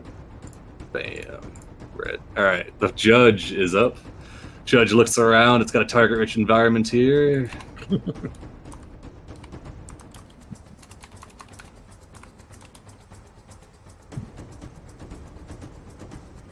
Okay, Utez. Readies his weapon towards Utez. Curse says, "Don't have that one. He's my friend." He's trying to get Utez. Double-edged shield. What the hell? If you are holding a shield, make a DC 16 strength save. On a failed save, take a D6 of damage. You're unable to speak properly. Okay. They're both targeting stuff they can't affect. Yeah, he's unaffected. But does that? All right. He's like, all right, this lizard folk, we'll leave him alone. He turns to the pirate next to the one that's damaged and bloodied. The one that's flanked. Okay, with a +2, the first one will hit, and he'll hit him with the Lawbringer. Yeah. He will fall prone, taking damage. This guy's just getting pounded into the dirt. I can't wait till the judge kills someone. I think I know what his quote's gonna be. All right. Sergeant Francis, you're up. Oh, that's me again, of course. Sergeant Francis is going to move to get flank on this pirate who is on the ground with advantage and attempt to beat him. Oh my god, Francis, you just brutalize him. Yes, Francis has issues. Yeah, he just stabs him, smacking him over and over again. The pirate goes unconscious. Jury duty imp. It's gonna fly up and looks around, sees the Audrin in that nice radiant cloak of energy. It's gonna fly up, try and sting you. Alright. It's gonna miss. Pirate. Pirate's gonna try and keep working on the judge. Oh. A miss and 2 hits for 5 radiant. The judge is kind of moving between people, using its shield to block one half of its body and stabbing away with the other half. Cordan, you're up. That pirate make a wisdom save. Oh, true. He fails. He'll take the full halves, 5. Cordan, you're up. All right, Francis, you go get that one. I'll take care of this one over here. We'll keep him away from them. And he's gonna swing at the big beefy guy right in front of him. All right. Shit. Destroy him! Yeah. That's gonna hit. Cuts into him. He's like, hey. Yep. That's illegal. Nope. It's in the rules. Fine. Have pirates ever cared about legality? They're more like guidelines. It's one of those rare lawful evil pirates. Alright, yeah, you slash him both times with the battle axe. You can see the necrotic energy is struggling to close the wounds on him. Alright, now we got some jury duty. Dodge that lightning bolt. Ooh, true. Let's see. They are pretty dexterous. We'll see what they got. Nope, he fails. Takes full, half. It just converts to radiant. All right, jury duty imp. Both these ones, you see them go invisible. Shit. Does anyone have? Clouds in the morning. You're up. I'll move back a bit, and then I'll use I'll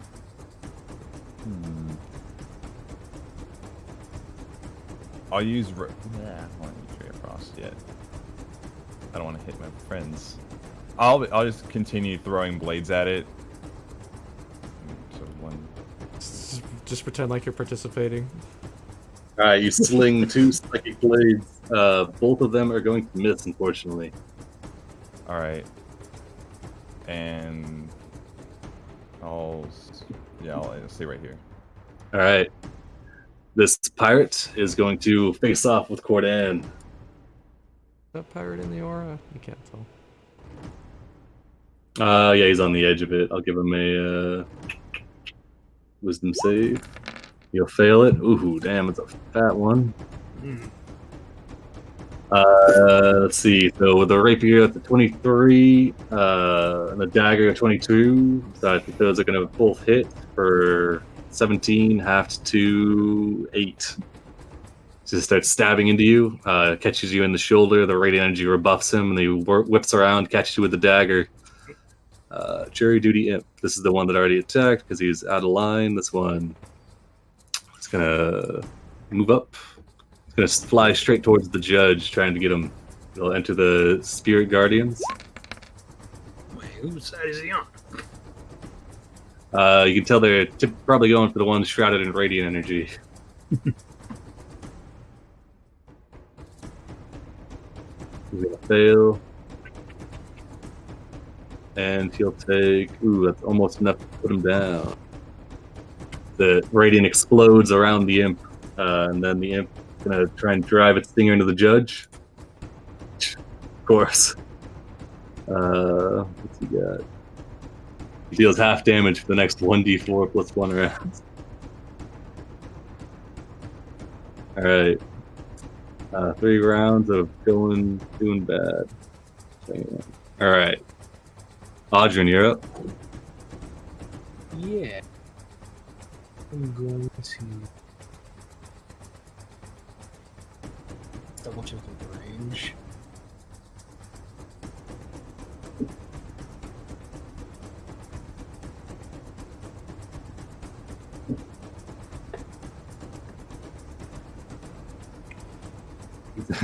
Both the judge and the jury are doing pretty well health-wise. It seems they've not taken too many attacks.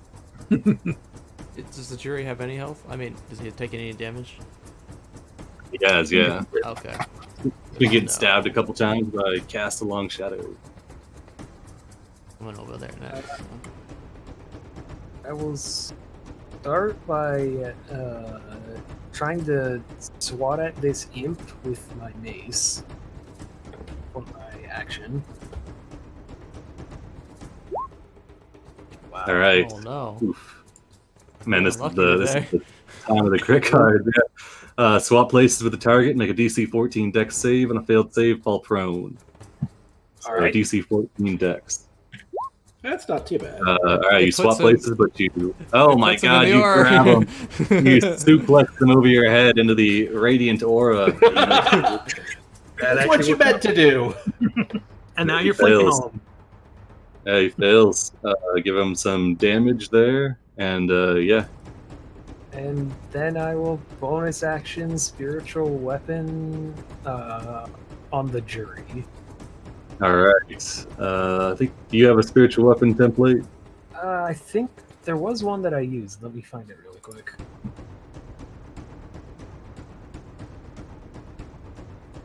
What was it?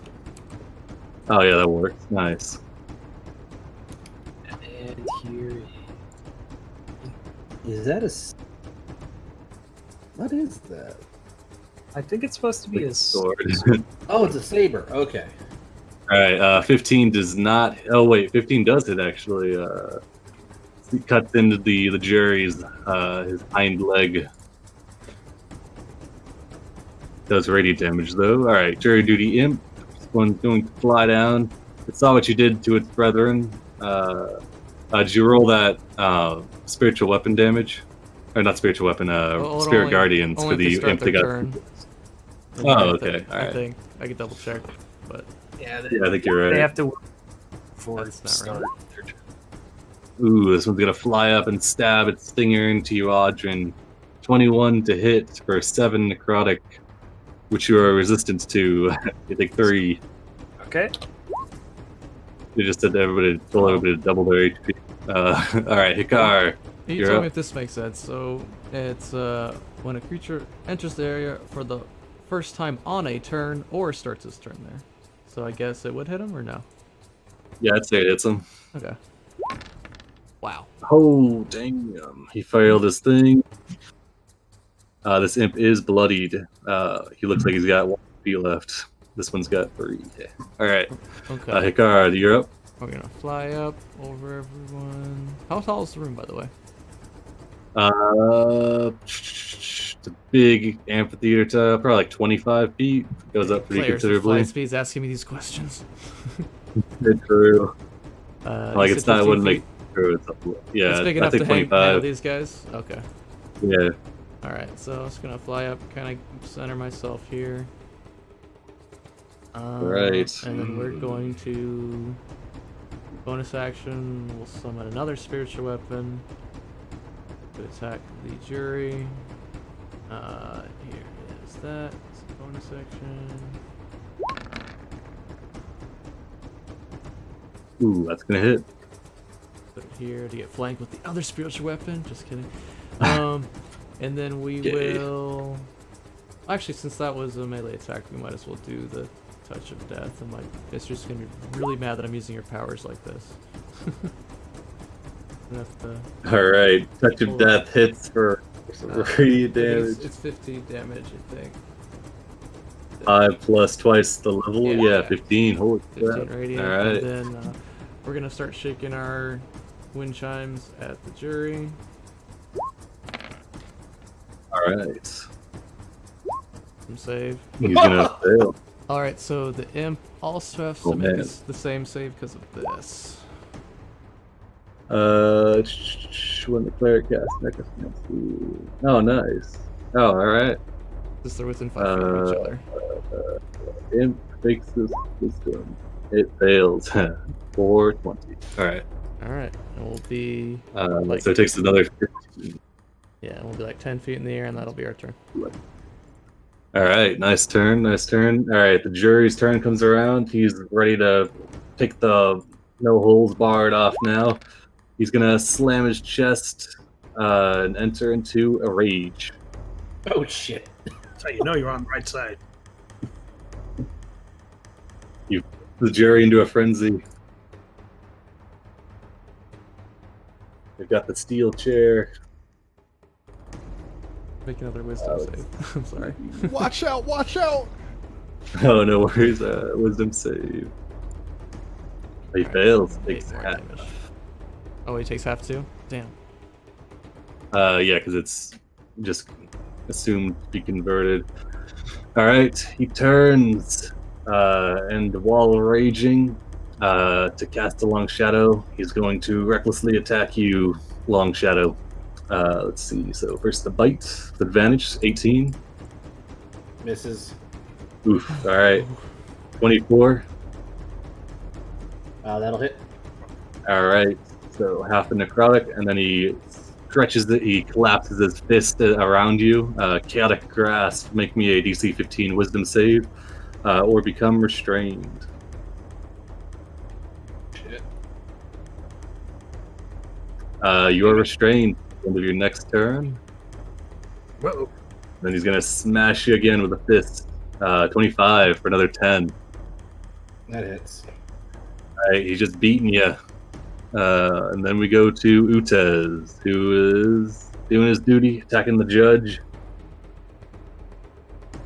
This poor guide is probably so confused. Yeah, he's like, what did I even get hired for again? Or whatever. He's on board though. He moves to flank with this pirate, who's now his ally apparently, and he's gonna get a +2 flank and to try and short Oh my sword. god, Utez. Oh my god, Utez! I'm glad he's on our team. That's his 3rd crit. Right. Utez is like, somebody's gonna vote. Yeah, Utez is like, somebody's gonna vote to turn my crits off here soon. Let's see. Get him while you can. Oh my god, okay. Gutted, quadruple damage. And then the next part does not matter because there's no way he's doing that much damage. Yeah, okay. So it'll be another. Oof, that was kind of wussy. That's going to be 13 on the first one. Second one's going to miss. And it's half because of that. All right, Utez just really trying. He's given up on trying to break the weapon. Now he's just slamming his sword repeatedly into the back of the judge. This pirate is unconscious, and this pirate It's got the +2 flank. It's going to keep trying to get the judge.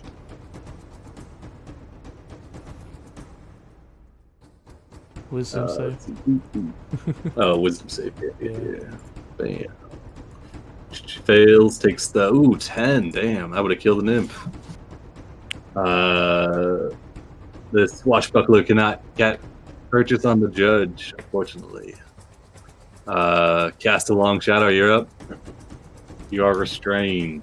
Yeah, I'm going to bonus action second wind. Okay. And the attacks against the jury are normal because advantage and disadvantage cancel out. All right. So I'll attack him, since if I try to attack that imp, it'll be disadvantage. All right. They're all disadvantage. There we go. Restrained. Well, the jury's attacking He recklessly. attacked me recklessly. Oh, awesome. Excuse me. All right, so 17 hits, right? That'll hit. You can tell that it's doing considerably less damage. You'd say probably about a quarter. Well, gotta keep doing this. Shit, that misses. All right. Yeah, that's my turn, and now I'm no longer restrained. Yeah. You Okay. as soon as your turn ends, the kind of the necrotic hands let you go. Okay. All right. Lair actions. The only one that hasn't occurred yet is adjourn. All right. The runes around the room explode, crackling with magic. Anyone within 15 feet of a rune must make a DC 15 dexterity saving throw. So those on the left side of the room, anybody from this area to the left. So Francis, I guess the judge as well. Oh, well, it doesn't matter for the judge because radiant. Pirate, Utez, Audrin. You'll take the dexterity 15, and then anybody on the right side has to make a DC 15 as well. Except, I think the only one in the room not affected is Hikar. Wow. All right. If you save, you take half, which, if you're by a rune that emits the energy you're resistant to, is quartered. And we're resistant to the other side's energy, correct? No, that's an oversight. I didn't realize. But yes, so you take full damage if you're on. I guess you're supposed to move to the other side. Your cowardice is punished. Makes sense. I don't know. This is the in-universe explanation I've come up with. All right. These pirates are going to make some saves here.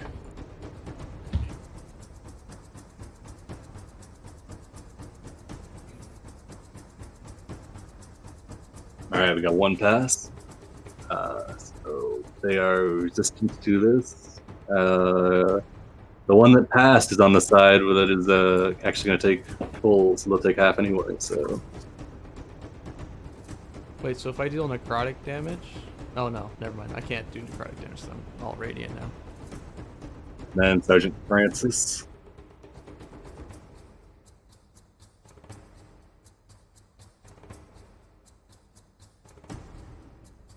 Oh my God, Sergeant Francis makes the save.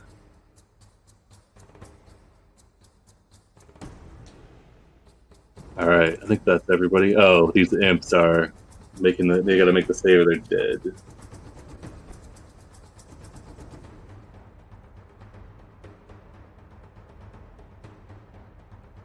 Oh, actually, these imps, the ones on the left side, even if they make their save, they're dead. It's 10 damage.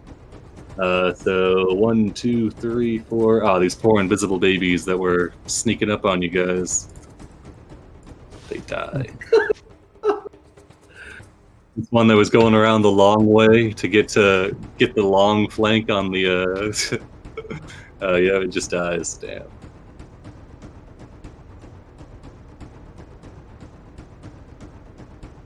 Even if this one saves, it'll die. This one's dead. Alright, 1, 2, 3. Okay, I lost it. Alright, yeah, I got everybody there. Alright, the judge. He's going to look. He's got Utez and 3 pirates around him to try and get him. Wouldn't this imp have taken necrotic damage? Wouldn't it be immune to it, or is it not? This one is immune to necrotic. The champion, they're immune to their respective. Like okay. the judge didn't take any radiant damage. Let's see. The judge.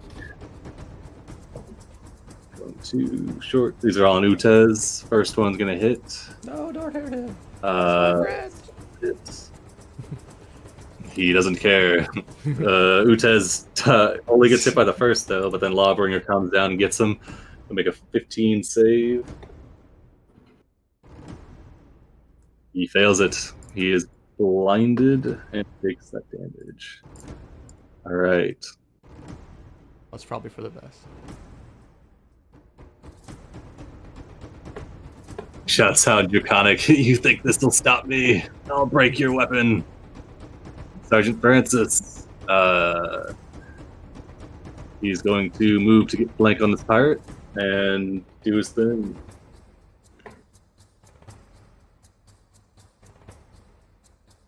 Oh my god, Francis. Get it together. All enemies that attack you before your next turn add 1d6 to their attack roll. Okay. Alright. None of those is going to hit. The jury duty imps are toast. This pirate going to keep attacking the judge.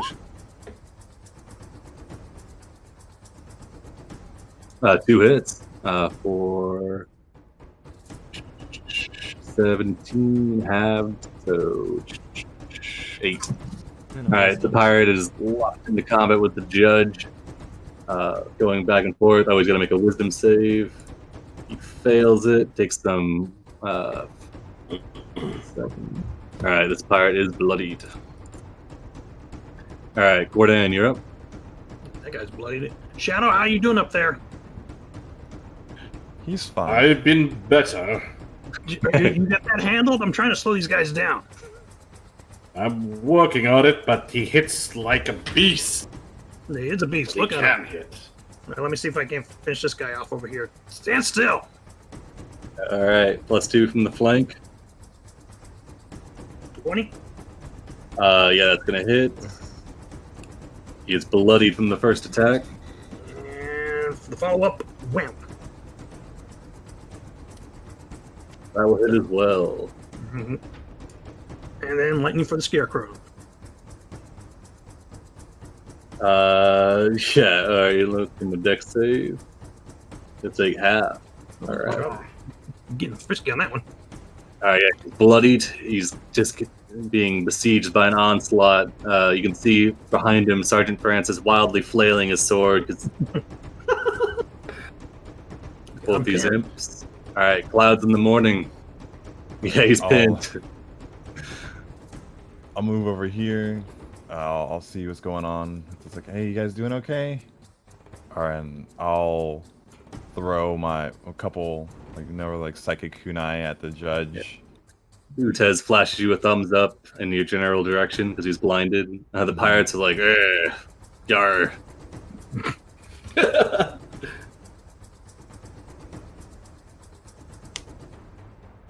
Those are my 2 attacks. Both those are going to hit, yeah. 23, 25. Even if he brings up his shield to try and parry it, they hit home anyway. So 9 on the first one. Are those attacks considered magical, or are they like you're actually throwing like a ranged weapon?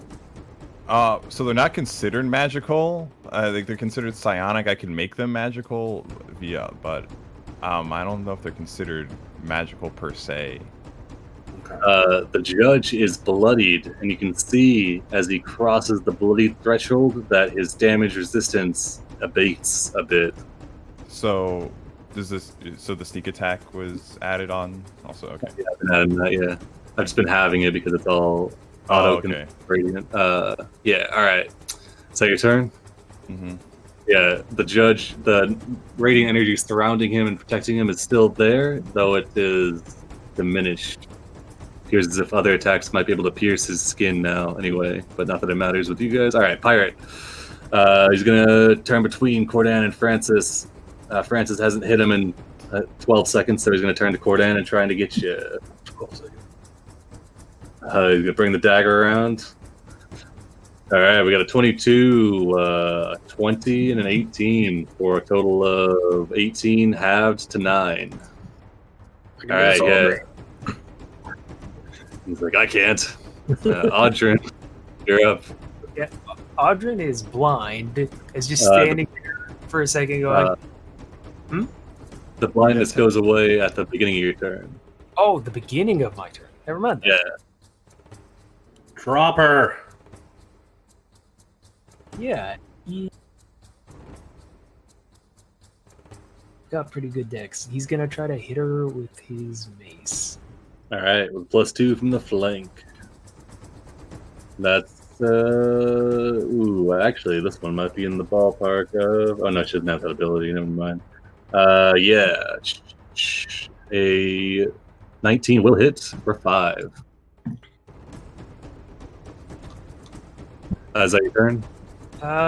Bonus action Spiritual weapon. on the jury. All right. With advantage because he was reckless. 24 will hit for 5. Let's see. Does he cross the bloody threshold? He's like 2. Okay. He's like 2 HP off. So as he crosses the bloody threshold, you can see the jury's resistances abate as well. Hikar, you're up. Alright, first thing, I'll hit him with the spiritual weapon. Try to. Right. With advantage, 15 just hits. Alright. And then we will come over, and with a flank from Shadow and advantage, we're going to try a inflict wounds. Ooh, alright. A gentle caress turns into... The first radiant inflict wounds. Yeah. I'm gonna get a good talking to after all this. All these dark powers. You put time out. Yeah. Alright. I'm gonna cast it higher. No, we can't long rest at the thing yet, so yeah, let's do a normal one. Alright. +2 from the flank with advantage. Yeah, it's definitely gonna hit. As the necrotic energy courses through the jury's veins, you can see that he is not resistant to it, though it is diminished because he's raging. And he's a bear. Very. Okay. But it's going to do a lot more damage than before. Yeah. He's definitely into bloodied as well as the judge. Alright, as the jury's turn comes around... Still raging. Wisdom save. Gonna fail. Takes the half. Alright. Okay, so it's got 2 targets here. Yeah, I imagine I've pissed him off at this point. That's true. Yeah, he's gonna whirl on you, Hikar, and try and multi-attack. He's gonna keep going reckless. Oh, this is not gonna be good. This is gonna hurt. Might miss I was on trying to that. finish him off. Alright, 21's gonna hit. Alright. And then he's gonna try and go with 2 fists. 22 and 18. Oh, but I'm resistant to necrotic, right? Yep. So you Okay, get so 5. so it'd be 31, so it'd be 15 total. 15 total. I'll do 3 concentration checks. Alright, I do have Warcaster, so that one's good. Oh, nice, nice. Okay, so we're good. Alright, you maintain your concentration. Oh yeah, he's gonna get you with this. Give me a wisdom saving throw. Okay. If it'll pop up, there it is. Alright, 7 damage, and you are... Oh, never mind, you pass. Yeah. Alright. Oots. Utez moves. Gets that flank going, and he's gonna go for another crit here. Why did you go for the crit? Oh. He has to... you don't have advantage, Utez, no. He's actually got disadvantage because he's blinded. Yeah. It doesn't matter though. Wait, how long is he blinded for? Oh, just till the beginning of his turn, yeah. Because it's Lawbringer. Yeah, so he passes that, and the first one is going to hit, second one will hit as well. Yeah, so he seems like he's cutting more He's pleased with himself that it's doing more damage now that the resistance has abated. All right. Pirate number 18. Looks between Audrin. Audrin's pretty messed up, but the judge is the goal. Give him a wisdom. Okay, they're gonna keep attacking Audrin. No, attack the judge. give me a shot of persuasion towards her. Oh. Oh, okay, yeah, that's pretty good. She'll just throw one dagger towards you, Audrin. I Like, tell all try my to spirit slash guardians out. to start attacking clouds. Misses with a dagger. Both rapier attacks for the judge. And both will hit. Damn. 16 without the resistance. All right. Both the champions are looking pretty beat up. Cast a long shadow. You're up. All right. So it looks like, well, he's resistant to everything, isn't he? Yeah, but it's not quarter damage anymore. It's just halved. And he's looking just keep pretty slashing beat at him with up. his rapier. All right. +2 from flank. That's definitely gonna hit. And then another. That's still gonna hit as well. Yeah, because he attacked recklessly. All right. Both the judge and the jury appear to be sub 20 hit points, with the judge being slightly more wounded. As we get around to a lair action. More The imps. runes explode and kill them both. It's a draw. No, I'll leave it to the dice. Ooh, it's 1. Judgment. Any creature of non-lawful alignment must succeed a DC 15 Wisdom saving throw. Over their knees in repentance. Audrin, you're good. How many pirates still left? We got 3 pirates. Wow.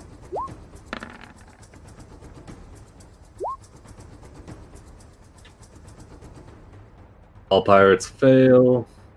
Francis is lawful. Uta's definitely not lawful. Yeah, okay. Alright, and then that lasts until the beginning of your turn. Just long enough for somebody to smack you while you're on the ground. Alright, Sergeant Francis is good. Alright, the judge comes around. He's in dire straits. Can he take anybody out? He's kind of surrounded. I think, yep. Yeah, we all nod at this guy. Yeah, you know, at the pirate. Yeah, we all nod Yeah. at this guy. All right, Kill all that right. pointy-eared That's true. bastard. Has advantage. Oh Give my him the god, chair. okay. Yeah, one. You see he raises his hands above his head and a chair appears in spectral form, which he just begins to bludgeon this guy into the ground. He hits him with a lawbringer. The people's elbow.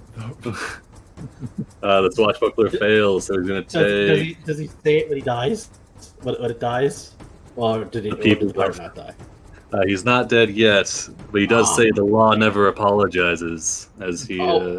Oh, I was hoping he, after he kills it, he was going to be, I am the law.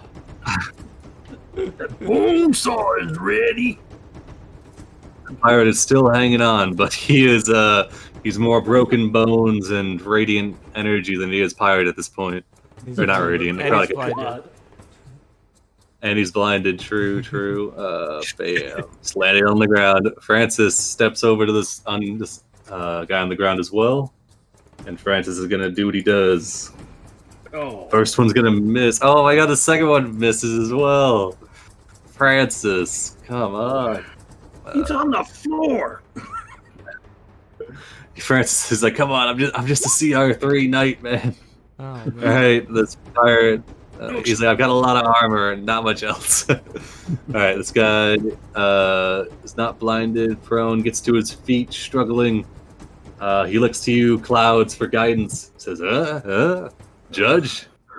Judge, yes. He's gonna make a wisdom save first when he starts his turn, though. Wisdom This is a save. shitty roll, but yeah, maybe that'll kill him.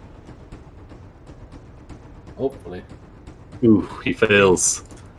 3 damage does not kill him, unfortunately. No! Whoa! He's gonna try and. Alright, here's the rapier. Oh my god. All The right. judge. Oh, he he's just invincible. blocked He can't be hit. everything. He's unstoppable. Oh my god. What is this? thing. The next 1d4 rounds, make a DC 12 con save at the start of your turns. On a failed save, you're blinded. Oh god. Okay, I'll try and remember that. So he's gonna have to make saves for being blinded at the beginning of his turn. Cordan, you're up. Oh, Jury's looking rough. Back to jury. guess what? While he's on the ground, he's going to turn towards him. He's going to charge, and he's going to go reckless at the.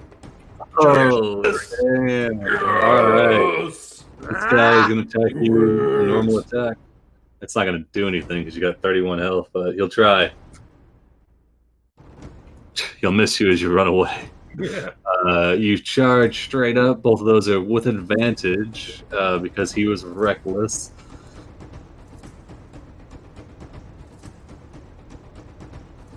Which is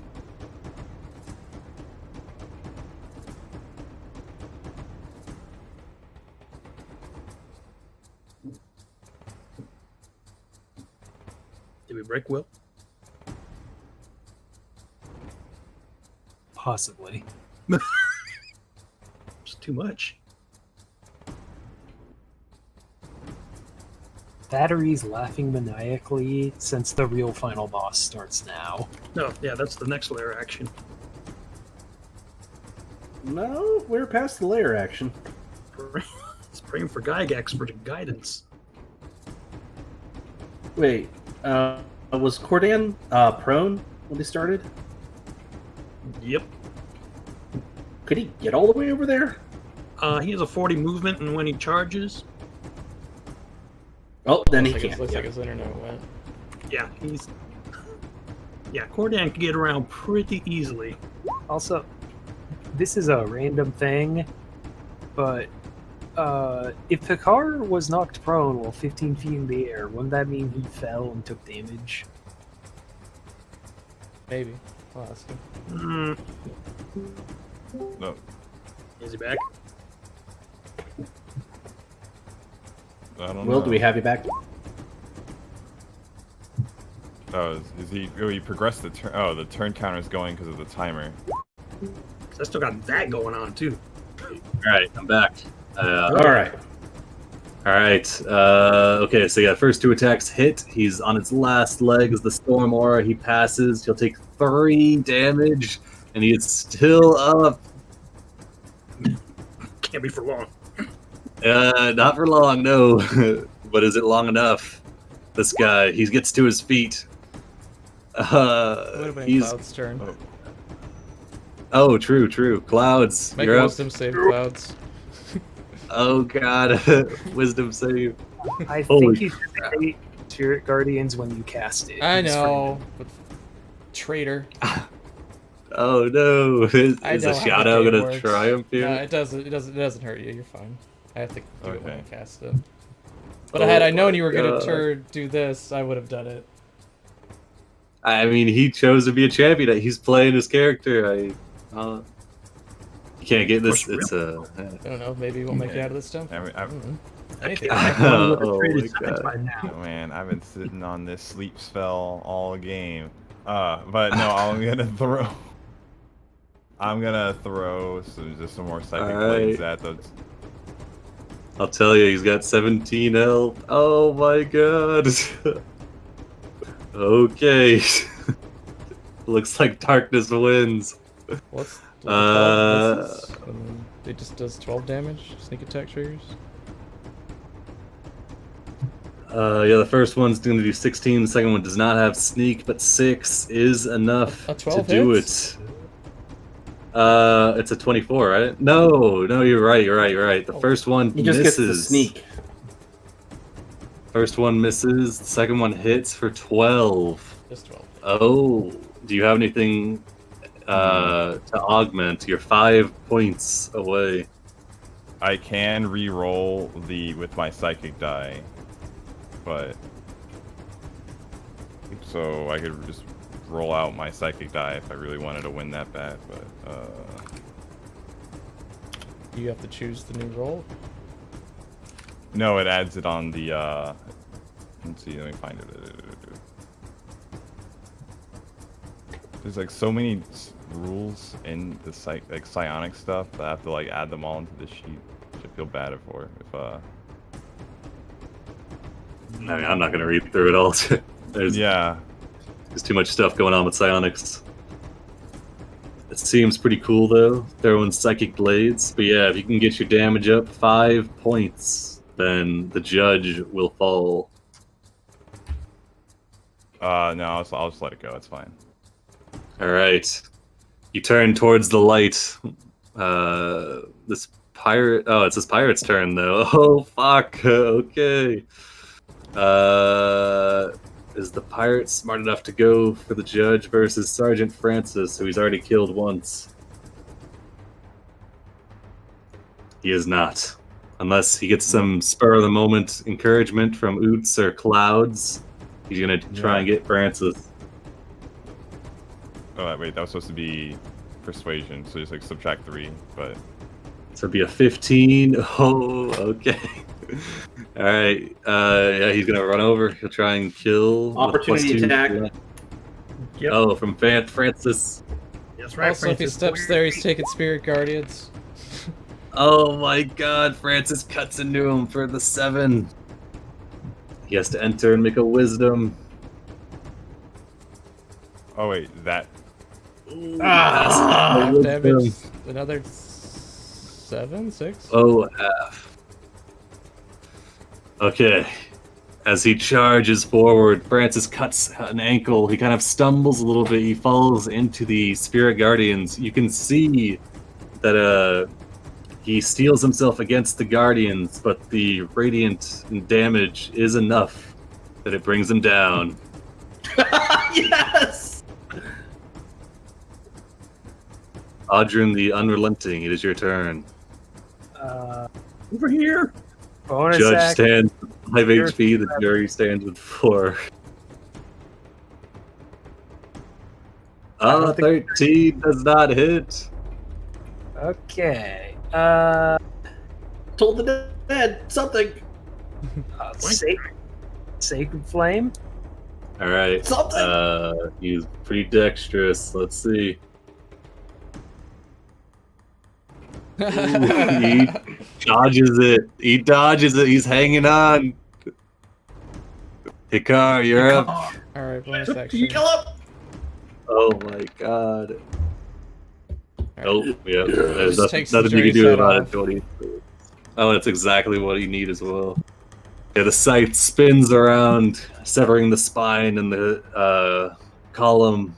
The head goes flying off, kind of fading away into the necrotic energy and darkness. The body itself starts to falls to its knees and begins to dematerialize, sinking into the ground. The judge kind of brings its sword up in a Mesroan salute, bows to everybody, and then fades out of existence as well. Whew. Alright. Shit, I shouldn't have ended combat. Are you guys gonna mop up these pirates, or are you gonna Yeah, probably. end combat, I guess? Are they? If I- they'll I- fight, I gotta get going either way. If they yield. Okay, alright, yeah. The pirates, I mean, the energy fades from everybody in the room. You can hear the authoritative voice this time actually speaking and filling the room instead of just in the minds of those obeying it. Yeah, as it fades out, you hear just a muted, "I am the law." Yes. But yeah, now that the voice fills the room, it says, "Yes, champions of Mesro, you have proven yourselves in the final trial of the Temple of Trials, and thus you have earned the right to call yourselves Beret and the Chosen of Mesro. The what? This gives you the right to guard the great city and safeguard it from harm. Anybody with a history proficiency can knows that Mesro fell long ago. Mesro is located on the eastern edge of the island and was indeed once a great city. A couple centuries ago. Now it's fallen to a state of disrepair, and nobody really lives there anymore. It seems this temple. Can you hear typing? Chill. All right. Temple is kind of an homage to a previous era, and nobody ever gave him the memo that Mesro's donezo. The voice of supposedly a shadow does not rise to fill the room. Remains quiet and muted. All right. This stone over here. Whoa. Okay, so there's like a brief flash of blue light, separate from the yellow and the red lighting the rest of the room. A flash of blue light and a half stone. Let's see.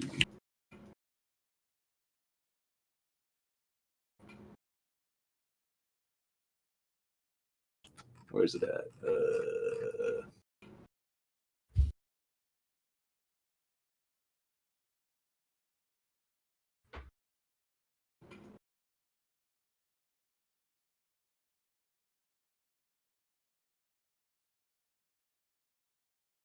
All right, just give me a sec. There it is. I found it. All right, scale it down. Appearing on the altar, flanked by the blue energy before it abates, is what appears to be a section of a gemstone. This one contains several prismatic colors in it, and kind of gives off a prismatic kaleidoscope style hue. The voice says, "This is a shard of one of Mesro's greatest treasures, an artifact beyond measure that gives the user great strength as a champion of Mesro. You can find this should complete the set of one you've received in exchange for your training before undertaking the trial. If you've lost yours, you can get a new one at the attendant desk in Mesro." Roderick will be keen to hear that. Out! Out! I want out! Where is exit? All right. I didn't plan an exit. You guys there's a brief silvery shine, and you're briefly hero stacked. You get used Including to the that. bodies. You can take those with you.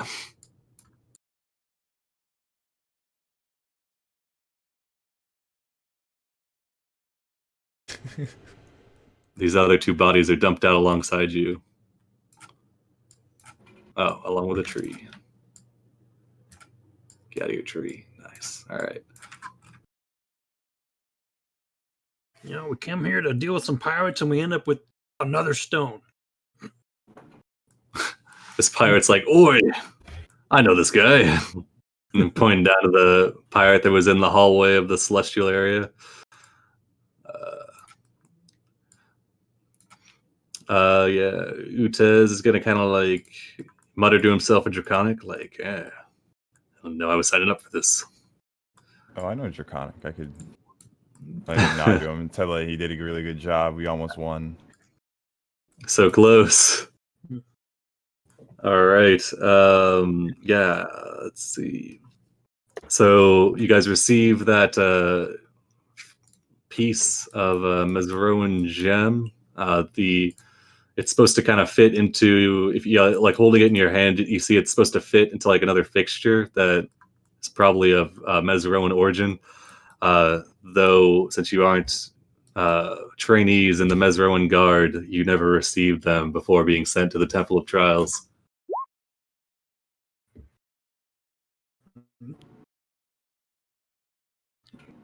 Rand's gonna go up to the remaining pirates. Where's the rest of your crew at? What business do you got up here? Why are you leaving this guy for dead?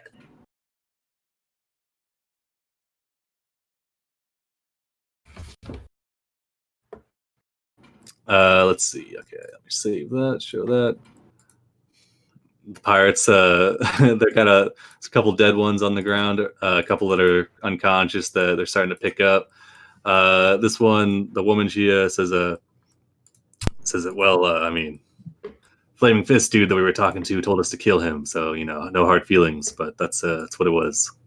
We're trying to get rich by plundering temples, though, I mean, we've all lost. What's Flaming that? Fist man ordered you to kill one of his own? She shrugs. Politics. This is consistent with the story that Francis said where he brought concern about raiding these sacred temples to the native Chultans, and then the superiors ordered him killed to cover it up. I just thought it was the pirates being pirates. I totally missed the fact that it was an internal political squabble. Yeah, you've gathered that the Flaming Fist are working in conjunction with said groups of pirates. Oh, no.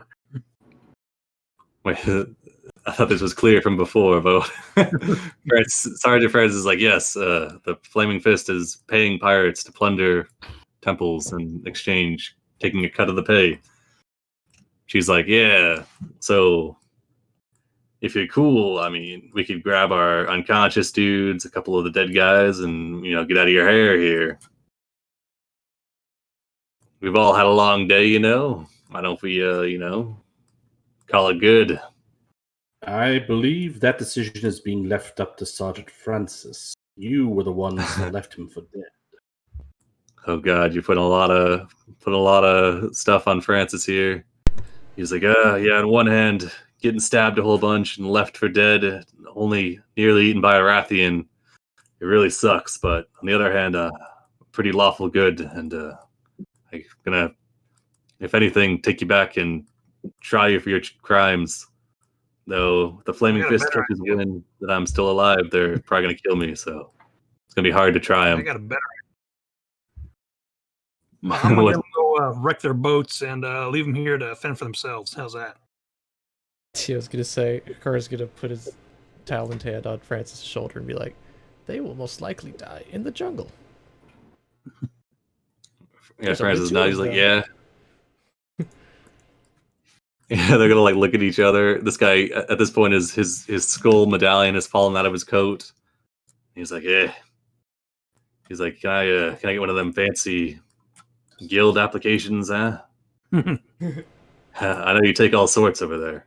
Yeah, you just prove yourself first by finding your way up there, and then we'll see.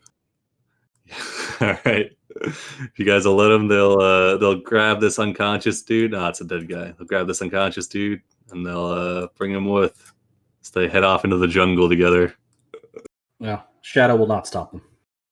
All right. Yeah, Francis kind of shrugs. He's like, yeah, I've had enough bloodshed for one day. You guys have passed the Temple of Trials. It's pretty good. Pretty well done. I'd say that gem that was received probably warrants some investigation. Seems it was meant to progress the Mesroan warrior which triumphed in the temple. I have no idea what that's about. Just came here to get the pirates. Okay. Do not worry, Kodan. We will find a home for that shard. Utez shrugs. Now, where were we? Long All right.